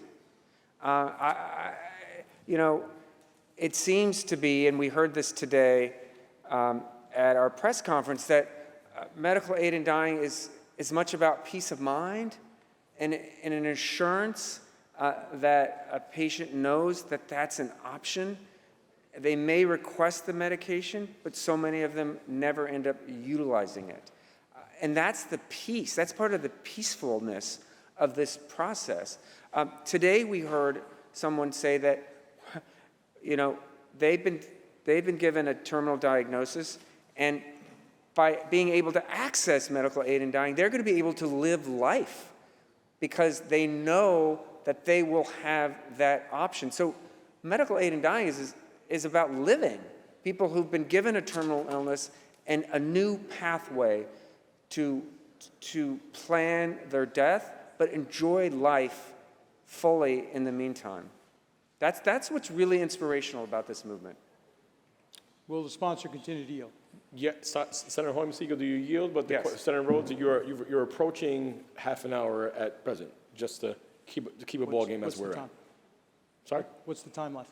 We are actually at half an hour. I just wanted to I'll just go on the bill. understand the context. I'll just go on the bill. Well, Senator Rhodes, on the bill, briefly, if possible. Briefly on the bill. We've spoken a lot about slippery slopes. This bill, unfortunately, is poorly drafted. It leaves so many questions that go unanswered. And while we're asked to have the confidence that regulations are going to fill in the blank, in a case where you're literally talking about the difference between life and death, this legislature has the responsibility, before we unleash a powerful weapon into the hands of someone, to ensure that there's sufficient guidelines, safeguards, to make sure that this process is not being abused. You have physicians who are not psychiatrists making determinations as to mental health and capacity. You have, unfortunately, insufficient regulations to ensure that we're not contributing to a culture of suicide. We spend a lot of time in this chamber, rightfully so, talking about mental health, talking about the challenges that young people have, talking about the challenges that our police officers have, the challenges that other individuals in our society have about being able to struggle with the daily problems of life. And yet what we're saying in this bill is that there are times when it's okay to end your own life. I don't think that that's something that we should be doing. I intend to vote no on this legislation. Thank you for the courtesy, Mr. President. Thank you, Senator Rhodes. Senator Helming, why do you rise? Thank you, Mr. President. On the bill, Senator Helming, on the bill. Duchenne muscular dystrophy is a genetic disorder that runs in my family. It causes progressive muscle deterioration and weaknesses, and tragically, it is terminal. It impacts most of the males, or many of the males in my family. Growing up, my first pals were one of my uncles and my cousins. We were all around the same age. We hung out together. We had a good time, despite the fact that Duchenne's confined them to wheelchairs for much of their childhood. But we, like I said, we had a great time together, shared a lot of memories, made a lot of memories. Sadly, all that came to an end when we entered young adulthood, when this devastating disease took them way, way too early. Under the proposed medical aid in dying bill that's before us, individuals with a terminal illness like Duchenne's would be allowed at age 18 to request and self-administer life-ending medication. And they could do so without the knowledge or the consent of their parents or their guardians. Now, many of the constituents that I've heard from on this issue, including those who support the concept of medical aid in dying, they're frankly shocked to learn that this legislation permits assisted suicide beginning at age 18, the same age as many of our high school seniors who are graduating this month. They're even more surprised to learn that no parental involvement is required by this bill, not even notification to their parents. As a mother and a grandmother, this is so hard for me to imagine. We've heard a lot of back and forth tonight about the bills and the protections for patients. But the bill's so-called guardrails are, in my view, inadequate for people of any age. Mental health referrals, for example, would be optional. They're not mandatory. And the required evaluations by both the primary physician and the second opinion from a consulting physician could be provided without ever seeing that patient in person. In fact, it's my understanding that so long as that physician is licensed to practice in the state of New York, they could be anywhere in the world and offer their opinion without ever seeing the patient in person. It goes on, too. Witness statements can be signed by complete strangers. The bill language says that the witness only has to confirm the patient has provided proof of identity. You could grab anyone off the street and ask them to do that. Equally concerning is the bill's failure to establish safeguards for tracking or recovering unused doses of these lethal medications. Now, just like so many people in this chamber, I've worked hard for so many years to reduce the number of drug overdoses, especially in our rural communities. And I worry about what happens when these powerful drugs remain in homes, potentially leading to tragic misuse or diversion onto our streets. And it's not lost on me that tonight, the same day that this body passed my Rural Suicide Prevention Council bill, we're also considering a medical aid in dying bill. Mr. President, life is precious. I know we all believe that and value that. It's a blessing. And I recognize that for so many, including my own family members, that life can be challenging and painful. But this bill does not offer what I feel are adequate and necessary safeguards and protections. And that is something that we absolutely must get right on an issue as serious as this. I heard people talk about this being a slippery slope. I believe it is a slippery slope. And for these reasons and so many others, I will be voting no tonight, and I urge all my colleagues to do the same. Thank you. Thank you, Senator Helming. Senator Walczak, why do you rise? Thank you, Mr. President. Would the sponsor yield? Will the sponsor yield? Yes. Sponsor yields. The prefrontal cortex, do you know at what age that's considered fully developed? Through you, Mr. President, I think it's 57. I'm kidding. I'm assuming it's 23, something around there. Through you, Mr. President, would the sponsor continue to yield? Will the sponsor yield? You know, before I joined the state legislature, I didn't know the answer to this question either. It seems pretty medical and technical, but I've heard the age 25 used in this chamber and down the hall for everything from excusing youth from crimes that they've committed in the state of New York to allowing youth to participate in summer youth employment programs up to the age of 25 in New York City. At what age will somebody be eligible in New York State for assisted suicide under your legislation? Through you, Mr. President, 18.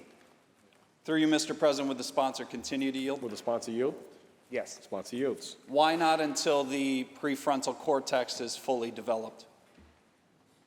Through you, Mr. President, 18 is the age of majority in the state of New York, and the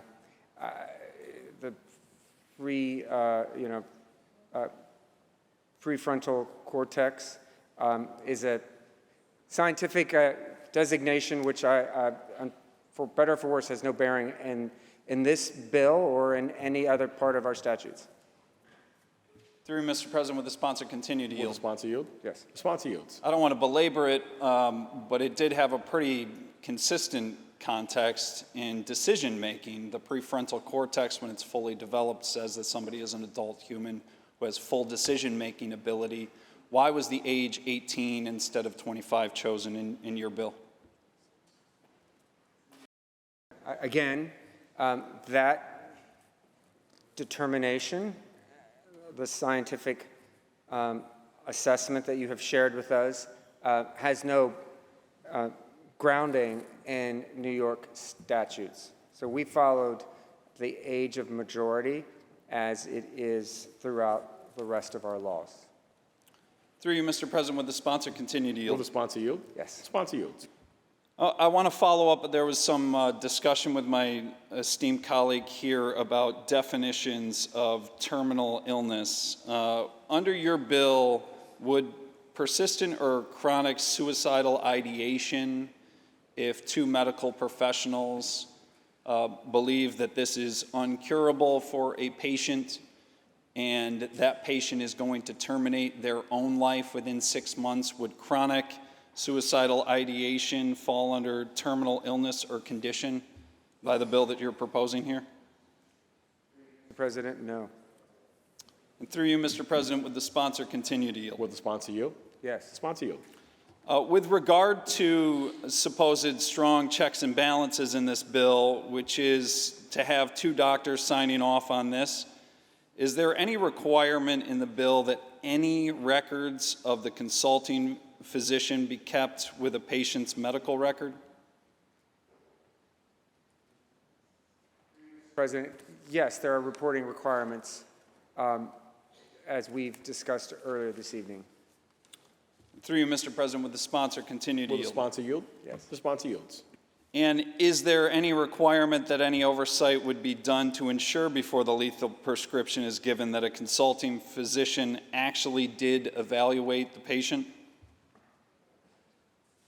President, as we discussed earlier, built into the requirement that the consulting physician make that determination is the understanding that he or she would have to spend time with the patient in order to accomplish that goal.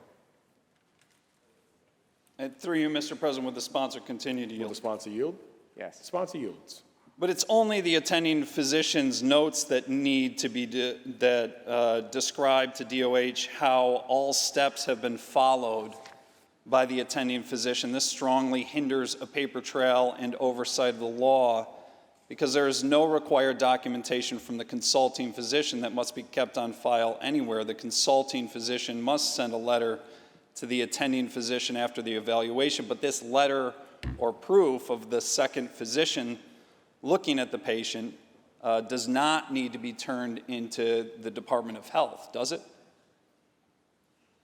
Mr. President, that is not explicitly stated in this bill.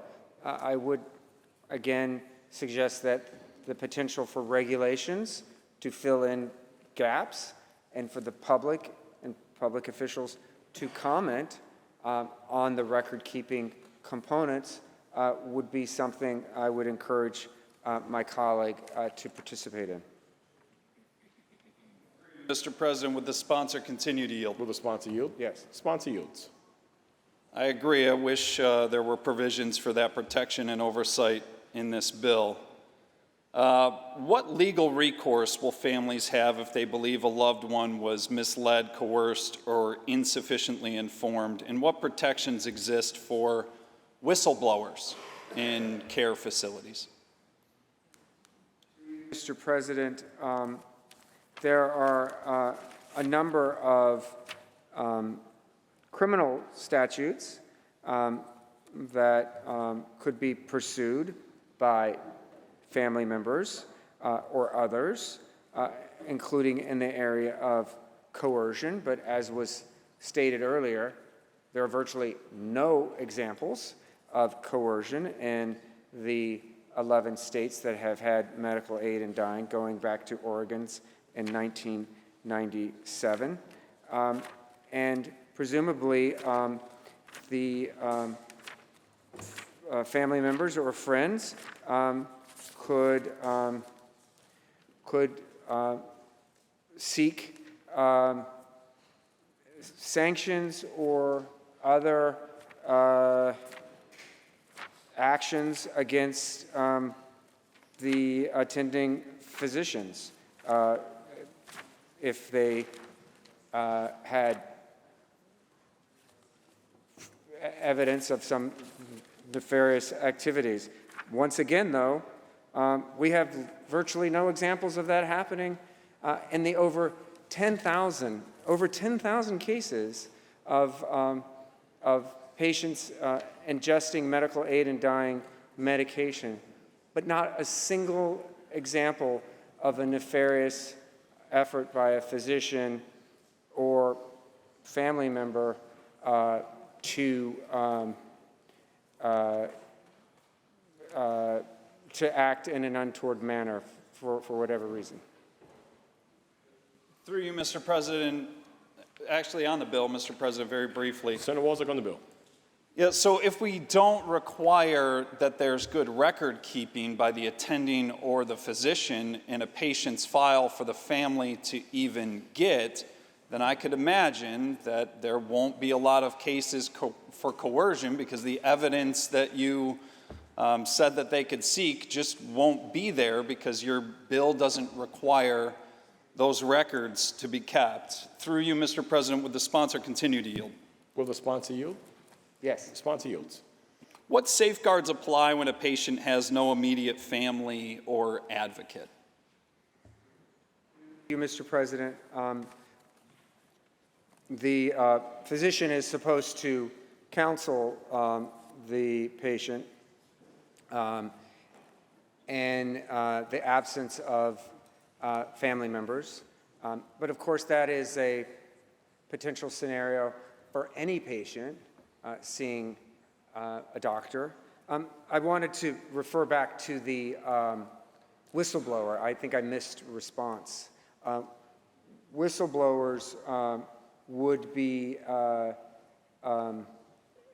held, a healthcare provider or other person should not be subject to employment, credentialing, or other contractual liability or penalty for any reasonable good faith action or refusing to act. So there is a protection for someone who is alerting authorities or an institutional colleague to some untoward action. I just wanted to mention that. Through you, Mr. President, will the sponsor continue to yield? Will the sponsor yield? Yes. Sponsor yields. Who ensures that there is proper review and oversight when you're talking about patients that have no family or advocate? It's really the physician. Mr. President, it would be, as set forth in the bill, the two physicians and the witnesses to the request for medication. Through you, Mr. President, will the sponsor continue to Will yield? the sponsor yield? Yes. Sponsor yields. Would this be available to parents with unemancipated children?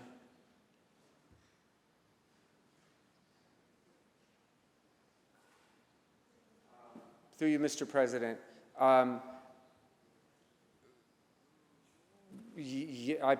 presume the answer is yes.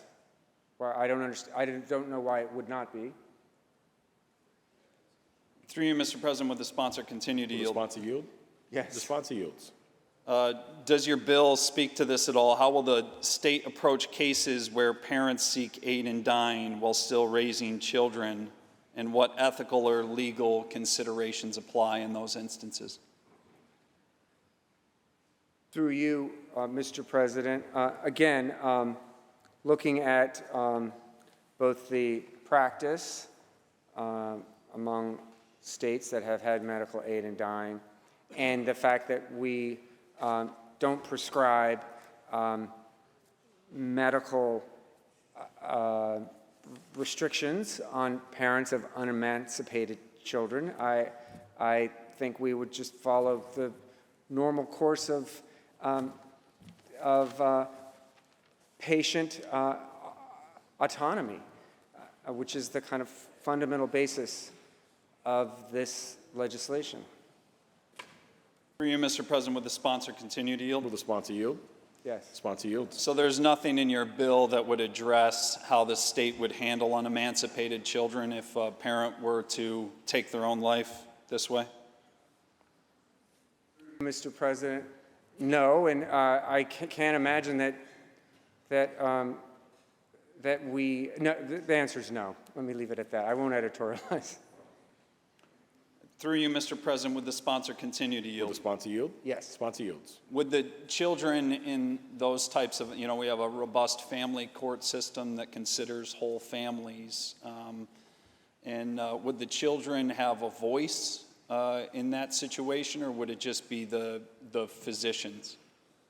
Through you, Mr. President, the physician is advised to, is required to speak to the patient and share the options available to him or her, presumably, and could encourage family discussion on this matter, but it's certainly no requirement. Through you, Mr. President, would the sponsor continue to Will the yield? sponsor yield? Yes. Sponsor yields. How can you ensure that patients will not be refused coverage of life-saving treatment and instead offered cheaper suicide drugs by the government or by their insurance? Well, we have, through you, Mr. President, we have in the bill that no health insurer can deny coverage for any care otherwise covered because the patient requested medical aid in dying, Section 2899. Through you, Mr. President, would the sponsor continue to yield? Senator Walzig, you're approximately 5 minutes left as the courtesy. The sponsor yields. The question is really about the incentive, though. If the suicide drugs are cheaper than the medication, what protections are there in this bill to ensure that a facility or an insurance is not interested in pushing suicide drugs instead of continuing to support those who are terminally ill? Mr. President, I mean, these patients are at the end of their lives, and they've been through the medical establishment months or years, and as a result have been given this terminal diagnosis. This is not a front-end determination, as we've seen in the 11 states that have medical aid in dying. It is the end for so many of these patients, 6 months or fewer. So I think this scenario doesn't lend itself to that hypothetical that you pose. But again, health insurance companies cannot deny coverage or care based on the request for medical aid in dying. President, would the sponsor continue to yield? Will the sponsor yield? Yes. The sponsor yields. You mentioned the 11 states that have already done this. In Oregon, people have self-reported that financial implications of treatment is one of the reasons that they have requested lethal, life-ending drugs. Isn't that true? Mr. President, I understand that's around 5% of the Oregon cases, according to my statistics. Mr. President, would the sponsor Will the sponsor yield? Yes. Sponsor yields. Isn't it also true that in Oregon, chronic conditions are allowed under the same language? Through you, Mr. President, it's my understanding is no. Through you, Mr. President, would the sponsor continue to Will yield? the sponsor yield? Yes. Sponsor yields. Since treatment isn't a specific requirement under this bill, I know you're addressing a different way. Wouldn't any treatable condition that could be fatal without treatment then qualify? President, no. Through you, Mr. President, would the sponsor continue to yield? Will the sponsor yield? Yes. Sponsor yields. So Oregon has reported showing the median length of time of the prescriber/patient relationship is only 5 weeks. How can a physician without a relationship with the patient properly assess for depression or coercion happening at home, isn't happening at home by abusive caregivers? Through you, Mr. President, I think a medical professional can make an assessment in 5 weeks. But again, I'm not myself, obviously, a medical professional. But to me, look, I think of myself, I'm a lawyer. I think I could get a fair sense of a case that a client brings to me, certainly within 5 weeks. But I take your point that it's complicated, but I would think 5 weeks seems like a reasonable amount of time. Through you, Mr. President, would the sponsor continue to yield? Will the sponsor yield? Yes. The sponsor yields. We're not really talking about a case in a courtroom here or a traffic violation, though. We're talking about the end of someone's life, and in Oregon, 5 weeks is actually the average, suggesting that they're making these determinations in much quicker than 5 weeks with physicians that they've never met before. how can they determine what somebody's whole life circumstances are, what their caregiving situation is, all of their past medical history, even a terminal illness determination within a 5-week or less time frame? Do you, Mr. President? I don't know where my colleague, makes that assessment that 5 weeks isn't enough time. I don't frankly know if he has a deep understanding of the determination of a terminal illness. I will say this, though, that it's not just one physician, it's two. And combined with the potential of a mental health evaluation, with discussions with family members and friends and the patient, I think the physician begins to understand the totality of a patient's circumstances. Again, 5 weeks, over a month of consultation, to me, on the surface, notwithstanding the fact that this is obviously a crucial decision, seems like a reasonable amount of time. But I'm basing my decision based on my own personal understanding, as I guess you are as well. Would the sponsor continue to yield? Senator Walzak, we've hit the 2-hour debate time, but I will permit this to be your final question, or if you'd like to go on the bill, either or, but we have hit the 2-minute debate time. I'll just make it my final question. Thank you, Mr. President. Senator, will the sponsor yield? Yes. Sponsor yields. In the Assembly debate, so this is already past the other House, the sponsor over there said chronic conditions without treatment could indeed possibly qualify. So when you're considering that chronic conditions are allowed under this language if the patient has decided not to continue treatment and their life would end within 6 months, how do you square that, and how are you having a differing opinion here today in the Senate than the sponsor did in the Assembly? Mr. President, I'm not aware of the determination in the other House, but I will go back to the word that is in the bill, irreversible. And a chronic condition is not one that is irreversible. So in my opinion, would not qualify under medical aid and dying. Thank you, colleagues. Based upon the Senate rules, the 2-hour debate limit has elapsed and debate is closed. The secretary will ring the bell.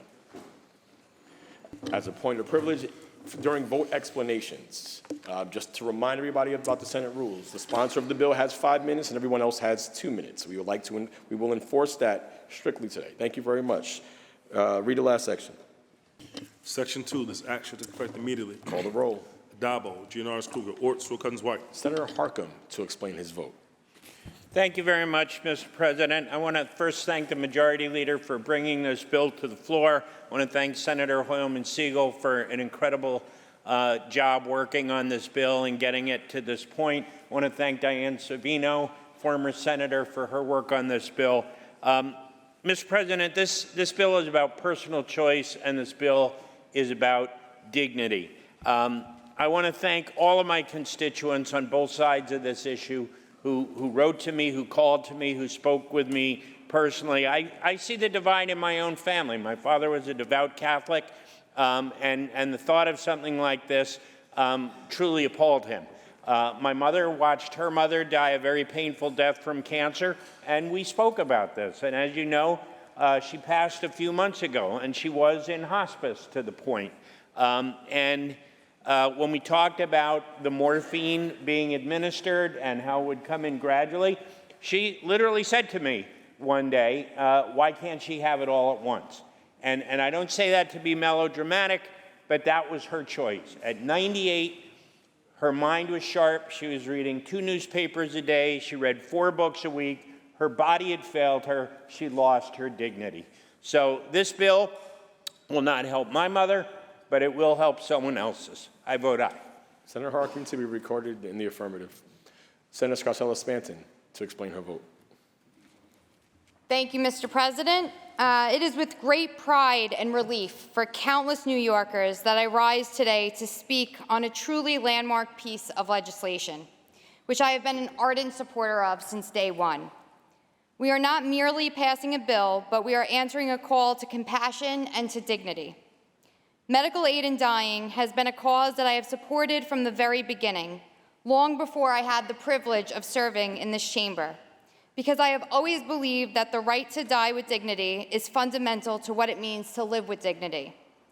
This bill was introduced nearly a decade ago by my predecessor, Senator Diane Savino, who's actually here with us today in the chamber. And she's always said that this bill is not about suicide, but it is about taking control of your own fate at the end of your life. She had the courage to put this conversation on the table, and it truly is an honor today that we carry this work across the finish line. Thank you. We owe an extraordinary debt of gratitude to Senator Brad Hoylman, who carried this bill to success, guiding it with grace and allowing me to work as a true partner. And you never made me feel like I was stepping on your toes. I appreciate that. I'm so lucky to have worked with you, tackling this issue from different sides. Brad will always tell you he is a gay Manhattan Jewish man, and I am a Catholic lady from Staten Island. So we come from different sides on this, but we made one hell of a team together. I also want to thank Assemblymember Amy Paulin, whose steadfast advocacy turned this into a reality. She's also here. She got this done in the Assembly. And of course, the organizers, Corinne Carey and Amanda Kavanaugh, who brought their entire heart and soul into making sure they got this done, along with every single advocate who stood in the halls week after week, sharing their deeply personal stories in their yellow shirts, with their posters, with their candles, doing so peacefully and making sure that we heard the stories of their loved ones. We heard a lot of what ifs today from the other side. We hear about the slippery slope, but I can stand here confidently and Senator say— Scarcella-Spanton, could you conclude, please? Yes, I can stand here confidently and say that this bill has all the issues that have been addressed, and I proudly vote aye. Thank you. Senator Scarcella-Spanton to be recorded in the affirmative. Senator Rivera to explain his vote. Thank you, Mr. President. I proudly vote in the affirmative in this bill. And while I think that some of the debate was in good faith, I think that we have to underline the fact that there were some disingenuous hypotheticals that kind of made it seem as if though physicians aren't professionals. This is a bill that has been thought through over and over and over again. And ultimately, as some of my colleagues have mentioned, it is about giving a person the opportunity and the dignity to choose how they go out. If you have somebody who is making this decision, this is not something that is taken lightly. And the bill, which I'm very thankful of, is built so that it has these steps that have to be taken. As some of my colleagues have suggested, this is something that today's Tuesday, and if tomorrow, Wednesday, I choose to do it, then on Thursday I can take this. This is not the way it works. As opposed to that, there's all sorts of levels that are established here. Physicians, 2 of them, have to make independent determinations under the penalty of perjury. They're giving up their license. If they're going to make the wrong decision here, they're making a determination for someone who's already made that decision and who has to be able to do it themselves. This is a decision that is made by people who are in deep, deep pain. I have talked to many family members over the years who have told me a lot about the suffering that some of their family members have gone through. This would give them an opportunity to actually transition in the way that they seem fit. And I thank all of my colleagues who have worked so hard to get it to this point. I vote in the affirmative. Senator Rivera to be recorded in the affirmative. Senator May to explain her vote. Thank you, Mr. President. I also want to thank Senator Hoylman-Sigal, the Majority Leader, and my colleagues for supporting this bill, and the advocates on both sides who brought a real dignity to this debate. In 1988, my husband died of the most painful form of cancer there is. He was 32 years old. And initially, the doctors didn't want to control his pain because they said his pain was their only guide to the progression of the disease. When they finally ran out of ways to treat the disease, they didn't want to give him pain control because they said morphine was too addictive. I had to move heaven and earth to find a doctor who would prescribe him morphine in the doses that would actually control his pain, and then to find a pharmacist who would fill the prescription. And I don't know if the last largest dose he took also took his life, but I know that he died in peace. And I also know that in those last few weeks, when he knew he had access to a drug that could control his pain, he didn't have the kind of anxiety and fear that he had lived with for at least a year before that time. And so I hear the statistic about more than a third of the people who have availed themselves of this prescription in other places have actually not used it. I understand that, because it isn't about controlling the disease or controlling the pain. It's about having control at the end of your life. Our medical profession has prolonged our lives, prolonged our deaths, and people want some form of control. And I am very confident that this will be a way for people to choose the end of their lives with dignity. I vote aye. Senator May to be recorded in the affirmative. Senator Gennardis to explain his vote. Thank you, Mr. President.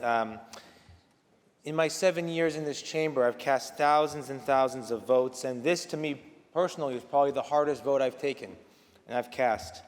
I've thought about this bill for years and years. I've heard from countless people up here in Albany, from my colleagues, back home in my district, people who support this bill, people who are opposed to this bill, people who are similarly conflicted over this bill.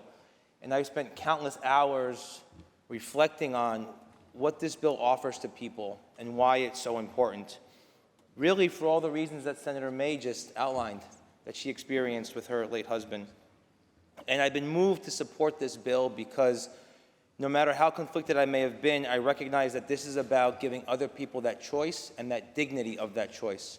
And that is something that no matter what background you come from, what belief system you have, you hold, what values you share, we cannot impose our views on others in that same way for them to make that choice. And so I'm comforted by the safeguards and protections that I know the sponsor worked very hard to place into this bill, and I trust that in authorizing this avenue for people to find hope for themselves and closure for themselves and comfort and dignity for themselves, that we can actually help not just those patients but their families as well. And for those reasons, I'll be voting in the affirmative. Thank you. Senator Gennardis to be recorded in the affirmative. Senator Mayer to explain her vote. Thank you, Mr. President.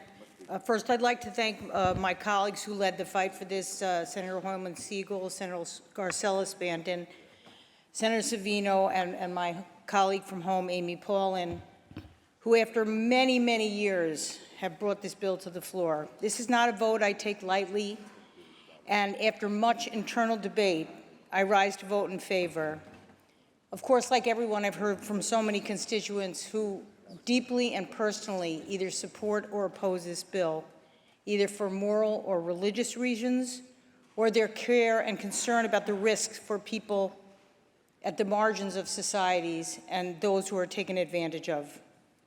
But at the end of the day, I'm supporting this legislation because I believe that New Yorkers with terminal illness, especially those who are suffering immensely, as we have heard, and all of us have experienced, deserve the opportunity to choose to die on their own terms with their own dignity under the safeguards in this bill. I respect those who disagree with me. I respect those for whom this is a choice they nor their families will ever make.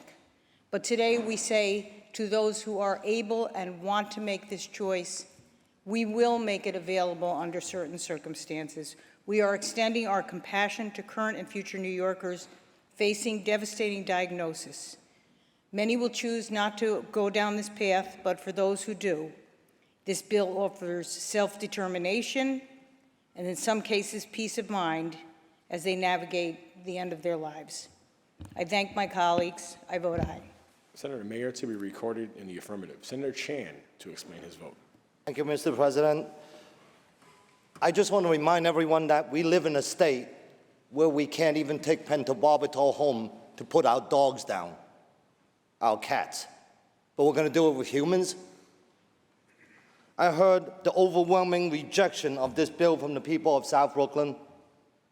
I want to thank my colleagues for talking about the moral aspects of this bill, policy, legality. But wouldn't you know it, there was a chapter in my life where I was an undercover narcotics officer in the Lower East Side of Manhattan. If I took $20 and walked into Seward Park in 1999, I can walk away with Xanax, Klonopin. I can walk away with methadone, Viagra. And during the pandemic, it was hydroxychloroquine. And soon, I will be able to buy pentobarbital in Seward Park. Just because nobody has been caught committing a crime doesn't mean a crime has not been committed in this regard. We didn't know there was a serial killer in Gilgo Beach in Long Island until he was caught, until we discovered the bones. So I'm going to have to, I admire the compassion component of this bill, but it's just too many aspects is bad about this. There's no oversight. I'm going to have to vote no on behalf of my district. Thank you, Mr. President. Senator Chan to be recorded in the negative. Senator Borrello to explain his vote. Thank you, Mr. President. I don't take this vote lightly. Unfortunately, I've known too many people that have died a painful, horrible death with ALS, including my uncle Paul Natero. Very, very difficult to watch. But you know, we're looking at this today as compassion. But there's a reason why the American Medical Association, AMA, reiterated today their opposition to this bill. Why? Because doctors are in the business of saving lives. And they take an oath based on the principle of first, do no harm. Now we're telling doctors to tell someone, counsel them, that it's okay to take your own life. First, do no harm. Then we're telling those doctors to prescribe deadly medication, hand it to someone, and let them walk out the door, not knowing what's going to happen with that medication. First, do no harm. The doctors who are supposed to be in the business of saving lives, prolonging lives, protecting life, are opposed to this. Why? Because first, do no harm. Today, this bill will cause harm, and that's why I'm voting no. Thank you, Mr. President. Senator Borrello to be recorded in the negative. Senator Tedisco to explain his vote. Mr. President, I know this is a very sensitive and difficult issue for all of us. But the one thing you should all remember today is at one time in New York State, we already had a system in which the state assisted individuals in their death. In 2004, we eliminated the death penalty. The last person to get the death penalty in New York State was 1963. Let me read you the physician's role, the compassion that was in place for vicious murderers that received the death penalty in New York State.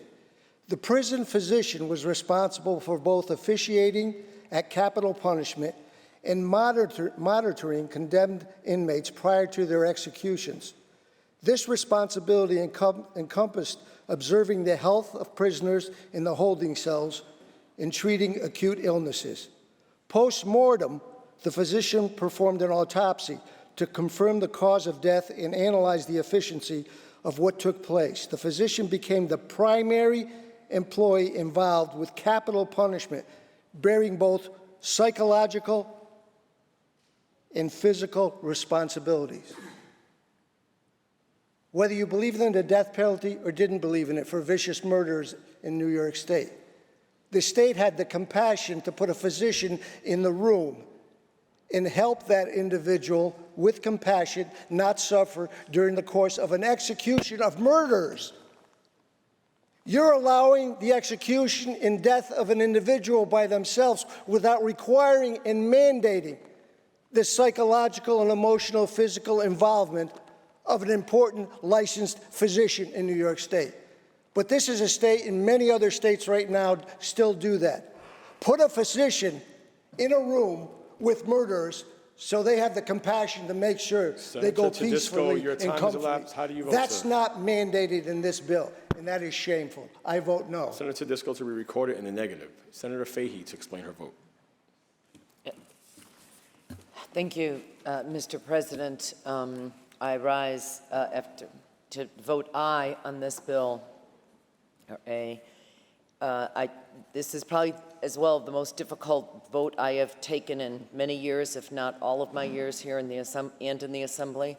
It is deeply, deeply personal for me, given my personal faith and given my personal beliefs. But I was elected to represent all of my constituents in the 46th district, not just those who agree with my personal perspective.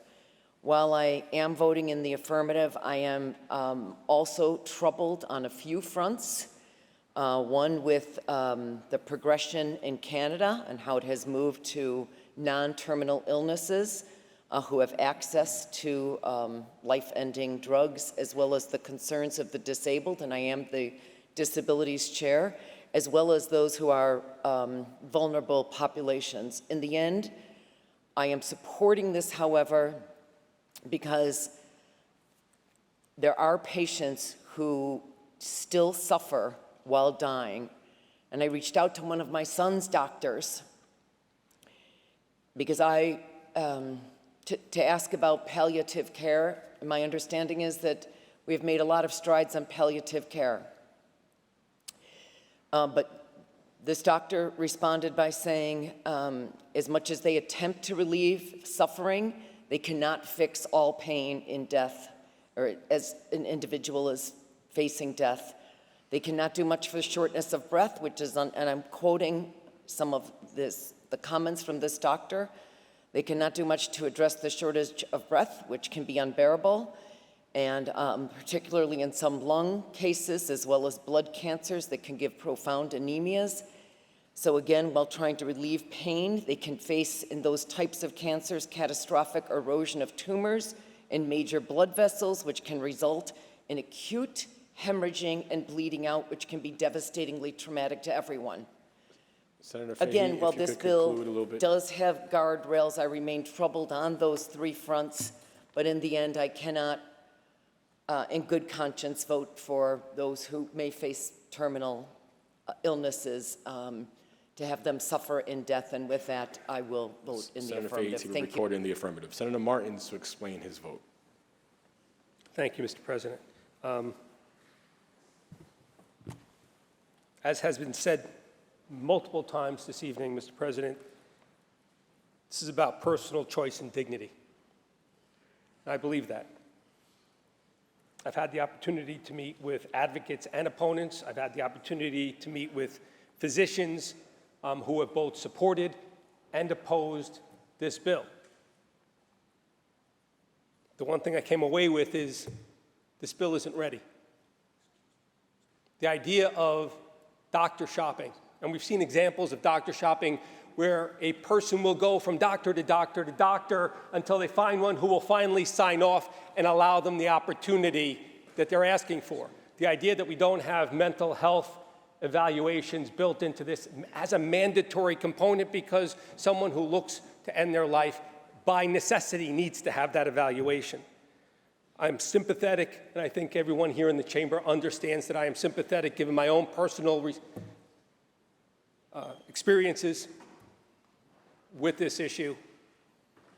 I am very sympathetic with the idea of personal choice and dignity, but I can't get there on this bill, Mr. President, and I'll be voting no. Senator Martins to be recorded in the negative. Senator Walczak to explain his vote. Thank you, Mr. President. I heard in this debate the slippery slope argument sort of pushed aside. New Yorkers remember when Compassion for Glaucoma patients allowed medical marijuana in New York, and then we watched it go on and become fully legalized. In 2016, Canada passed medical assistance in dying.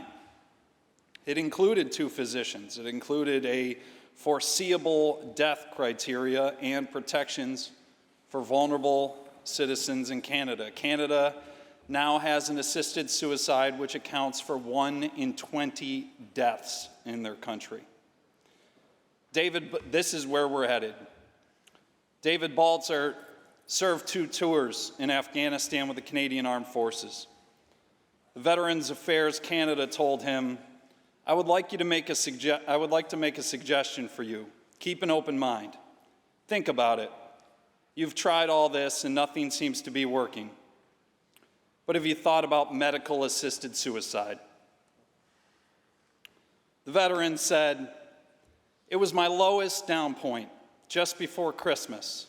It made me wonder, were they really there to help us or slowly groom us? Here's the solution. Just go kill yourself." I vote no, Mr. President. Senator Walczak to be recorded in the negative. Senator Gonzalez to explain her vote. Thank you, Mr. President. I rise today to proudly vote aye on this bill, and I want to thank the many advocates who are here today and those who I saw for years work in both chambers to ensure this bill's package. I certainly want to thank Senator Hoylman Siegel for sponsoring this legislation and all the work he's put into this.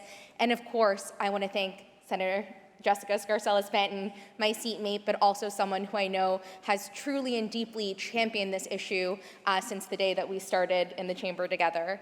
We talk a lot about freedom and dignity in this body. We talk about the ability to live our lives on our terms, and that ability should extend to ending our lives on our terms. We talk a lot about making sure New Yorkers can live their lives with dignity, and we need to also ensure that New Yorkers, if put in a situation, are able to also pass with dignity. So I support this bill and vote proudly aye because I believe this is a bill about bodily autonomy. It's a bill about ending suffering, and certainly it's a bill about giving every New Yorker the freedom to make the hardest decisions with their medical professionals. So again, I want to thank everyone for passing this. Thank you. Senator Gonzalez to be recorded in the affirmative. Senator Canzoneri Fitzpatrick to explain her vote. Thank you, Mr. President. This certainly is a very serious topic. We've talked about the slippery slope. We've talked about the vulnerable populations. We've talked about trusting doctors to do the right thing. But it's our job to legislate, and today I think we've failed. Senator May, I'm so sorry to hear what you've gone through. I, too, was a young widow with 4 children who suffered terribly over the loss of their father. That's why every day in this chamber I advocate for them. That's why I'm a senator, to make sure they have a better life. But we talk about mental health in this chamber all the time and what we can do to protect people from suicide and to make sure that they have mental health support. The lack of control over a lethal cocktail going into a home where there's potentially a parent dying and young children in that home that could end their suffering and think that I don't want to live without mom or dad and have access to lethal drugs in their home if they are mentally unstable is a risk I am not willing to take. One person, one child dying from that is way too many. I vote no. Senator Canzoneri Fitzpatrick to be recorded in the negative. Senator Comrie to explain his vote.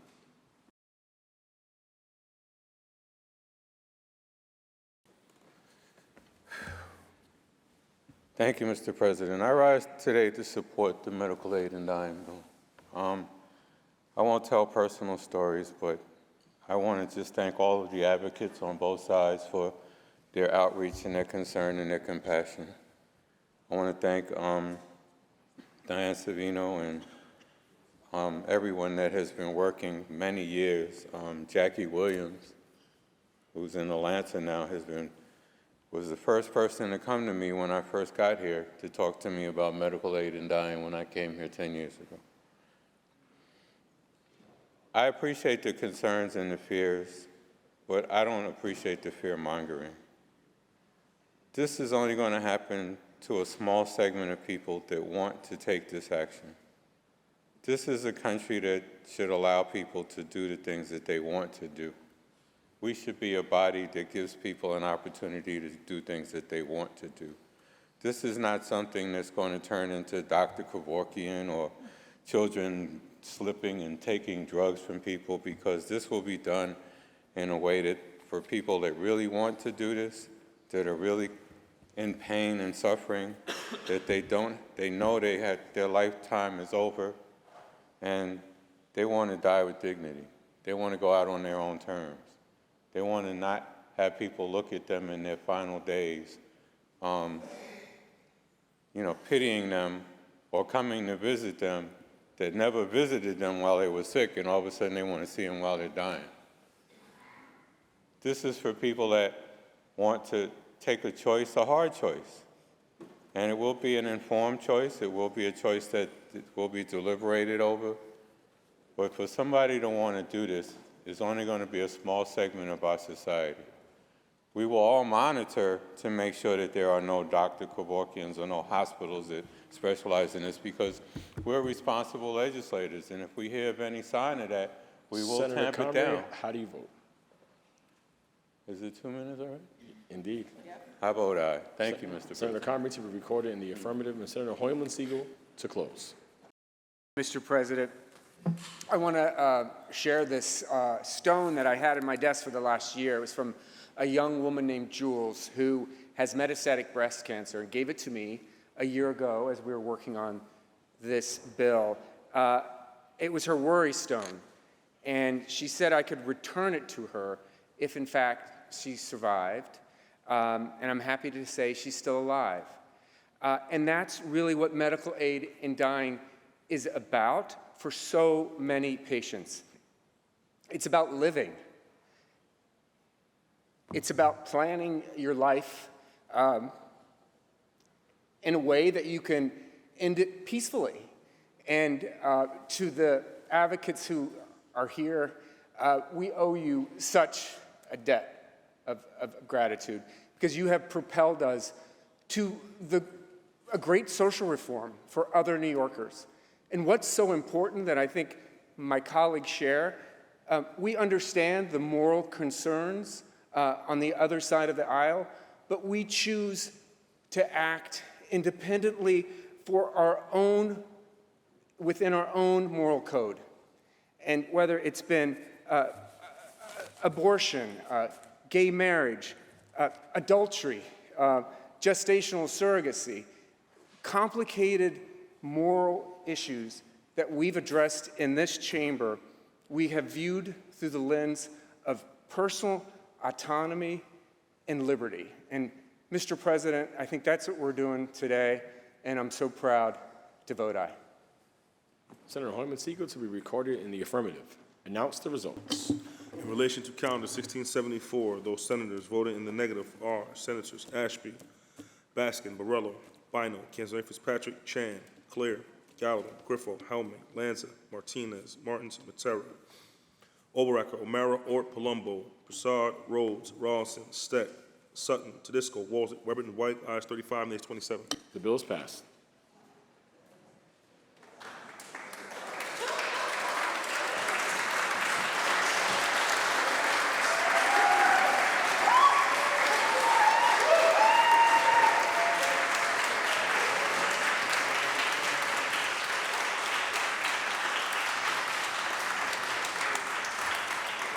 Senator Gianaris.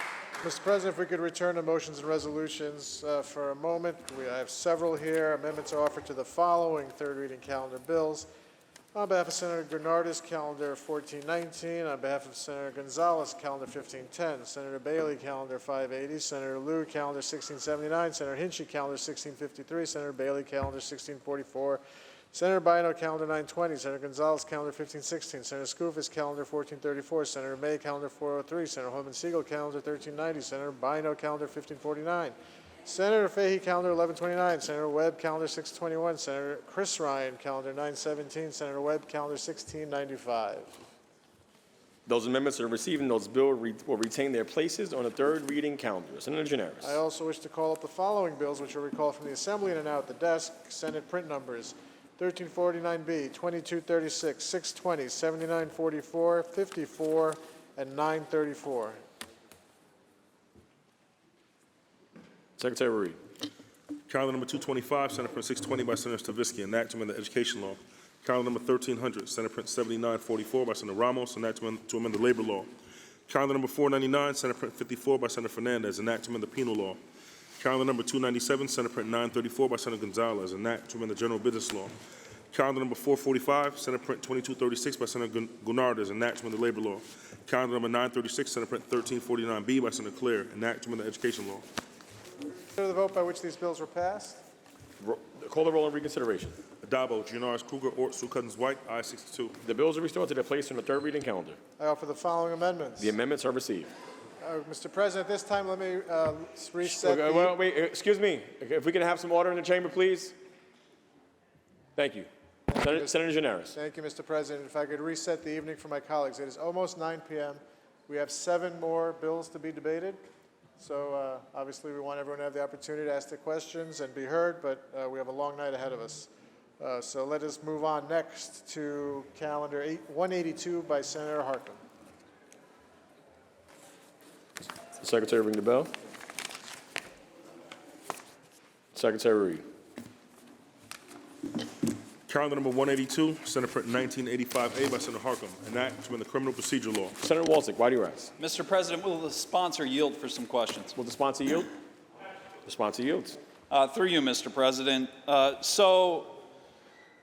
Section 530.11 of the Criminal Procedures Act defines family offenses. That includes disorderly conduct, including disorderly conduct not in a public place. Is that correct?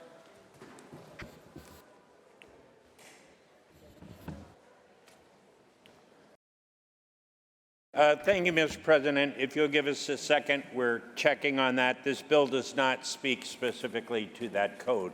So we're prepared to speak on this bill, but we will find out that answer for you if you desire that.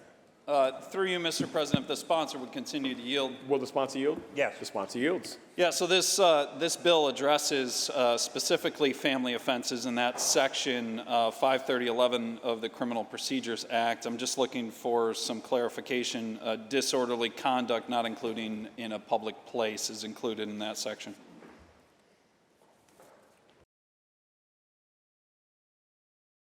Thank you, Mr. President.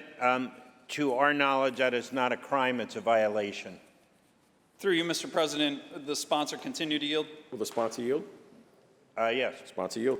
But that violation is under the list of things in family offenses. Is that correct?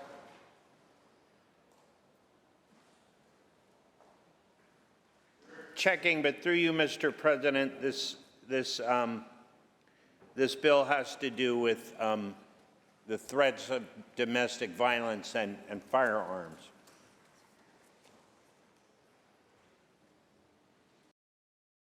Offenses is on the list. You are correct, sir. And through you, Mr. President, would the sponsor continue to yield? Will the sponsor yield? Yes. The sponsor yields. And under section 240.20 of the penal law, it outlines when the intent is to cause an annoyance or an alarm. One of the provisions is when someone makes an unreasonable noise, i.e. a noise complaint. Is that covered under this statute as well?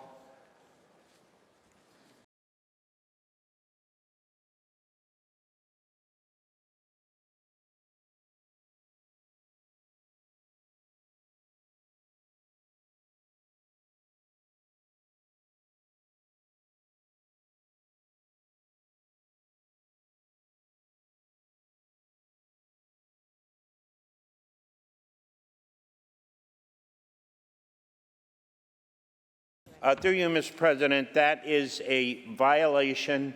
It's a family offense. It would need to be against another family member. Something like a noise complaint would not rise to the level of this bill that we're talking about today.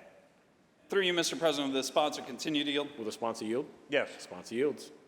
Section 240.20, disorderly conduct under the penal law. A person is guilty of disorderly conduct when with the intent to cause public inconvenience, annoyance, or alarm, or recklessly creating a risk thereof, engages in fighting or violent, tumultuous, threatening behavior, or 2, makes an unreasonable noise. So my understanding is that a noise complaint, if filed by a family member or intimate partner under this legislation, would qualify for the firearms confiscation. Am I understanding that correctly, Mr. President?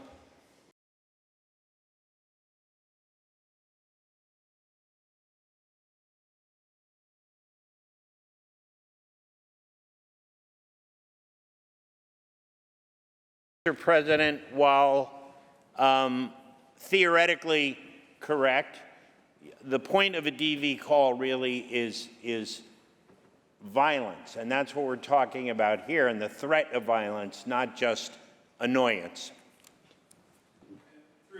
President, would the sponsor continue to yield? Sponsor yield?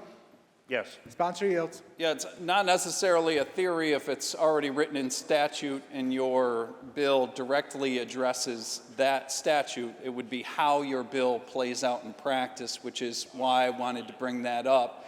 Is your intent something other than allowing a family member to file a noise complaint against a relative and have their weapons confiscated for that noise complaint? Through you, Mr. President, the bill allows officers discretion, that when they arrive on the scene and they go through the normal DIR and they don't feel that there is a threat assessment or there is a threat, they don't have to confiscate the weapons. And through you, Mr. President, would the sponsor continue to yield? Will sponsor yield? Yes. Sponsor yields. So would this bill, when we're talking about intimate relationships or family relationships, would this include roommates in that? If you have a long-standing roommate, would that be considered an intimate relationship?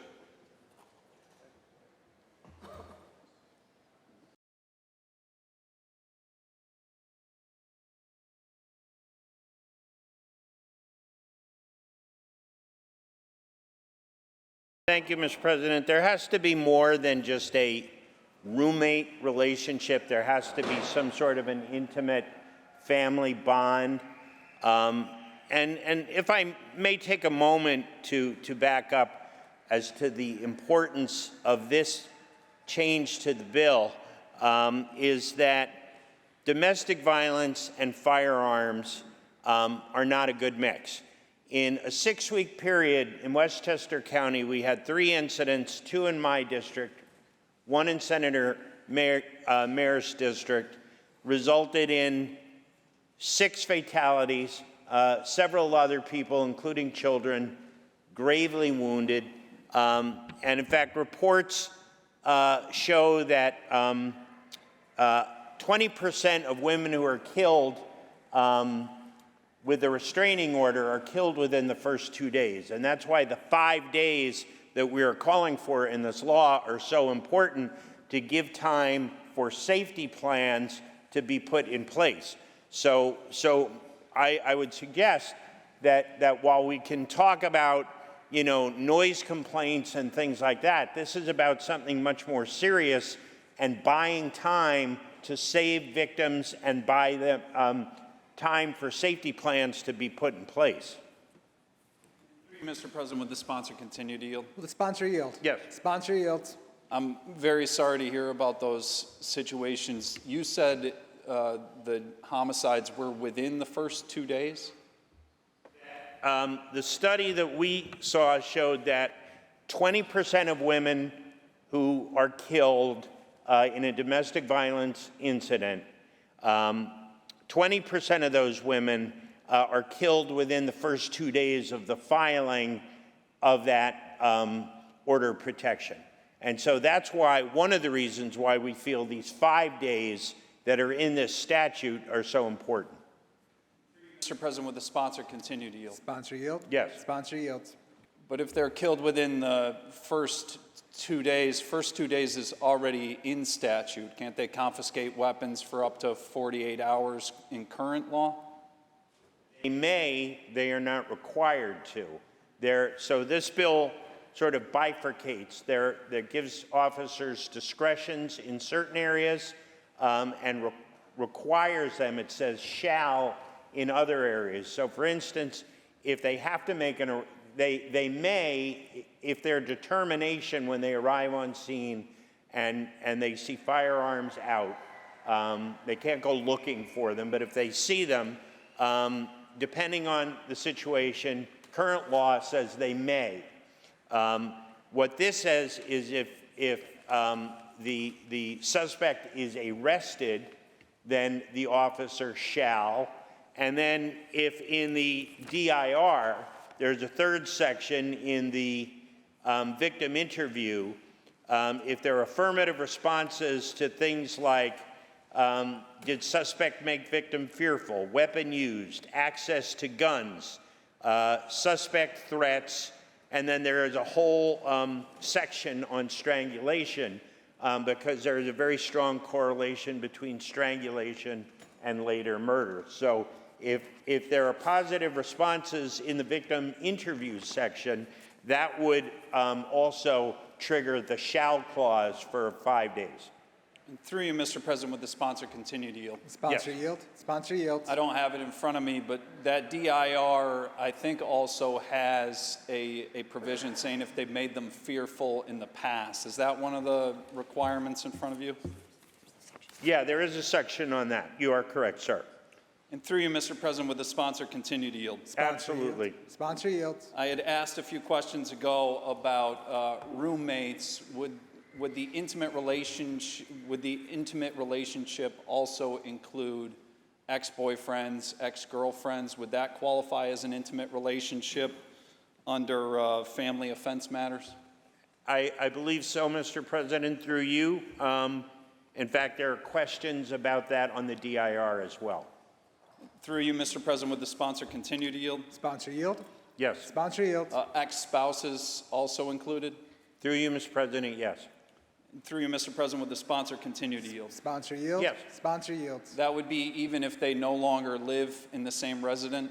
Through you, Mr. President, correct. And through you, Mr. President, would the sponsor continue to yield? Sponsor yield. Absolutely. Sponsor yields. Section 2 of your bill says shall take custody of firearms. Possession in the penal law talks about control and access to firearms. What firearms are we talking about? Are we talking about the alleged personal firearms or all firearms that they would have access to, all firearms in the home, for example? Through you, Mr. President, it would not be all firearms in the home. They would need a warrant to do that. This would be the ones on the suspect's person or are laying about the house that are visible. Through you, Mr. President, would the sponsor continue to yield? Sponsor yield.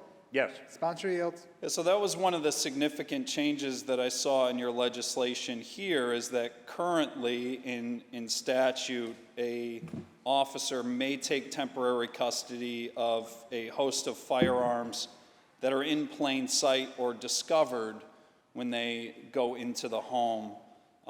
Yours is saying they shall take custody of any that are in possession, which could mean that they have access or control. So any other firearms in the house, even if they're owned by someone else, or would they have to be owned by the person who's accused?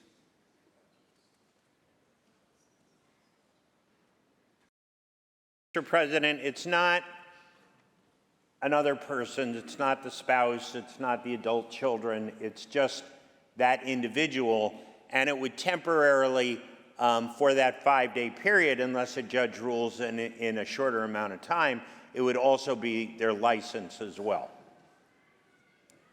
President, would the sponsor continue to yield? Sponsor yield. Yes. Sponsor yields. So currently, police officers in law are required to take firearms that are used, and they have discretion on any that are in plain sight that may be owned by someone else or owned by them. What does Section 2 specifically change then?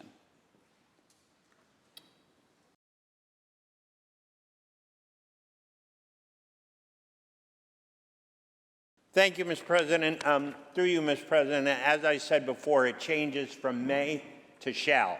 Right now, officers may, and this directs them to shall. Thank you, Mr. President. On the bill. Senator Walczyk on the bill. A noise complaint from a jilted lover could result in gun confiscation and may even require it, according to the sponsor, requires it, depriving New Yorkers of their Second Amendment rights. Those are the rights that you all swore to uphold. Police can already arrest, separate, and protect victims of domestic violence, which is very good and important. But an order of protection, as the sponsor pointed out, is only as good as the piece of paper that it's written on, and this bill has the potential to remove firearms from the home under that definition of possession, even if they're owned by the victim or the complainant. It's bad policy. It's reckless, and I believe it's unconstitutional. I'll be voting no and encourage my colleagues to do the same. Thank you. Thank you, Senator. Are there any other senators wishing to be heard? Hearing and seeing none, debate is closed. The Secretary will ring the bell. Read the last section. Section 2, this act will take effect immediately. Call the roll. Adabo, Gianaris, Kruger, Ort, Sue Cuttins, White.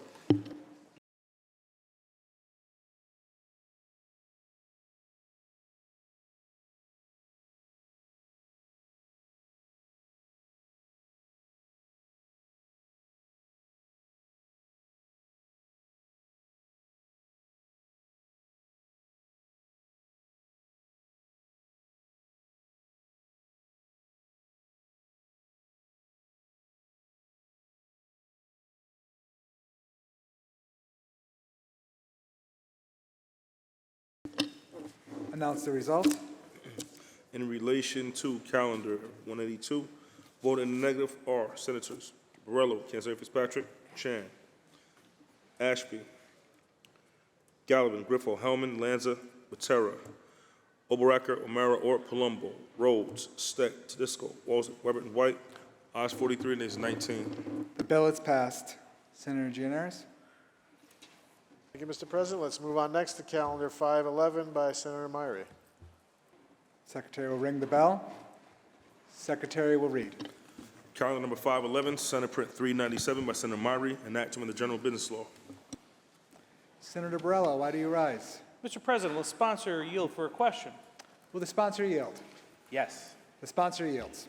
Through you, Mr. President, in the words of my favorite leprechaun, why are you trying to steal me Lucky Charms? Mr. President, I'm not quite sure how to answer that, but I will give back the time for the subsequent question. Mr. President, sponsor continue to yield. Sponsor yield? Yes. Sponsor yields. Well, I guess my question is, Lucky Charms is a pretty high sugar, very popular cereal. Some people would call this junk food, but is there actually a definition for what is considered junk food in this bill? Through you, Mr. President, what this bill does is clarify what can be characterized as false or misleading advertising, particularly when directed at children. We know that 1/3 of New York children are obese or overweight. That number has grown over the past 5 years post-COVID, and we know that a significant source of that obesity and overweight is attributed to the consumption of processed foods.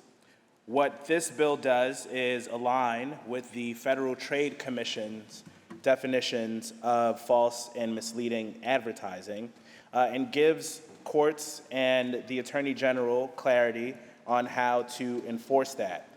Notably, because Senator Borrello and I have made this an annual tradition in debating this, we have taken into consideration the characterization of natural foods, foods that are produced and that this state takes great pride in, but does outline when these foods that are targeted to children, that the court should take special attention and special consideration. Mr. President, would the sponsor continue to yield? I materialize. Will the sponsor yield? Yes. Sponsor yields. So you're suggesting that in this bill that, a targeted person, which is a child, is basically acting on behalf of themselves. They would see an advertisement and then essentially be able to go out and have the resources to act on that advertisement and buy that food. Is that, you're basically saying that the child that would be impacted is essentially going to respond to that advertising and go buy that unhealthy food as a result. Is that correct?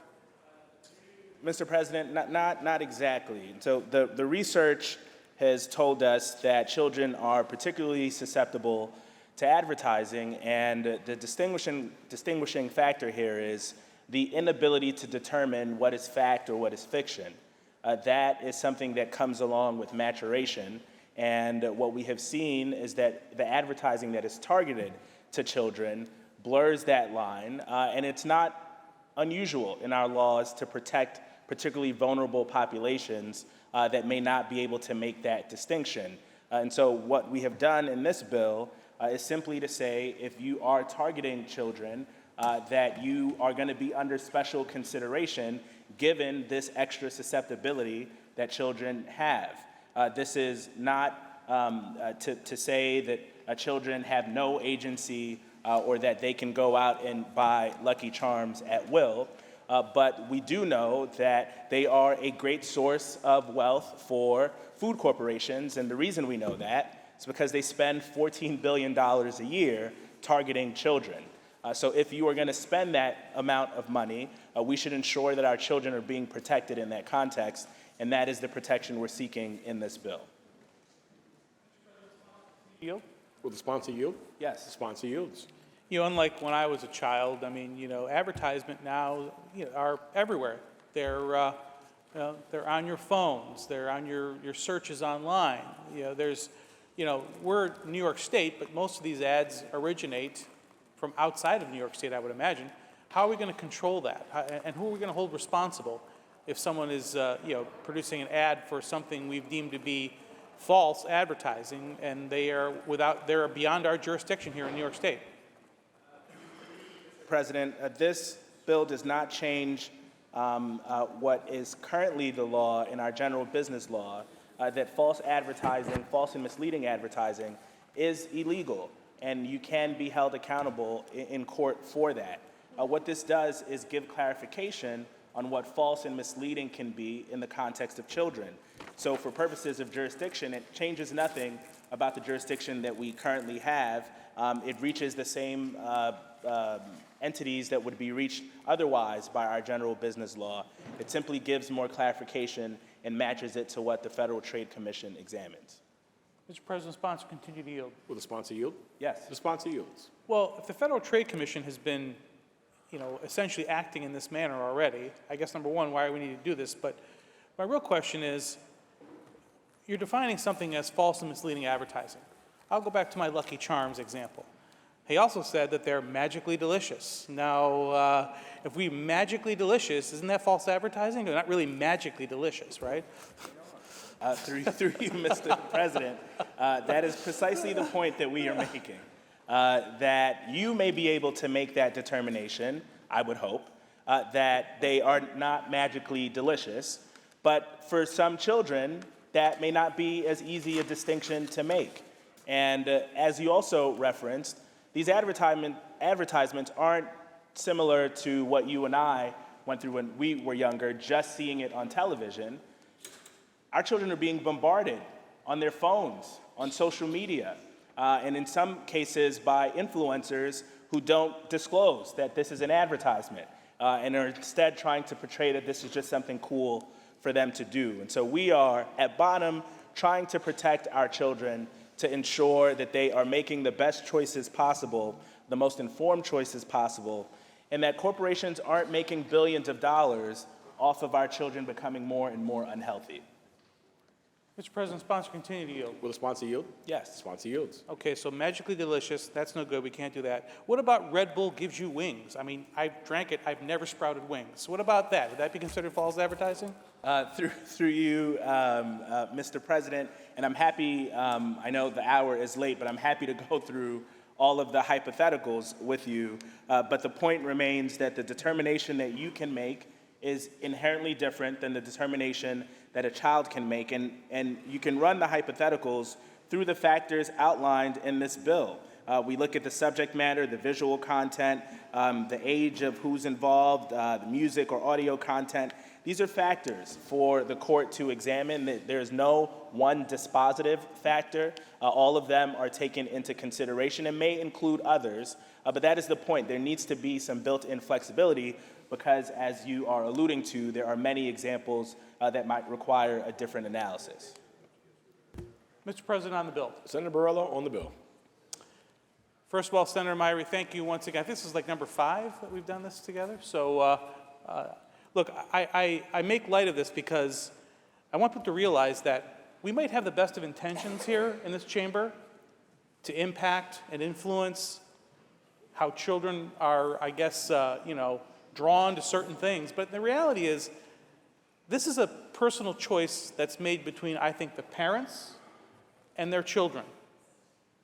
For us to say that we are going to somehow eliminate advertising influences on children, I think is A, unrealistic, and B, is the unintended consequence of, are we going to create the opportunity for, in our very litigious society, for people to, create lawsuits because Red Bull does indeed not give you wings. And maybe I understand that as an adult, but a child does not. So now somebody's got to pay. Lucky Charms are not magically delicious. I know that, but a child does it. Now somebody's got to pay. Yes, and this bill is not great either, so. That joke is out of order. I'm sorry. Senator Borrello, Withdrawn, continue. Mr. President. Sorry, it's late. So I think my point here is this. Do I think that children should be eating healthier foods? Absolutely. We should start, frankly, by changing our rules on what SNAP can be used on, okay? We provide millions and millions of dollars a year to families to feed their children, and we allow them to buy processed foods, high sugar drinks, prepared foods. The list goes on and on. You can use SNAP benefits at fast food joints. Shouldn't we stop that first? Wouldn't that be the best way to do it, considering we know how many millions of children are receiving SNAP benefits through their family? We could fix that right away. Make sure that's only healthy, non-processed, non-prepared foods that could be purchased with taxpayer-funded benefits. That's an idea that I could get behind. But this isn't going to do it. So once again, I'll be voting no, but I enjoy the engagement. Thank you, Mr. President. Thank you, Senator Borrello. Are there any of the senators wishing to be heard? Seeing or hearing none, debate is closed. The secretary will ring the bell. Read the last section.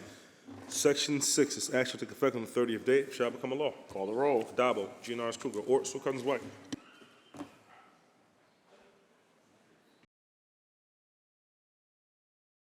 Senator Myrie to explain his vote. Yes, and thank you, Senator Borrello, for our annual exchange on this bill. I just wanted to make a quick clarifying point on commercial speech and the Constitution and what is protected and what is not protected. Just for the record, when the advertisement or the speech in the advertisement is what we legally call puffery or exaggeration, that is not false and misleading in and of itself. What this bill does is combine a couple of factors to say when it is targeted and may or may not have that language, you have to consider the factors and who the audience is and what the implications of that audience may be. So I just wanted to get that on the record, and to be clear, I, of course, will be voting in the affirmative. Thank you. Senator Myrie to be recorded in the affirmative. Senator Kruger to explain her vote. Thank you, Mr. President. I have to say I love this bill because we know there's a direct correlation between what children get inundated with and then what they go and demand their parents buy for them, even if their parents can't afford it. Anyone who's had small children knows how persistent they can be until they get what they want. So this bill is an opportunity to try to help discourage young children from being exposed to this onslaught of advertising because, yeah, Lucky Charms are not magically delicious, and pretty much none of the other breakfast cereals are either. Now, as far as saying you should limit what low-income people can buy with government benefits, here's the facts. Because low-income people get so little money, they actually eat much more healthily than middle-income and upper-income kids because they can really afford all that junk food. So again, the assignment needs to be helping educate kids not to want this stuff in the first place. I vote yes. Thank you. Senator Krueger, to be recorded in the affirmative, announce the results. In relation to calendar 511, voted in the negative are Senators Borrello, Chan, Gallivan, Griffo, Helming, Lanza, Oberacker, O'Mara, Ort, Rhodes, Steck, Tedisco, Walzek, and White. Ayes 48, nays 14. The bill's passed. Senator Janaris. Mr. President, next up is calendar 634, and thereafter, let's just go in number order. Okay. The Secretary will ring the bell. The Secretary will read.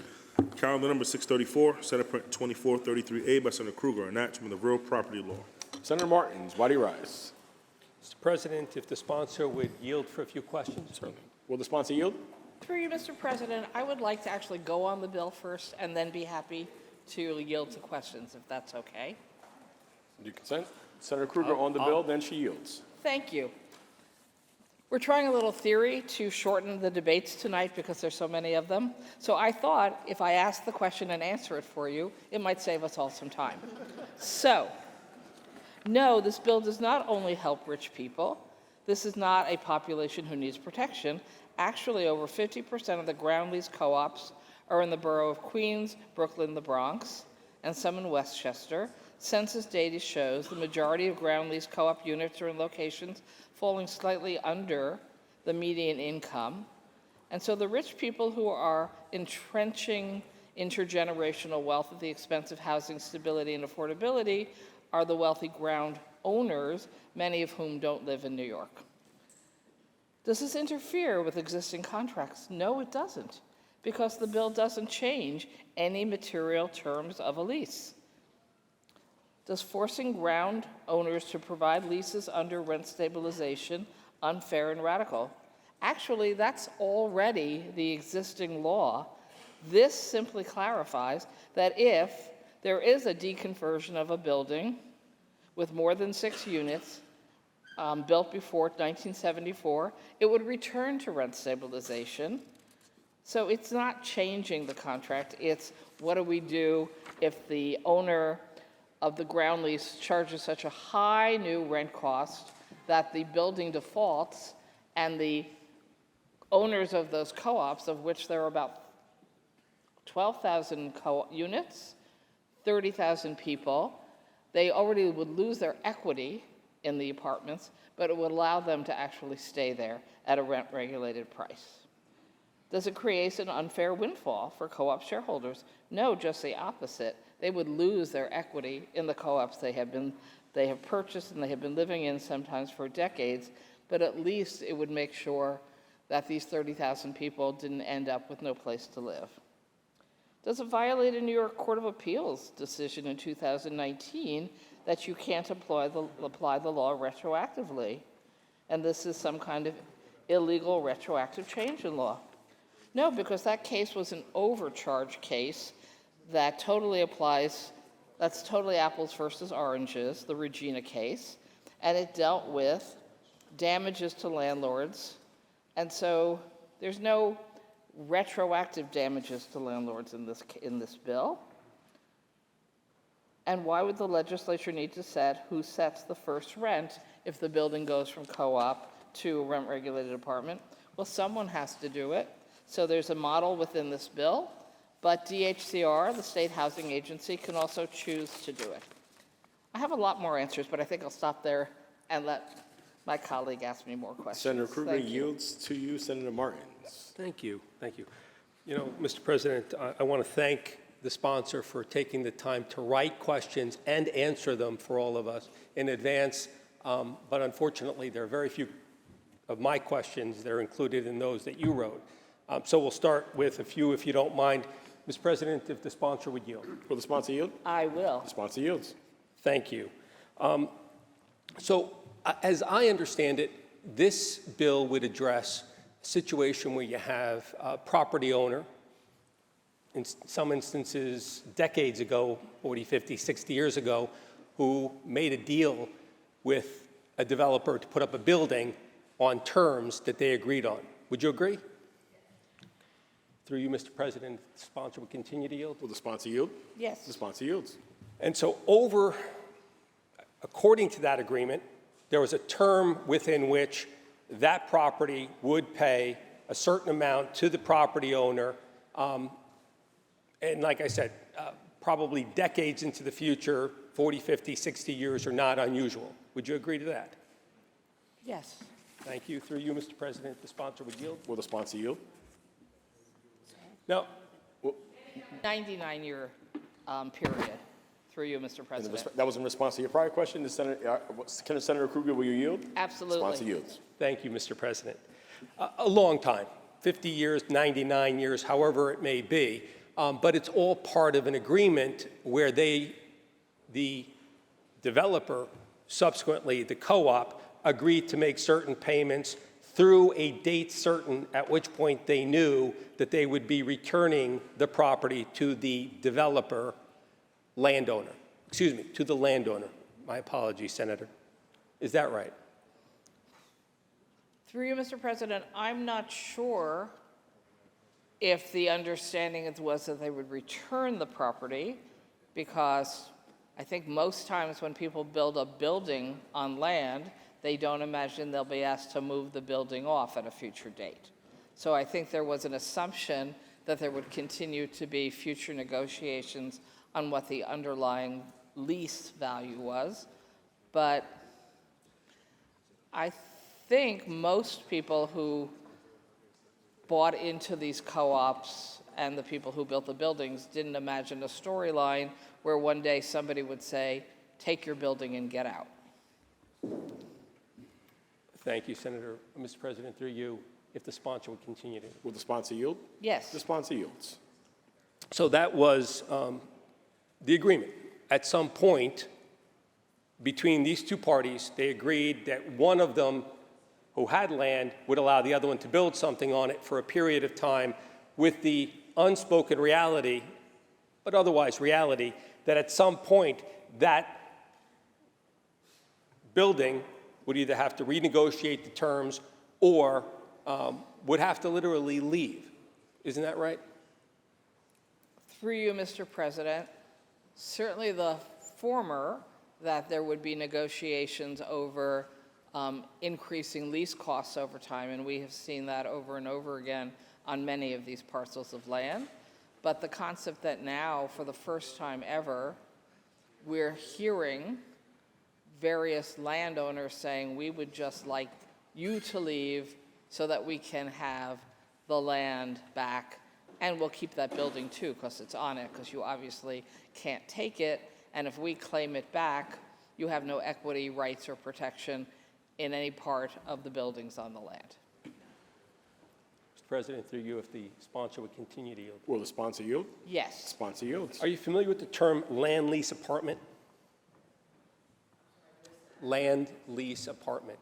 Are these co-ops or these apartments, are they typically referred to as land lease apartments? Land lease co-ops, yes. Okay. Through you, Mr. President, if the sponsor would continue to yield. Will the sponsor yield? Yes. Sponsor yields. Have you had the opportunity to look at the cost of purchasing one of these land lease co-ops as compared to a market rate co-op to see if there is in fact a difference in the cost to acquire one as opposed to the other? Through you, Mr. President, the prices have varied obviously through history and through the geography of where they're located. But yes, the base price today on most of these buildings, I believe, is lower cost per unit than other new co-ops going up, but the maintenance costs are often radically higher. So actually it's very difficult to sell and leave because the maintenance costs have gone so high because of the growing land lease costs that the economics of it are actually problematic, at least in Manhattan, where I know the buildings very specifically. Through you, Mr. President, if the sponsor would continue to yield. Will the sponsor yield? Yes. Sponsor yields. You anticipated my next question. So do we have similar land lease co-op buildings in your district in Manhattan? Through you, Mr. President, we have approximately 12,000 identified units, Queens, Brooklyn, Bronx, Manhattan, Westchester. The largest number of these units are in Brooklyn, Queens, Bronx. But I can give you the numbers for each borough. No, I was, through you, Mr. President, if the President, the sponsor would continue to yield. Certainly. Will the sponsor Yes. yield? Sponsor yields. I was just asking about your particular district in Manhattan, whether or not there were buildings that would qualify under this legislation. Yes, I do. Through you, Mr. President, if the sponsor would continue to Will the yield. sponsor yield? Yes. Sponsor yields. Did any one of those buildings reach out to you and ask you to sponsor this legislation? Of buildings that came together, the Ground Lease Co-op Coalition, and they definitely reached out to me. They reached out to other legislators.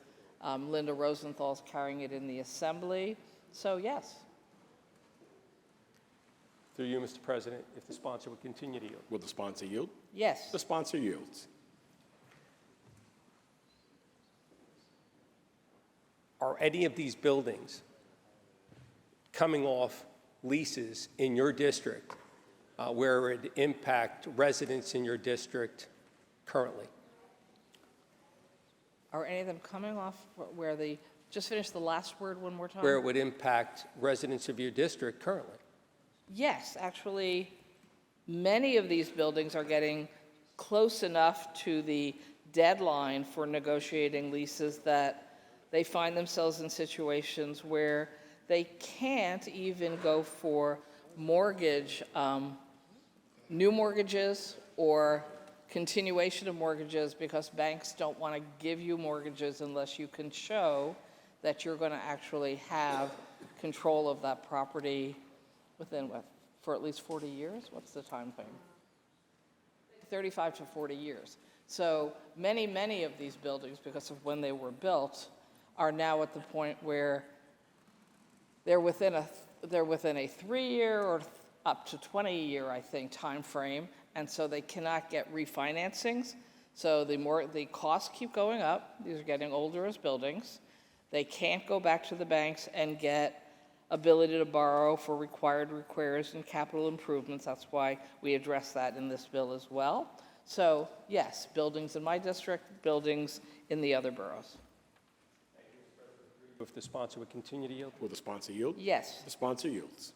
Is it unusual for a tenant, someone who doesn't own property, to come to the end of a term and have to vacate the property on the terms of their lease? Tenants in a rental situation, these are cooperative owners. So I don't think there's a tenancy equivalent. Through you, Mr. President, if the sponsor would continue to yield? Will the sponsor yield? The sponsor yields. So, yes. Thank you.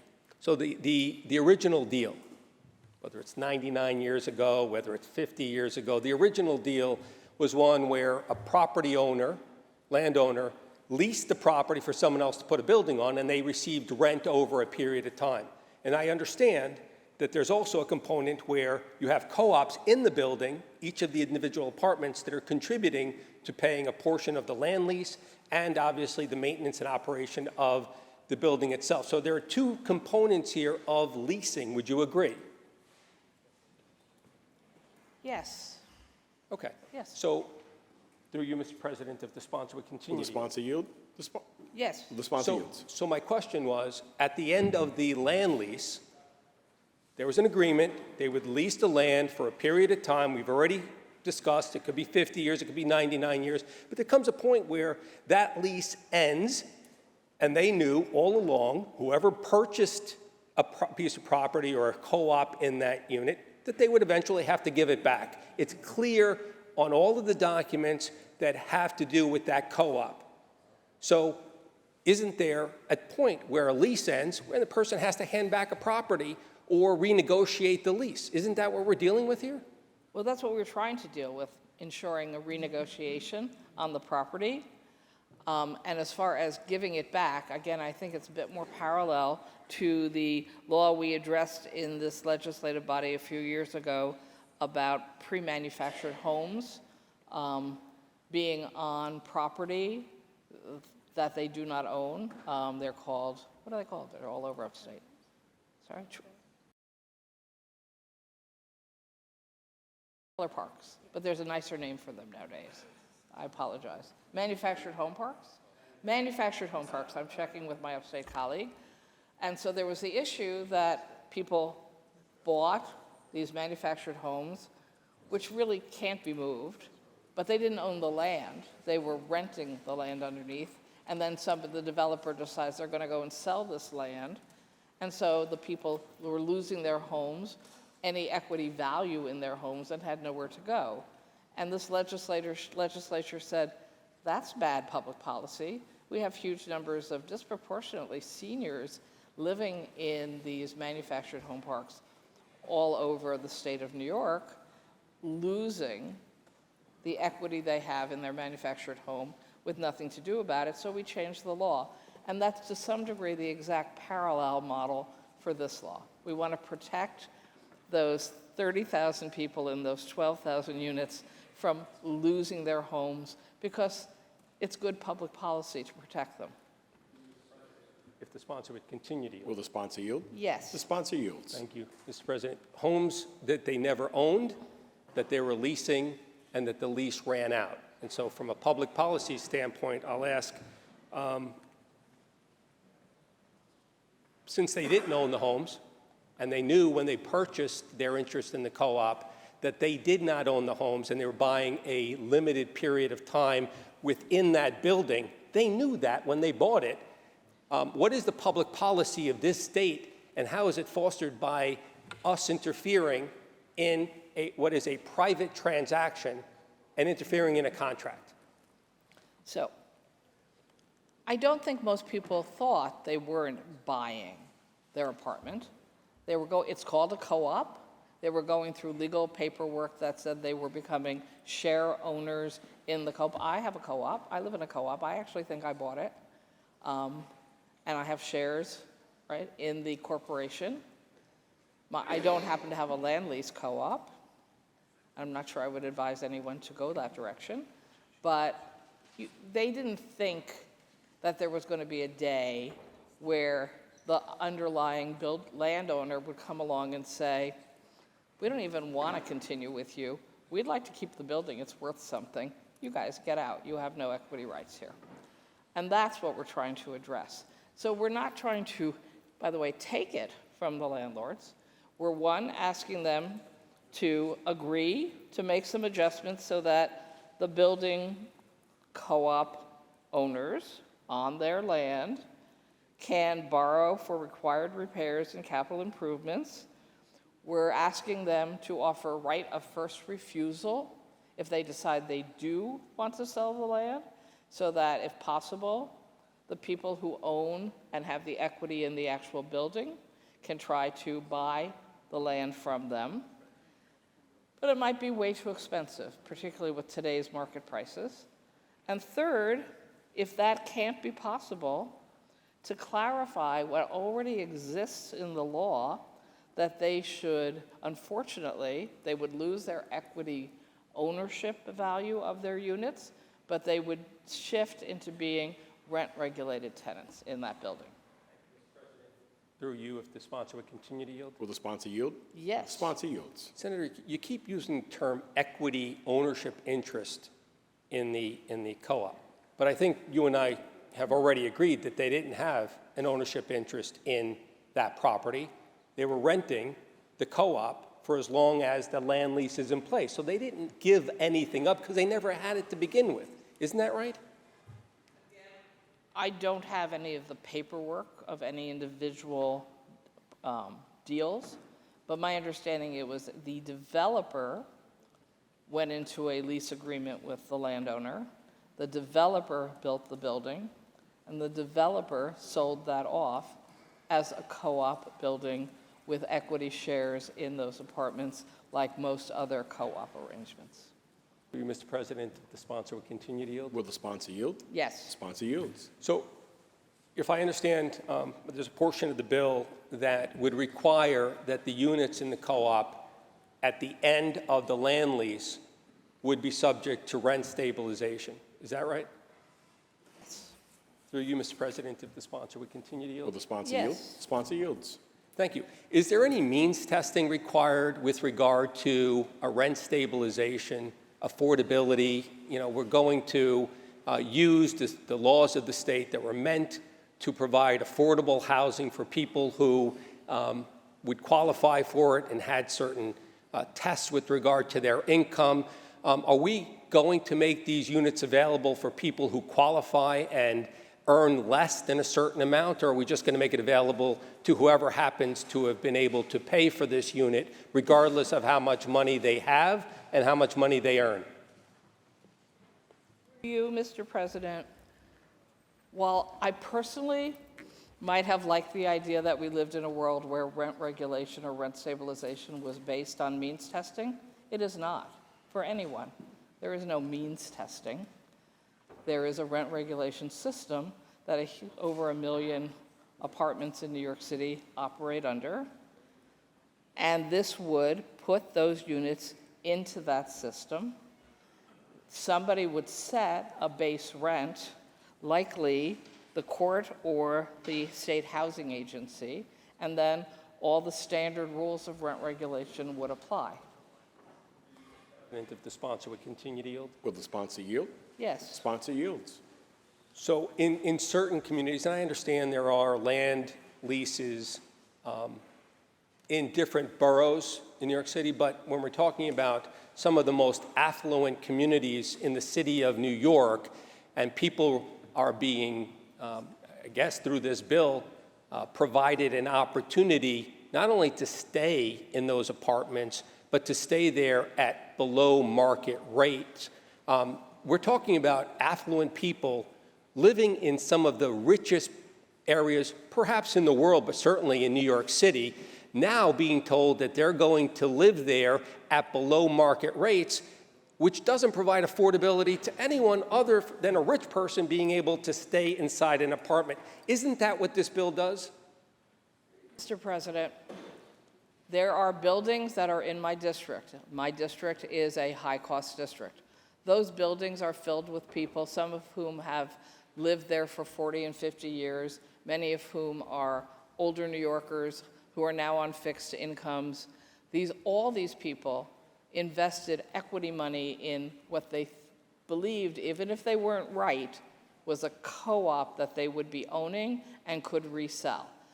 Under this storyline, they lose that equity value they have, okay? They're not winning, they're losing, because they're losing their equity value in the units. But we are hoping that they are going to be able to stay in their homes if there is a rent regulation arrangement, which the law already established in 1974.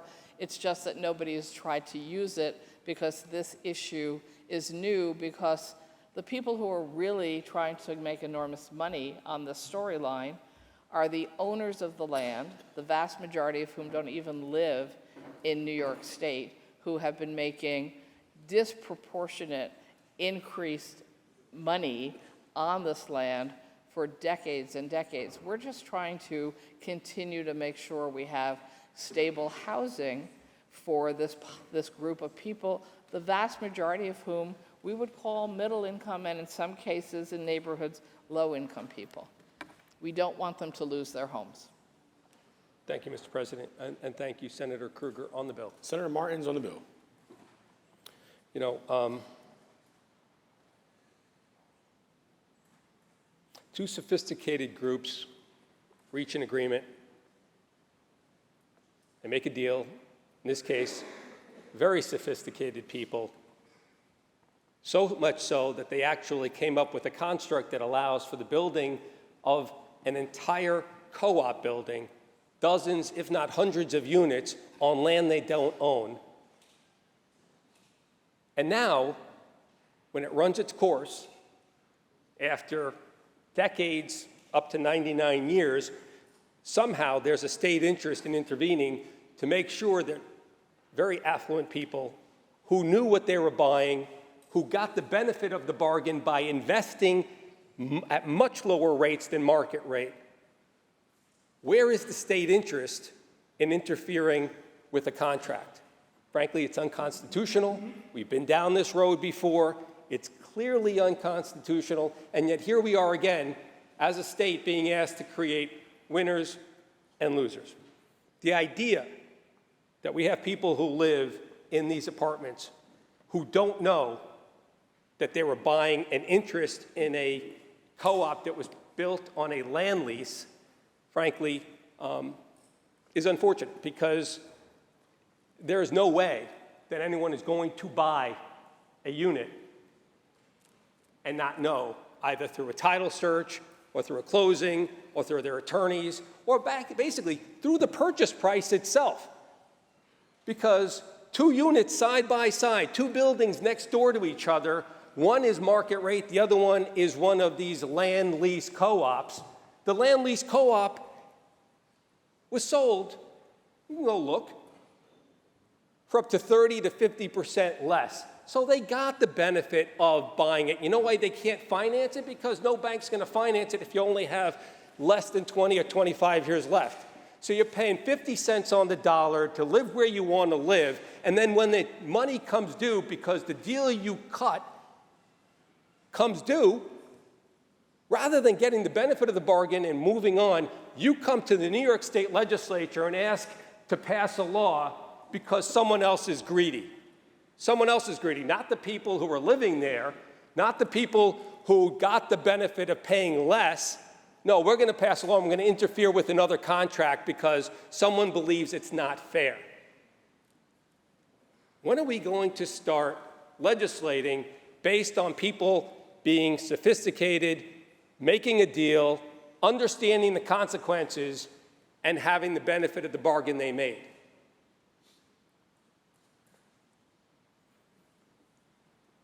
There are stories out there. We can refer to them. It's clear, simple Google search for anybody who wants to, what these values are. So I get it. I understand. I think we all do. People are in a position where they don't want to be. They don't want to have to pay more than they did. But the people who are going to benefit, the person who paid 50 cents on the dollar to live there, is now not only going to have the benefit of having paid less, they're now going to have the benefit of living in a rent-stabilized apartment at below standard rates, because that's the next natural consequence. Now, from a public policy standpoint, I challenge everyone here. We've all talked about affordability and affordable housing and the crisis we live in here in New York when it comes to affordability. I've got kids living in New York City who can't afford an apartment. They have to double up or triple up with their friends. They're out of college and they have to pay thousands of dollars a month to live in an apartment. And yet we're going to, without means testing, allow people who live in some of the most affluent areas in the city, certainly, the opportunity to live in rent-stabilized apartments at below market rates. Think about that for a second. We're going to use the authority here. We're going to pass a law that says rich people are going to live at below market rates, and then we're going to actually allow them to pay less for the apartment, stay there, not have the bargain that they bargained for, and then reward them on top of it by making sure they stay there at below market rates. We're not going to make those apartments means tested so that people like our children and our constituents who are looking to live in New York City, work a job in New York City, so that if they're making less than median income, have a place to live. No, we're going to allow the people who are there, we're just going to give them a gift. How does this make sense, and why would we do this? Now, if you wanted to tell me we were going to do this so that we can increase the number of affordable units that were in New York City, we'd have a discussion. If we were actually going to prioritize means testing it so that people who had less could perhaps still afford to live in New York City, we'd have a discussion. But that's not what we're doing here. We're creating winners and losers. And again, for whom? Where's the state interest? Why are we passing a law for this? Why are we interfering in contracts that were entered into at arm's length, which again, I believe is unconstitutional. I know it's unconstitutional. And when those building owners get around to suing as a result of this unconstitutional law, if it passes, because I still have hope that you'll all be convinced to follow my lead and vote against this bill. But when they sue, because it is unconstitutional, we'll be right back. So it's a bad idea, Mr. President. I think, clearly creating winners and losers through legislation and interfering in contracts is not something we should do. It's something we've been warned about in the past. And I strongly urge my colleagues to look at what this really is. These aren't apartments in the poorest areas of the city. That's not what we're dealing with here. We're dealing with a group who actually hired lobbyists, a coalition, to come up here and change laws. Let's understand what it is. Let's treat it accordingly. Mr. President, I'll be voting no. Thank you, Senator Martins. Senator Poe. Sir?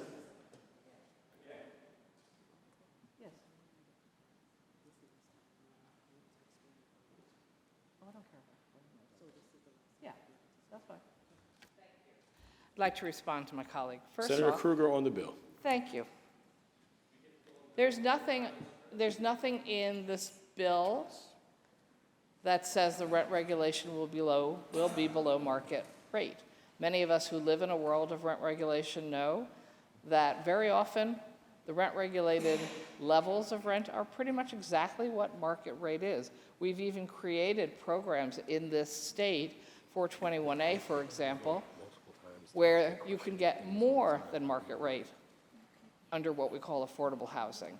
We're not doing any of that now. We're just talking about if you lose your equity, that's real money you paid in for that unit, that you can be at a rent-regulated standard. Not necessarily less than your neighbors, not even less than market rate. That will be determined by DHCR in a court process. As to whether those buildings would suddenly become available to lower income people, since the whole issue here is the underlying landowners asking for ridiculous sums of money as rent, as on the rent on the land, they're certainly not going to throw these people out and tear those buildings down and turn it into affordable housing. With all due respect, just the opposite.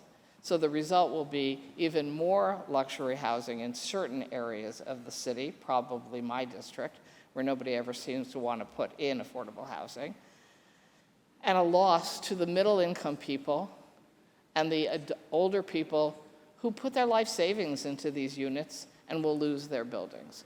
So don't get confused. Now, could a court strike it down as unconstitutional? I don't know. I've been here 23 years. I've watched real estate attempt to get things shot down as unconstitutional. If they win in court, obviously this is all moot. But it seems an awful lot of the time they aren't winning in court because we are doing what we're supposed to be doing to try to protect people in their homes who have invested their lives and their time in communities. And that's all I'm asking for people to do here. And now I'm happy to take more questions and not speak on the bill a third time. Thank you, Senator Krueger. Senator Palumbo, why do you rise? Thank you, Mr. President. Would the sponsor yield for a few questions? Will the sponsor please? yield? Yes. The sponsor yields. Thank you, Senator Krueger. And I know I saw some of your colleagues wavering that Senator Martins almost got them to vote no. So I'm going to drive it home and maybe we'll defeat this bad boy. But so, Senator, regarding the retroactivity, and I think there were some comments made in the last debate, questions with Senator Martins about you don't believe that it has a retroactive effect. And you were just discussing that Regina case that the Court of Appeals decided, saying that the prior, a similar type provision regarding overcharges had retroactive effect. So in that regard, you indicated earlier that it was 1974 that the rent regulations came into effect when they were created. Isn't it also true, though, that some of these contracts, as we indicated, can be 99 years? The ground leases were executed prior to 1974. Is that fair to say? Through you, Mr. President, I don't know the dates of any specific land leases. So it's possible. Thank you. Sponsor yield. Will the sponsor yield? Yes. The sponsor yields. Thank you. And in that regard, I think it's only been about 20 years where landlords are required to keep records of prior rents as well. Is that accurate? 20 years? Longer, actually. 20-ish? Do you know? I mean, if you could please correct me No, if you I think the DHCR records go back farther than that, actually. They might be on paper somewhere in a warehouse, but I think they go back further. Sponsor yield. Will Yes. the sponsor yield? The sponsor yields.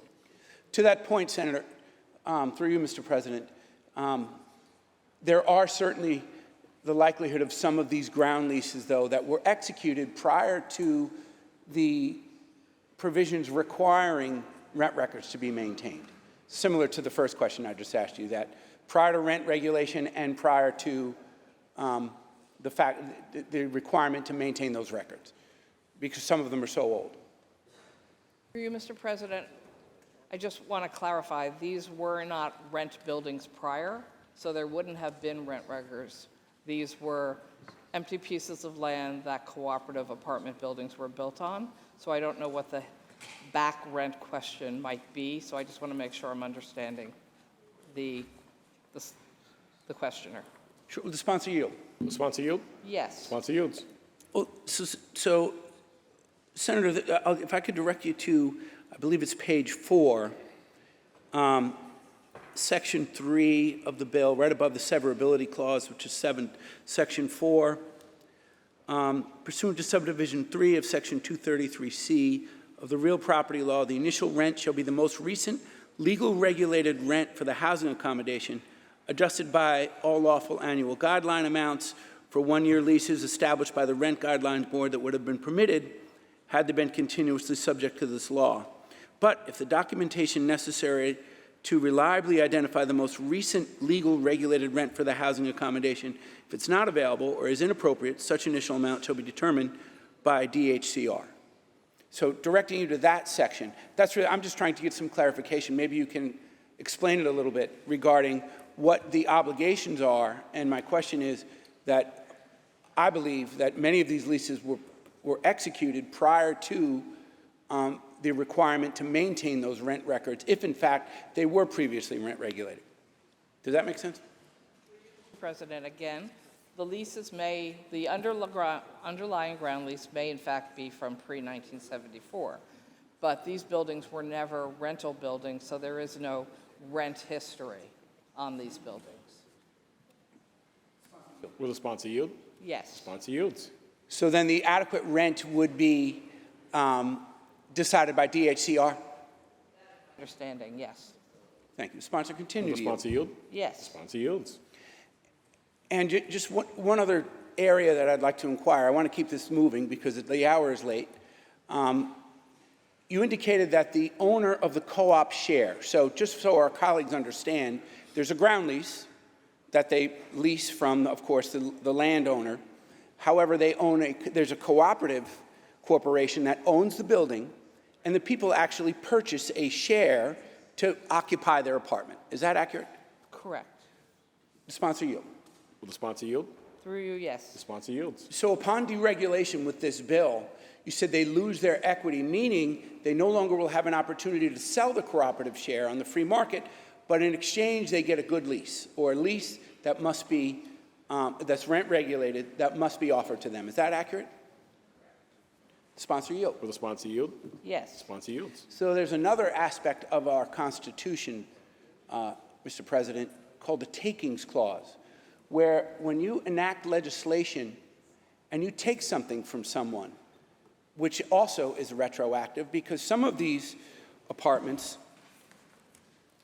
and I have just a couple examples at 50 Gramercy Park North. It is 23 full-service apartments with housekeeping, room service, spa services, pet walking, fresh flower services, They sell for $9 million.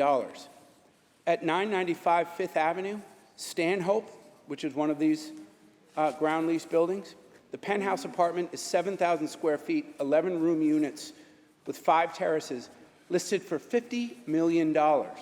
So in that regard, Senator, can you tell me how this legislation does not flagrantly violate the takings clause when that person who is currently living in a $50 million co-op suddenly gets the tremendous benefit of paying rent to live there instead of owning a $50 million apartment? Through Mr. President, I don't know of any of those specific examples. I can just tell you that the averages are in a radically different price range and size range. Will the sponsor yield? Yes. Sponsor yields. Thank you, Senator. I mean, that's kind of a glaring example, and I know that you even mentioned before we started any questioning today on this bill that, that you had argued that it was constitutional, and it doesn't only benefit very, very wealthy people. So even if it's $10,000 that they're losing, it can be $10,000, it can be $10 million. This bill, in its current form, would require each of those individual cooperative share owners to lose the value of that share upon deregulation. Isn't that accurate? In the examples given, I actually assume that the cooperative owners, if they in fact have built apartments of that value, would just buy out the land lease and would never fall into this situation. That last part. When you're talking about a small building with enormously wealthy, expensive apartments, I think they would just buy out the land lease and would never be in this situation. So I don't think this really would apply to them. They would make the economic decision not to lose the equity value in their apartments and buy out the land lease. The sponsor continue to yield. Will the sponsor yield? Yes. Sponsor yields. Well, in that example, Senator, then you're now talking about very high-value property. They may not be in a position to purchase that ground lease at market value. So they're either going to be deregulated or now you're forcing their hand to now engage, even though they have a contract that existed long before this legislation, and in fact, maybe for 100 years, with an option to renew, where the parties, as mentioned by my colleague earlier, are at an arm's length position when they enter into it because they are actually undervalued a little bit because they're encumbered by a ground lease. You're now forcing those people and you're rewriting that contract so that they either have to buy it out or are subject to the loss of either a little, a lot, or tremendous equity. And those are my significant concerns. I don't think that was a question, so I'm not going to answer. Senator Palumbo, could you rephrase that in the form of a question? I guess, would you agree? I would agree that there are various scenarios allowed for in this legislation, right? Ensuring that the equity apartment co-op owners now have the ability to go to a bank and refinance their mortgage and maintenance so that hopefully they can pay the costs that are being demanded from them, option A. Option B, the possibility of having first refusal if the landowner decides it's in his or her interest to sell the land. And again, in the examples you just gave, where a unit is worth $50 million, I'd say if I was that owner, I would want to make sure I didn't lose my $50 million equity, and I would work with my cooperative apartment colleagues to buy the underlying piece of land. And then third, only if those things don't happen and the landowner says, nope, I just want you out, I'm not agreeing to anything, I'm not selling to you, that would be the scenario where they would take over the building and have the equity value for the long term. But if you are living there, you would have rent-regulated status for the time you are there. On the bill, please, Mr. President. Senator Palumbo, on the bill. And thank you, Senator Krueger. I appreciate your passion for this issue. I understand what we're trying to achieve here. But, you know, I have, in my district, I have many folks who are seniors who bought out on the east end of Long Island a little fishing cottage, a block or on a beach block from the ocean for pennies 45 years ago. And now that little tiny beach cottage is worth $3 million. So we have concerns about being reassessed for property tax values. They're not people of means, they just happen to get lucky. We can have a situation just like that here, where you have folks who cannot afford, an 80-year-old single senior will not have any money to purchase the ground lease in this circumstance upon deregulation. So they're going to have to lose that equity, and great, they get a rent-regulated apartment, but they have lost a significant amount of equity and value in violation of the Takings Clause. And one last quick comment. Senator Krueger made an analogy to the manufactured mobile homes. I have several in my district. And it's actually, I wouldn't even say I would agree with this, but with manufactured mobile homes, and I think it's 223 or 233 of the real property law, is very strict regulations. They must offer renewals every year. They must have reasonable increases. They can't be significant. That would be the way to deal with this. Just treat it like a manufactured mobile home. If we think that there's a concern that ground lease owners are gouging those cooperative tenants, then just simply regulate that. Again, I'm not saying I would agree with it, but this is so drastic and so unconstitutional. Unfortunately, I have to vote no, and I can see a few others I may have brought along with us. So hopefully, Mr. President, they'll follow my lead. I vote no. Thank you. Thank you, Senator Palumbo. Are there any other senators wishing to be heard? Seeing and hearing none, debate is closed. Secretary, ring the bell.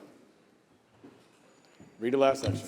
Section 4, this act shall take effect immediately. Call the roll. Addabbo, Gianaris, Krueger, Orts, Cousins, White. Senator Stavisky to explain her vote. Thank you, Mr. President. Let me dispel a couple of myths that I heard from several of my colleagues on the other side of the aisle. Not all ground leases are held by rich co-ops. We have several in Queens with ground leases. 3 of them are in my Senate district. They are very definitely not rich. They are middle-class people struggling to keep the co-ops alive. Secondly, I heard somebody say that this was unconstitutional. A year ago, we did legislation for 3 of the co-ops who were having trouble negotiating the renewal of their ground lease because they were built right after the Second World War, and they had 99-year leases, and their shareholders were having difficulty selling their co-ops because new buyers could not afford the 25-year mortgage that Fannie Mae and others were offering. There are other co-ops in Queens I know with ground leases, and they are not wealthy co-ops. They're struggling. And we have to do more for people who live in co-ops because they are part of the community also. So, Mr. President, I thank Senator Krueger for this bill, and I vote aye. Senator Stavisky to be recorded in the affirmative. Announce the results.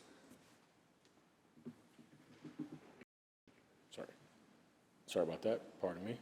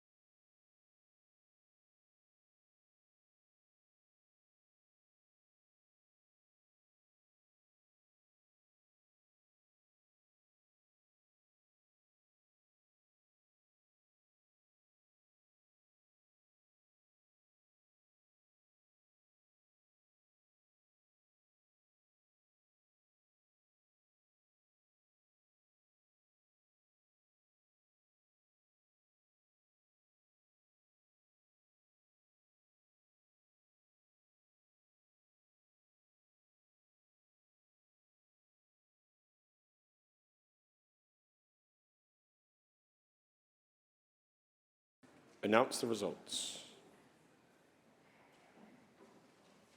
In relation to calendar 634, voted in the negative are Senators Ashby, Borrello, Bino, Kanzer, Fitzpatrick, Chan, Gallivan, Griffo, Hellman, Hinchy, Lanza, Martinez, Martins, Matera, Obraco, Mara, Ort, Palumbo, Rhodes, Rawson, C. Ryan, S. Ryan, Skoufis, Steck, Tedisco, Walzek, Weber, White, Sutton, ayes, 34, nays 28. The bill is passed. The Secretary will ring the bell. Secretary will read. Calendar number 1411, Senate Print 5597 by Senator May, enactment of the general business law. Senator Borrello, I haven't seen you in a while. Why do you rise? Would the sponsor yield for a question? Senator May, do you yield? I do. Sponsor yields. Through you, Mr. President, have you ever been in one of those big snow plows like you see on the thruway? You ever like driven one or been in one? No, Mr. President, sponsor, continue to Will the yield. sponsor yield? I would. Sponsor yields. Well, you're really missing out because it's a lot of fun. You know, these things are out there pushing all this snow and these, horrible conditions. But my point is, when you were in a complex piece of commercial equipment like that, it is not something that rolls off the factory assembly line like that. They start with a truck, and they might add modifications. The plows, all the equipment, the lights. In some cases, it's 3, 4, 5, 10 different vendors. And I understand the purpose of this law is to take lemon law, which works well for passenger vehicles with, something that rolls off the assembly line and is sold and that, but how do you expect something like this to apply to a vehicle that has been modified in some cases by more than a dozen different manufacturers? Who can be responsible? Through you, Mr. President, this bill doesn't affect warranty law in the sense of the laws that exist, both federal and state level, against what are known as unreasonable modifications, which would be anything that would change the way the actual inner workings of the vehicle operate. So if modifications have been made that don't conform to that wouldn't be grounds for recall of the vehicle because of the lemon law. Mr. President, sponsor, continue to yield. Will the sponsor yield? I would. The sponsor yields. So when someone makes a modification to a vehicle for a commercial purpose, that wouldn't be unreasonable, right? So you still now have to say the manufacturer of the truck, the four wheels, the drivetrain, the chassis, is now going to be responsible if that, snowplow malfunctions, which they didn't install and aren't warrantying. Wouldn't that be the case with this bill? Through you, Mr. President, this has to do with anything that doesn't conform to the warranty, a nonconformity, a defect, or a condition that doesn't conform to the warranty, meaning whatever the vehicle was that the manufacturer sold or the dealer sold, that part of it, if it is defective, can then the purchaser can either return it or have it be repaired by the Will the sponsor yield? I would. The sponsor yields. Again, with a regular passenger vehicle, we know what the limits are. We know there's a warranty, and we know that when something isn't right under the lemon law, you take it back to the dealer fixes it, and if they can't fix it, they have to give you a reasonable compensation, including a new car. But what happens with this vehicle that was purchased and modified? How do we prove that the modifications that were made, whether it be by a third party Senator or by Borrello, 1 second. Excuse me. I know the hour is late, but if we can have some order in the chamber, please, I'd appreciate it. Thank you. Senator Borrello, please continue. Thank you, Mr. President.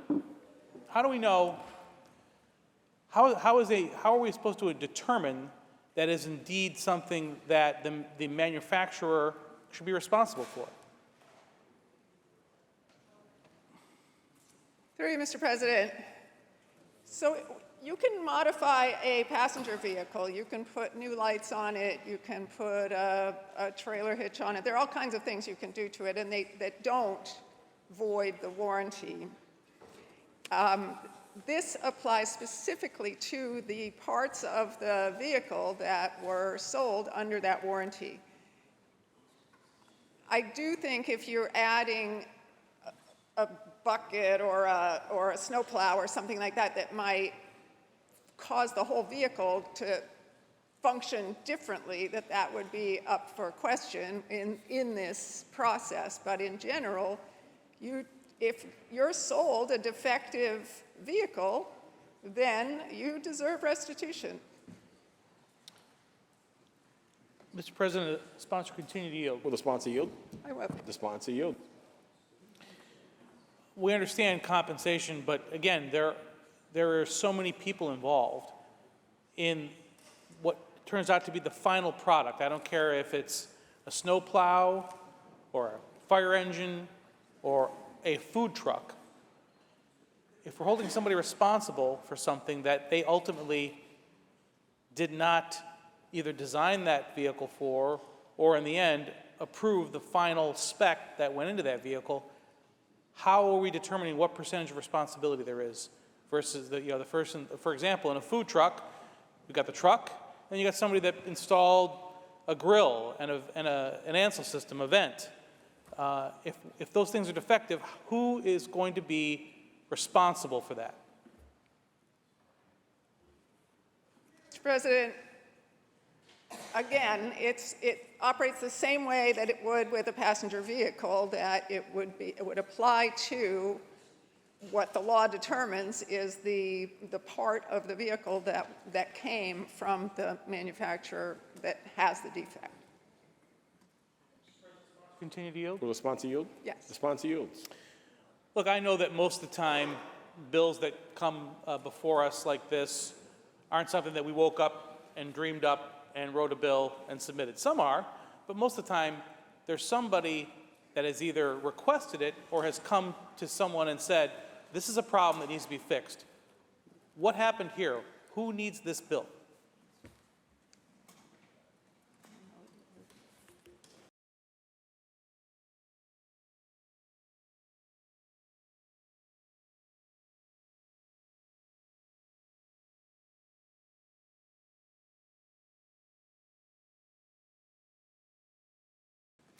Through you, Mr. President. So this bill came to me via Senator Thomas, but my understanding is that for him, it was businesses that reached out, small businesses in particular, that could not get restitution when they purchased vehicles that had inherent defects in them. The sponsor continue to yield. Will the sponsor yield? Yes. The sponsor yields. You know, I'm a small business owner. We have a tractor. We have other vehicles. But at the end of the day, this bill now extends to used vehicles. Commercial vehicles, people are hard on them. Our little John Deere tractor is used to grade 5 acres of beach every day, 7 days a week, all summer long. Quite frankly, I don't know who'd want to buy it, but yet this law would cover warranty of that. So am I responsible if someone buys that tractor that has many hours on it, pretty tough hours, and something goes wrong? Who's responsible? Am I responsible? So again, there are restrictions when it comes to used vehicles, how many miles it can have on it, how long it's been in service. Again, this refers to defects that were inherent in the vehicle when the purchaser bought it, that they discovered within a fairly short period of time after purchasing a used vehicle. And I will point out that it specifically talks about modifications being something that would not be covered. Mr. President, on the bill. Senator Borrello on the bill. Thank you, Senator May. If you do get a chance to get into a plow truck, I highly recommend it. Mr. President, this idea of trying to apply a lemon law to commercial vehicles is just, well, it's just wrought with problems. You are going to have vehicles that have been modified by a third party, that's what they do. You're going to have others that were not. You're going to have things in the used market that could have aftermarket things that may or may not have a substantial negative impact on the structure and function of the vehicle. I talked about the tractor that we have at our business. I don't understand how the manufacturer should be responsible for things that have been done to the vehicle, the tractor, years and years after if we turned around and tried to sell it. So the problem I see is, I think this bill, quite frankly, is a solution in search of a problem, which is probably why it's been around for so long, has passed this chamber many times, and it really hasn't gone anywhere. Because in the end, it's not feasible and practical. We have oftentimes taking something that it seems simple, consumer protection, for something like a passenger vehicle, we're trying to apply it now to a very different, very complex commercial vehicle situation. So this is really not something that I think is going to be, in the end, isn't going to be helpful to small businesses, because small businesses are going to bear the brunt of the after effects of something like this. The fact that now it's going to be more expensive to buy things like aftermarket warranties, to be able to affordably buy that commercial equipment that you need, whether it's new or used, because there is now this extended liability for things that really aren't the responsibility of the manufacturer. But in the end, who do we look towards in these situations? We look towards the deepest pocket, not the person that's the most, not the company that's actually responsible for the issue, but the person who's got the most money to fix the issue. And that's not, in this case, in a commercial vehicle that's been modified, that's not typically the person that's responsible for that. So for that reason and many others, I will continue to be voting no on this. Thank you, Mr. President. Thank you, Senator Borrello. Are there any other senators wishing to be heard? Seeing and hearing none, debate is closed. The secretary ring the bell. Read the last section. Section 2 of this action shall take effect immediately. Call the roll. Adabo, Gianaris Kruger, Orts, Cousins White.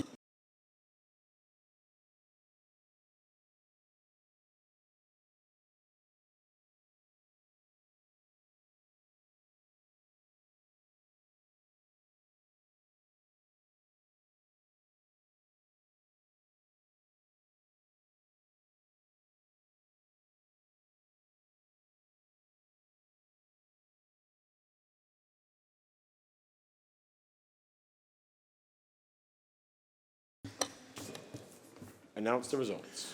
In relation to calendar 1411, voted in the negative are Senators Ashby, Borrello, Canzone Fitzpatrick, Chan, Gallivan, Griffo, Helming, Lanza, Martins, Matera, Oberacco, O'Mara, Ort, Palumbo, Rhodes, Ralston, Tedisco, Wozik, Weber, and White. Ayes 41, nays 21. Bills passed. Senator Gianaris.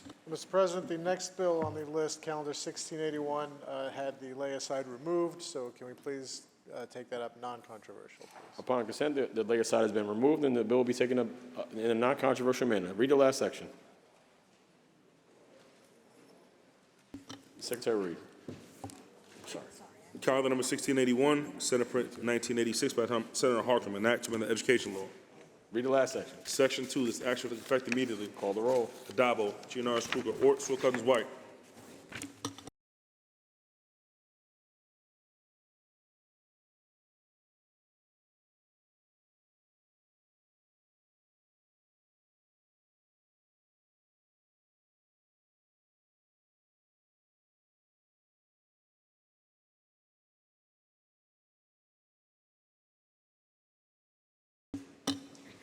Announce the results. Ayes 62. The bill is passed. Senator Gianaris, I think we're going to return to the controversial calendar. Correct, Mr. President. Let's get back to calendar 1701 on the controversial calendar. Secretary will ring the bell. Secretary will read. Calendar number 1701, Senate Print 7032 by Senator Sepulveda, an act to amend the vehicle and traffic law. Senator Lanza, why do you rise? It's Wolzek. Mr. President, I believe there's an amendment at the desk. I waive the reading of that amendment and ask that you recognize Senator Wolzek. Thank you, Senator Lanza. Upon review of the amendment in accordance with Rule 6, Section 4B, I rule it non-germane, out of order at this time. Accordingly, Mr. President, I appeal the ruling of the chair. and ask that Senator Walczak be heard on that appeal. The appeal has been made and recognized, and Senator Walczak may be heard. Thank you, Mr. President. This amendment is not only germane, it will solve your concerns about the price of an ID for impoverished New Yorkers in paragraph F. This amendment states any adult citizen whose income qualifies them for Medicaid is verified in writing by the county's Department of Social Services shall not be required to pay any fee for an identification card. Great news. That incorporates exactly what the bill in chief is trying to do. In fact, speaking of the bill in chief, the sponsor's memo says, these are his words, not mine, identification is a fundamental necessity. Official ID is a critical tool. He also points out in his sponsor's memo, you can't navigate daily life, obtain housing, get medical care, obtain employment, get social services, go to the bank or visit a public museum, or even feel, as the sponsor says, like a real New Yorker without identification. This amendment requires real New Yorkers to bring that fundamentally necessary critical tool to their polling place to verify that the person who's voting is indeed who they say they are. And even if you forget your fundamentally necessary critical tool, don't worry, this bill has a solution for you.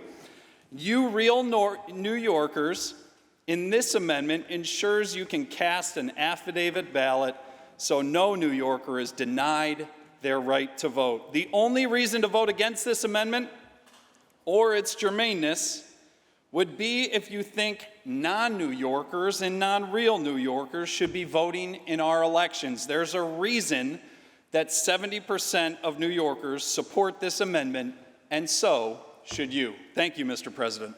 Thank you, Senator Walczak. I want to remind the House that the vote is on the procedures of the House and ruling of the chair. This amendment was not germane, Tito, Michael, Janet, or any other Jackson. Those in favor of overruling the chair, please signify by saying aye. A show of hands has been requested, and so ordered. Announce the results. Ayes 21. The ruling of the chair stands, and the bill in chief is before the House. Senator Rhodes, why do you rise? My leg fell asleep, Mr. President.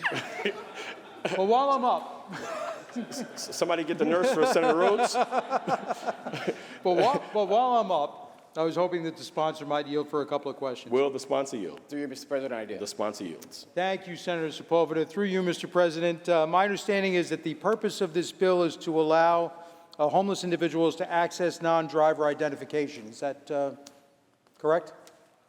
Well, the purpose, through you, Mr. President, the purpose of this bill is to allow people that are homeless, that can't access food, they can't access housing, they can't access transitional housing because they do not have any form of identification. Many of them can't afford it. You have about 160,000 homeless people here in New York State. Not all of them are going to apply for this license because some of them are, for these IDs because some of them have them already. But you're talking at least about anywhere between 90 and 100,000 people that can use this so they can access food and housing and things of that nature. Will the sponsor continue to yield? Will the sponsor yield? Through you, Mr. President, I do. The sponsor yields. As of today, there's no prohibition to homeless individuals applying for a non-driver's license, correct? Non-driver's ID? Through you, Mr. President, I don't know of any, but the cost is the main issue for people that are homeless. Okay. And will the sponsor continue to yield? Will the sponsor yield? Through you, Mr. President, I do. The sponsor yields. My understanding is that the current cost would be $13 unless they qualify for SSI, and then it would be reduced to $6.50. Is that your understanding?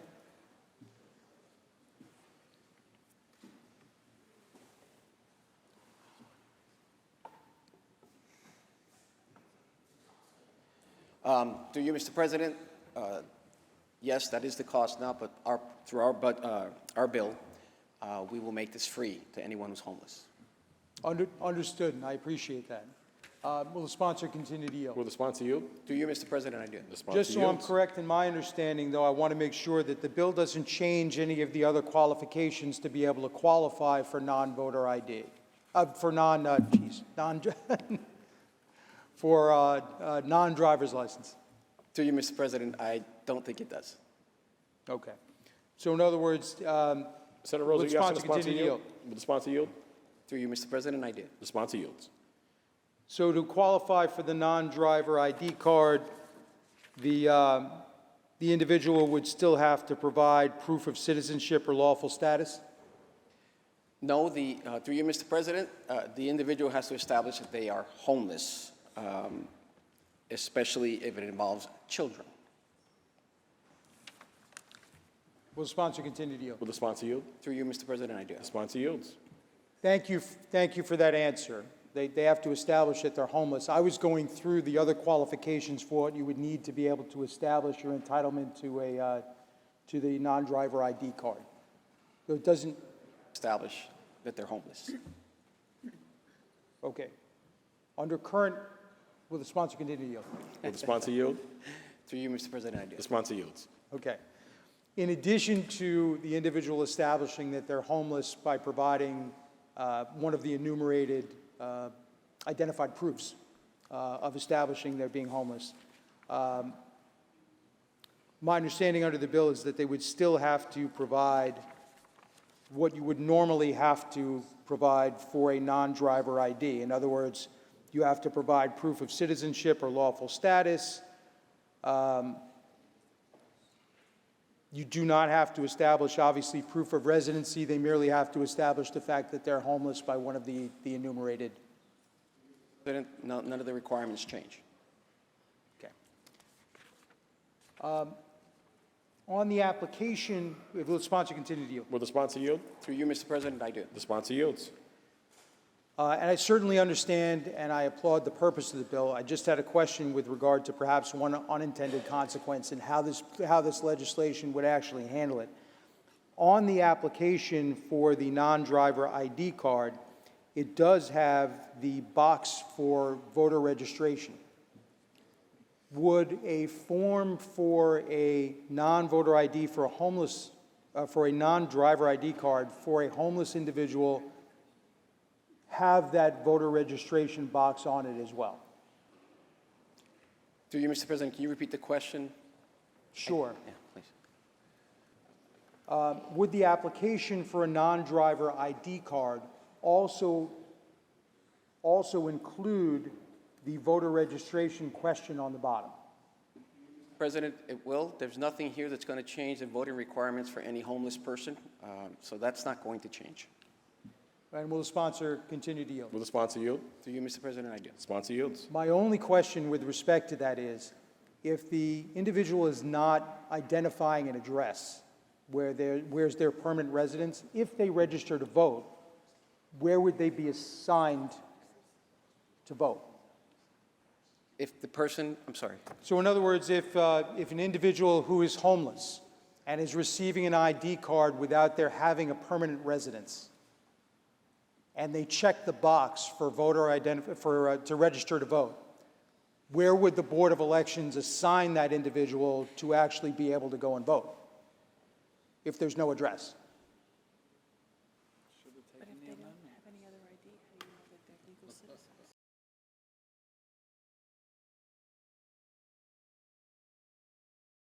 Through you, Mr. President, as we know that one of the requirements for this is that you establish that you're homeless so that you can get either transitional housing or whatever housing you're going to be able to apply for. And the homeless person would acquire that either shelter or that home or that transitional housing, and through there they can register. Will the sponsor continue to yield? Will the sponsor yield? To you, Mr. President, yes. Sponsor yields. Thank you for that answer. If I'm correct then in my understanding, whatever their temporary address is, be it a shelter, whatever temporary housing, that would be, so their ID would actually have an address, and that would be the address from which they're registered to vote? To you, Mr. President, that's the plan. Okay.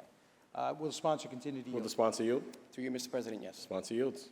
And the nature of that housing being transitional, is there any requirement in your bill that when they move to other housing, that they be required to re-register to vote?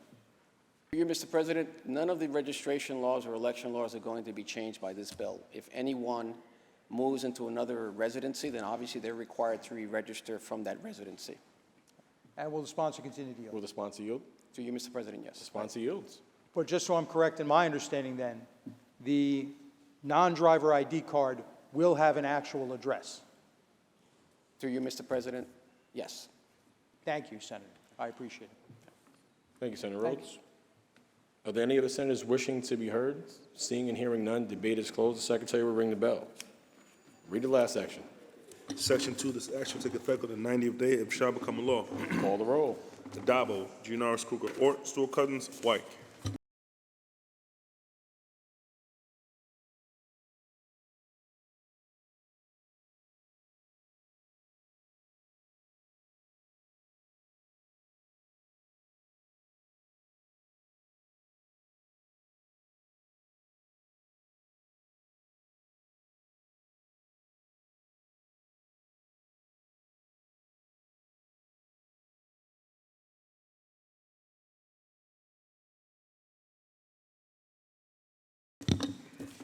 Announce the results.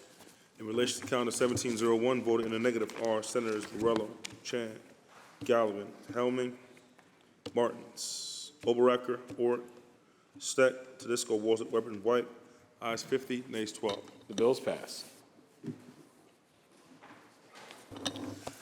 Calendar number 1708, Senate Print 7717 by Senator Cooney, an act to amend the general business law. Senator Rhodes, good to see you again. Why do you rise? Wonderful to see you again, Mr. President. I just have a few questions to ask the sponsor, if he would be kind enough to yield. I would be Sponsor happy yield. to. Sponsor yields. Thank you, Mr. President. Of course, through you, Senator Cooney, thank you for yielding to the questions. We're enjoying late night on a Monday night. No place else I'd rather be. I appreciate that. I appreciate that. If I can ask, who requested, if anyone, this legislation? I have a constituent in the greater Rochester area who, probably like many of your constituents, experienced having to call a tow truck in the middle of the winter towing season, and was surprised to find that she unfortunately incurred over $5,000 in towing fees to go from outer Monroe County back into her hometown, and was alarmed by this because, of course, wasn't prepared to pay that type of money for towing. And so she did raise it to me as an elected official in her region, and we did a little investigation and realized that there were no caps on towing in communities outside of New York City. And here we are, like good government, we entered legislation to make sure that we could fix this for consumers across New York. Thank you, Senator Cooney. Will the sponsor continue to yield? Will the sponsor yield? Yes. Sponsor yields. That is certainly a laudable goal. In doing so, though, the sponsor memo says that it's for consumer protection, enacting towing safeguards, but many cities, villages, and towns within the state of New York actually do have those safeguards in place. Could you please let me know, did you consult any town supervisors or village mayors in drafting this legislation? Through you, Mr. President, we consulted a number of groups, including some tow companies and auto organizations, as well as local government partners. What we found, though, Senator, is that there's an inconsistency. So this legislation was modeled in part after the 2019 New York City Council legislation, which created the towing cap standard for the 5 boroughs for New York City. And we thought, rather than having one consumer experience based on whether you're in Jamestown or whether you're in Rochester or whether you're in a town or village in Nassau County, we wanted it to be consistent so that consumers can predict and know what would be available to them in terms of towing costs and the storage costs for their vehicle. Continue to yield? Will the sponsor yield? Yes. Sponsor yields. So am I correct in my understanding that this legislation would override any local laws that there are with respect to towing and price of towing?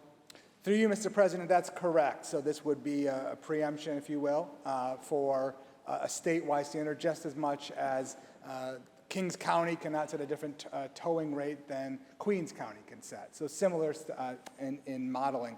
I will also note that a number of states have done this of recent. I think just last year, the state of Colorado passed the towing cap. Connecticut has passed this towing cap, as has Georgia. Georgia has also preempted a number of municipalities in their state, like large cities such as Atlanta. Similar to our legislation here tonight, this would exempt, of course, the city of New York, which has their own separate towing cap standard. Thank you, Senator. Will the sponsor continue to yield? Will the sponsor yield? Yes. Sponsor yields. And in your legislation, is there any accounting for regional costs based upon where you are in the state? Through you, Mr. President, there isn't necessarily a regional cost differentiation. It's really only by the vehicle weight. So if it's a passenger car that you and I might drive versus a larger Mack truck, that would have a different bearing, but there is not a regional base like Finger Lakes region versus Long Island. There is something that is noteworthy based on where the car breakdown may be. So it's a higher tow rate on an arterial road than it is on a street here in the city of Albany. So that's really the more differentiated rate route. Sure. Will the sponsor continue to yield? Will the sponsor yield? Yes. Sponsor yields. And so I'm correct in my understanding, though, this would apply to any tow that has to take place anywhere in the state. It's not restricted solely to state parkways or state highways. Through you, Mr. President, that's correct, with the notable exception that New York City is excluded. And will the sponsor continue to Will yield? the sponsor yield? Yes. Sponsor yields. Thank you, Senator Cooney. You do acknowledge, however, that there are different costs of actually operating a business in different areas of the state. So, for example, if I own a commercial piece of property in Nassau County and I'm paying $35,000 a year in property taxes, a $12 storage rate for a vehicle certainly does not stretch as far as it might if you were in the Finger Lakes region, for example. Through you, Mr. President, that's a duly noted point. I will say, again, we modeled the dollars figures you see in the legislation after the 2019 New York City legislation. So recognizing that storage costs would probably be higher in terms of real estate value in the 5 boroughs than it would be in Rochester or maybe parts of Nassau County, depending on where you are located. We thought we would be inclusive of that. I will also note that a lot of the rates that I mentioned in terms of some of the other states that are currently having tow caps are consistent with where we are. Connecticut is at $105, Massachusetts $108, Nevada $55. So I think there's some regional cost differences in those states as well. So we did our best to kind of come up with what we thought would work best for outside of New York City. Thank you, Senator Cooney. I'll go on the bill now. Thank Senator you for Rhodes, the on answers the to the bill. questions. Again, this is a concern about the state trying to preempt towns, villages, and cities from making their own restrictions that work for their locality, and trying to outthink them in what's best for their local residents. I certainly understand the notion of there being some rules to the road. That in areas of the state where there are no restrictions or no caps on what people are being charged, as the sponsor gave the example of his constituent who was charged $500 for a tow, having some guidelines in place certainly makes sense. But again, preempting local control and allowing local municipalities to be able to make decisions that are reflecting the dynamics of that locality, I think is a mistake, and that's why I'll be voting no. Thank you, Mr. President. Thank you, Senator Rhodes. Senator Martins, why do you rise? Thank you, Mr. President. On the bill. Senator Martins on the bill. Aside from the costs associated with regulating tow trucks, our local communities also license those tow truck operators. It's an important thing. It's the same rationale that we have local communities that license cabs and local taxis. It gives the local community an opportunity to have a measure of control over what could be sometimes predatory uses.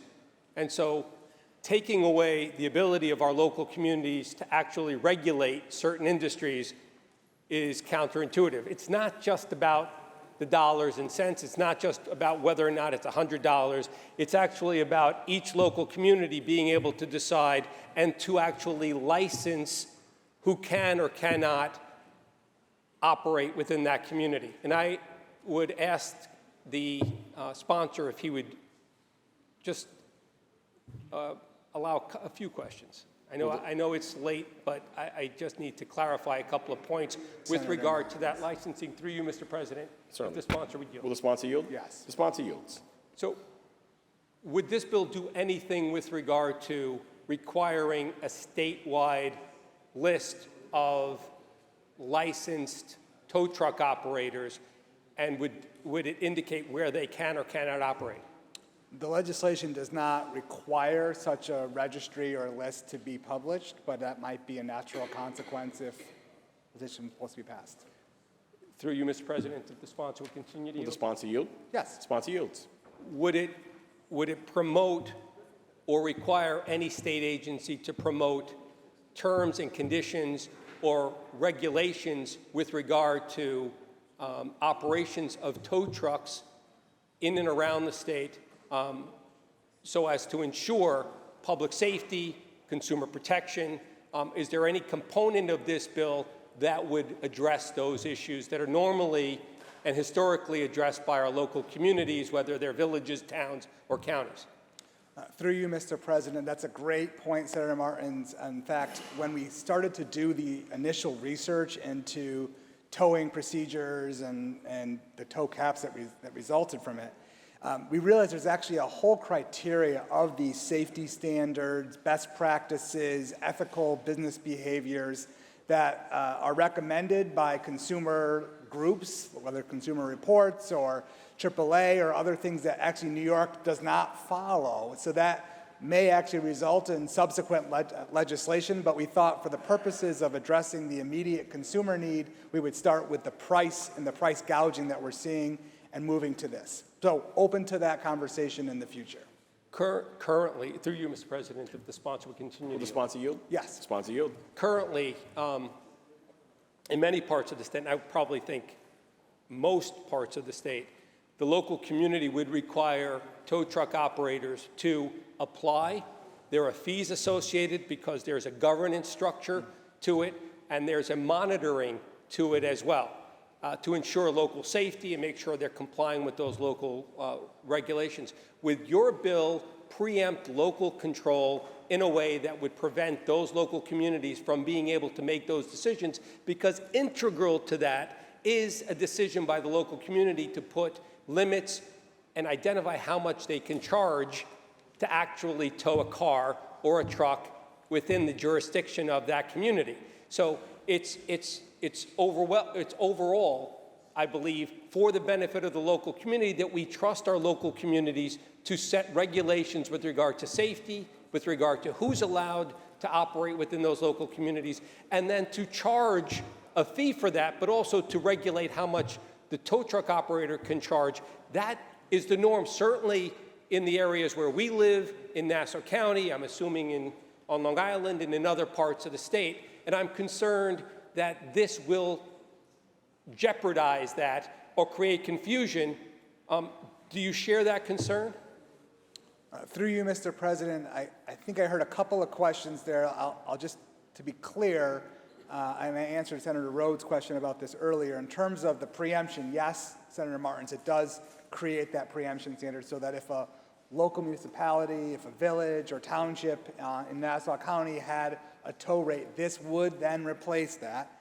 I understand your point around wanting to have local control. Of course, we are a home rule state. I understand those concepts, and I support that, having worked in local government as well. But I will say that what I think this does is it sets a minimum standard and expectation for consumers, right? Is that we recognize that when you are in a vulnerable state, having called for a tow truck, and whether an accident or a weather inclement event, that you don't want to feel surprised by the outcome. And so whether it's for an enforcement side, which is another point you brought up, it would be the Attorney General's office, right, to enforce good business behavior. Bless you, Senators. And so we wanted to make sure that there was a statewide standard. So that will be in place outside of New York City. Thank you, Mr. President. On the bill. Senator Martins on the bill. So I appreciate the effort. I appreciate what we're trying to do here, and I'll try and be brief. For now, bad idea. Local communities know good actors, bad actors. They understand what the local needs are. They will listen to applications. There are disciplinary proceedings when people break the rules, and they are consequences locally when people break the rules. They lose their franchise to be able to operate in that local community. So New York City's excluded. Okay. But for every other community that has relied on the local community, whether it's a village, a town, a city, to oversee that, it's for the benefit of the consumer, and they make sure that there aren't bad actors out there. If we're waiting on the Attorney General to make a decision on whether to prosecute somebody locally, by the time that happens, it loses the ability to actually function. We have a system in place that works. Each and every one of us should think about their local community and who's making those decisions right now, and decide for yourselves whether or not you think it's a good idea, except New York City, whether or not you think it's a good idea for us to get rid of the entire structure we have and allow for there to be no controls, no operations locally, and take away those responsibilities from our local communities. Folks, it needs to be thought out a little bit more carefully. This isn't the right bill that will do that. Mr. President, I'll be voting no, and I'm encouraging everyone to please do the same.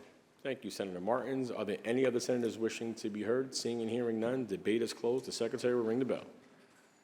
Read the last section. Section 3, this act shall take effect immediately. Call the roll. Adabo, Gianaris, Kruger, Ort, Store-Cuttins, White. Senator Cooney to explain his vote. Thank you, Mr. President. Again, the idea behind this legislation is really about consumer awareness and consumer protection. We all have constituents who have found themselves in the situation where they have to call a tow truck or they have their vehicle moved to a storage yard, and then that bill comes. And the bill is shockingly high without reason, and it could just really take a bad situation and make it worse. This is a consumer protection bill at heart. I appreciate the comments of the senators tonight who expressed concern about local control. I wanted to make a point that while this bill does set a statewide cap for towing fees outside of New York City, what it does not do is it does not prohibit a local municipality from creating a safety standard. So if there are standards that the local community, a village, a township wants to take on, they can still create those safety standards and hold towers accountable to those safety standards. What they cannot do is set a higher towing rate than allowed under state law if we pass this legislation. I will be supporting legislation, and I ask for my colleagues' support tonight. Thank you, Mr. President. Senator Cooney to be recorded in the affirmative. Announce the results. In relation to calendar 1708, those senators voted in the negative are Senators Borrello, Kanzler, Fitzpatrick, Chan, Gallivan, Martins, Matera, Oberacker, Palumbo, Rhodes, Ralston, Steck, Tedisco, Walzek, and Senator Weber. Ayes 48, nays 14. The bill is passed. Senator Gianaris, that completes the reading of the controversial calendar. Mr. President, on behalf of Senator Sanders, I move to amend Senate Bill 6316A by striking out the amendments made on June 9th and restoring it to its original print, 6316. So ordered. On behalf of Senator Jackson, I offer the following amendments to calendar 1635, Senate Print 6693A, and ask that said bill retain its place on the third reading The calendar. amendments are received and the bill retains its Is there any place on the further third reading business at calendar. the desk? There is no further business at the I desk. move to adjourn until tomorrow, Tuesday, June 10th at 1 p.m. On motion, the Senate stands adjourned until tomorrow, Tuesday, June 10th at 1 p.m.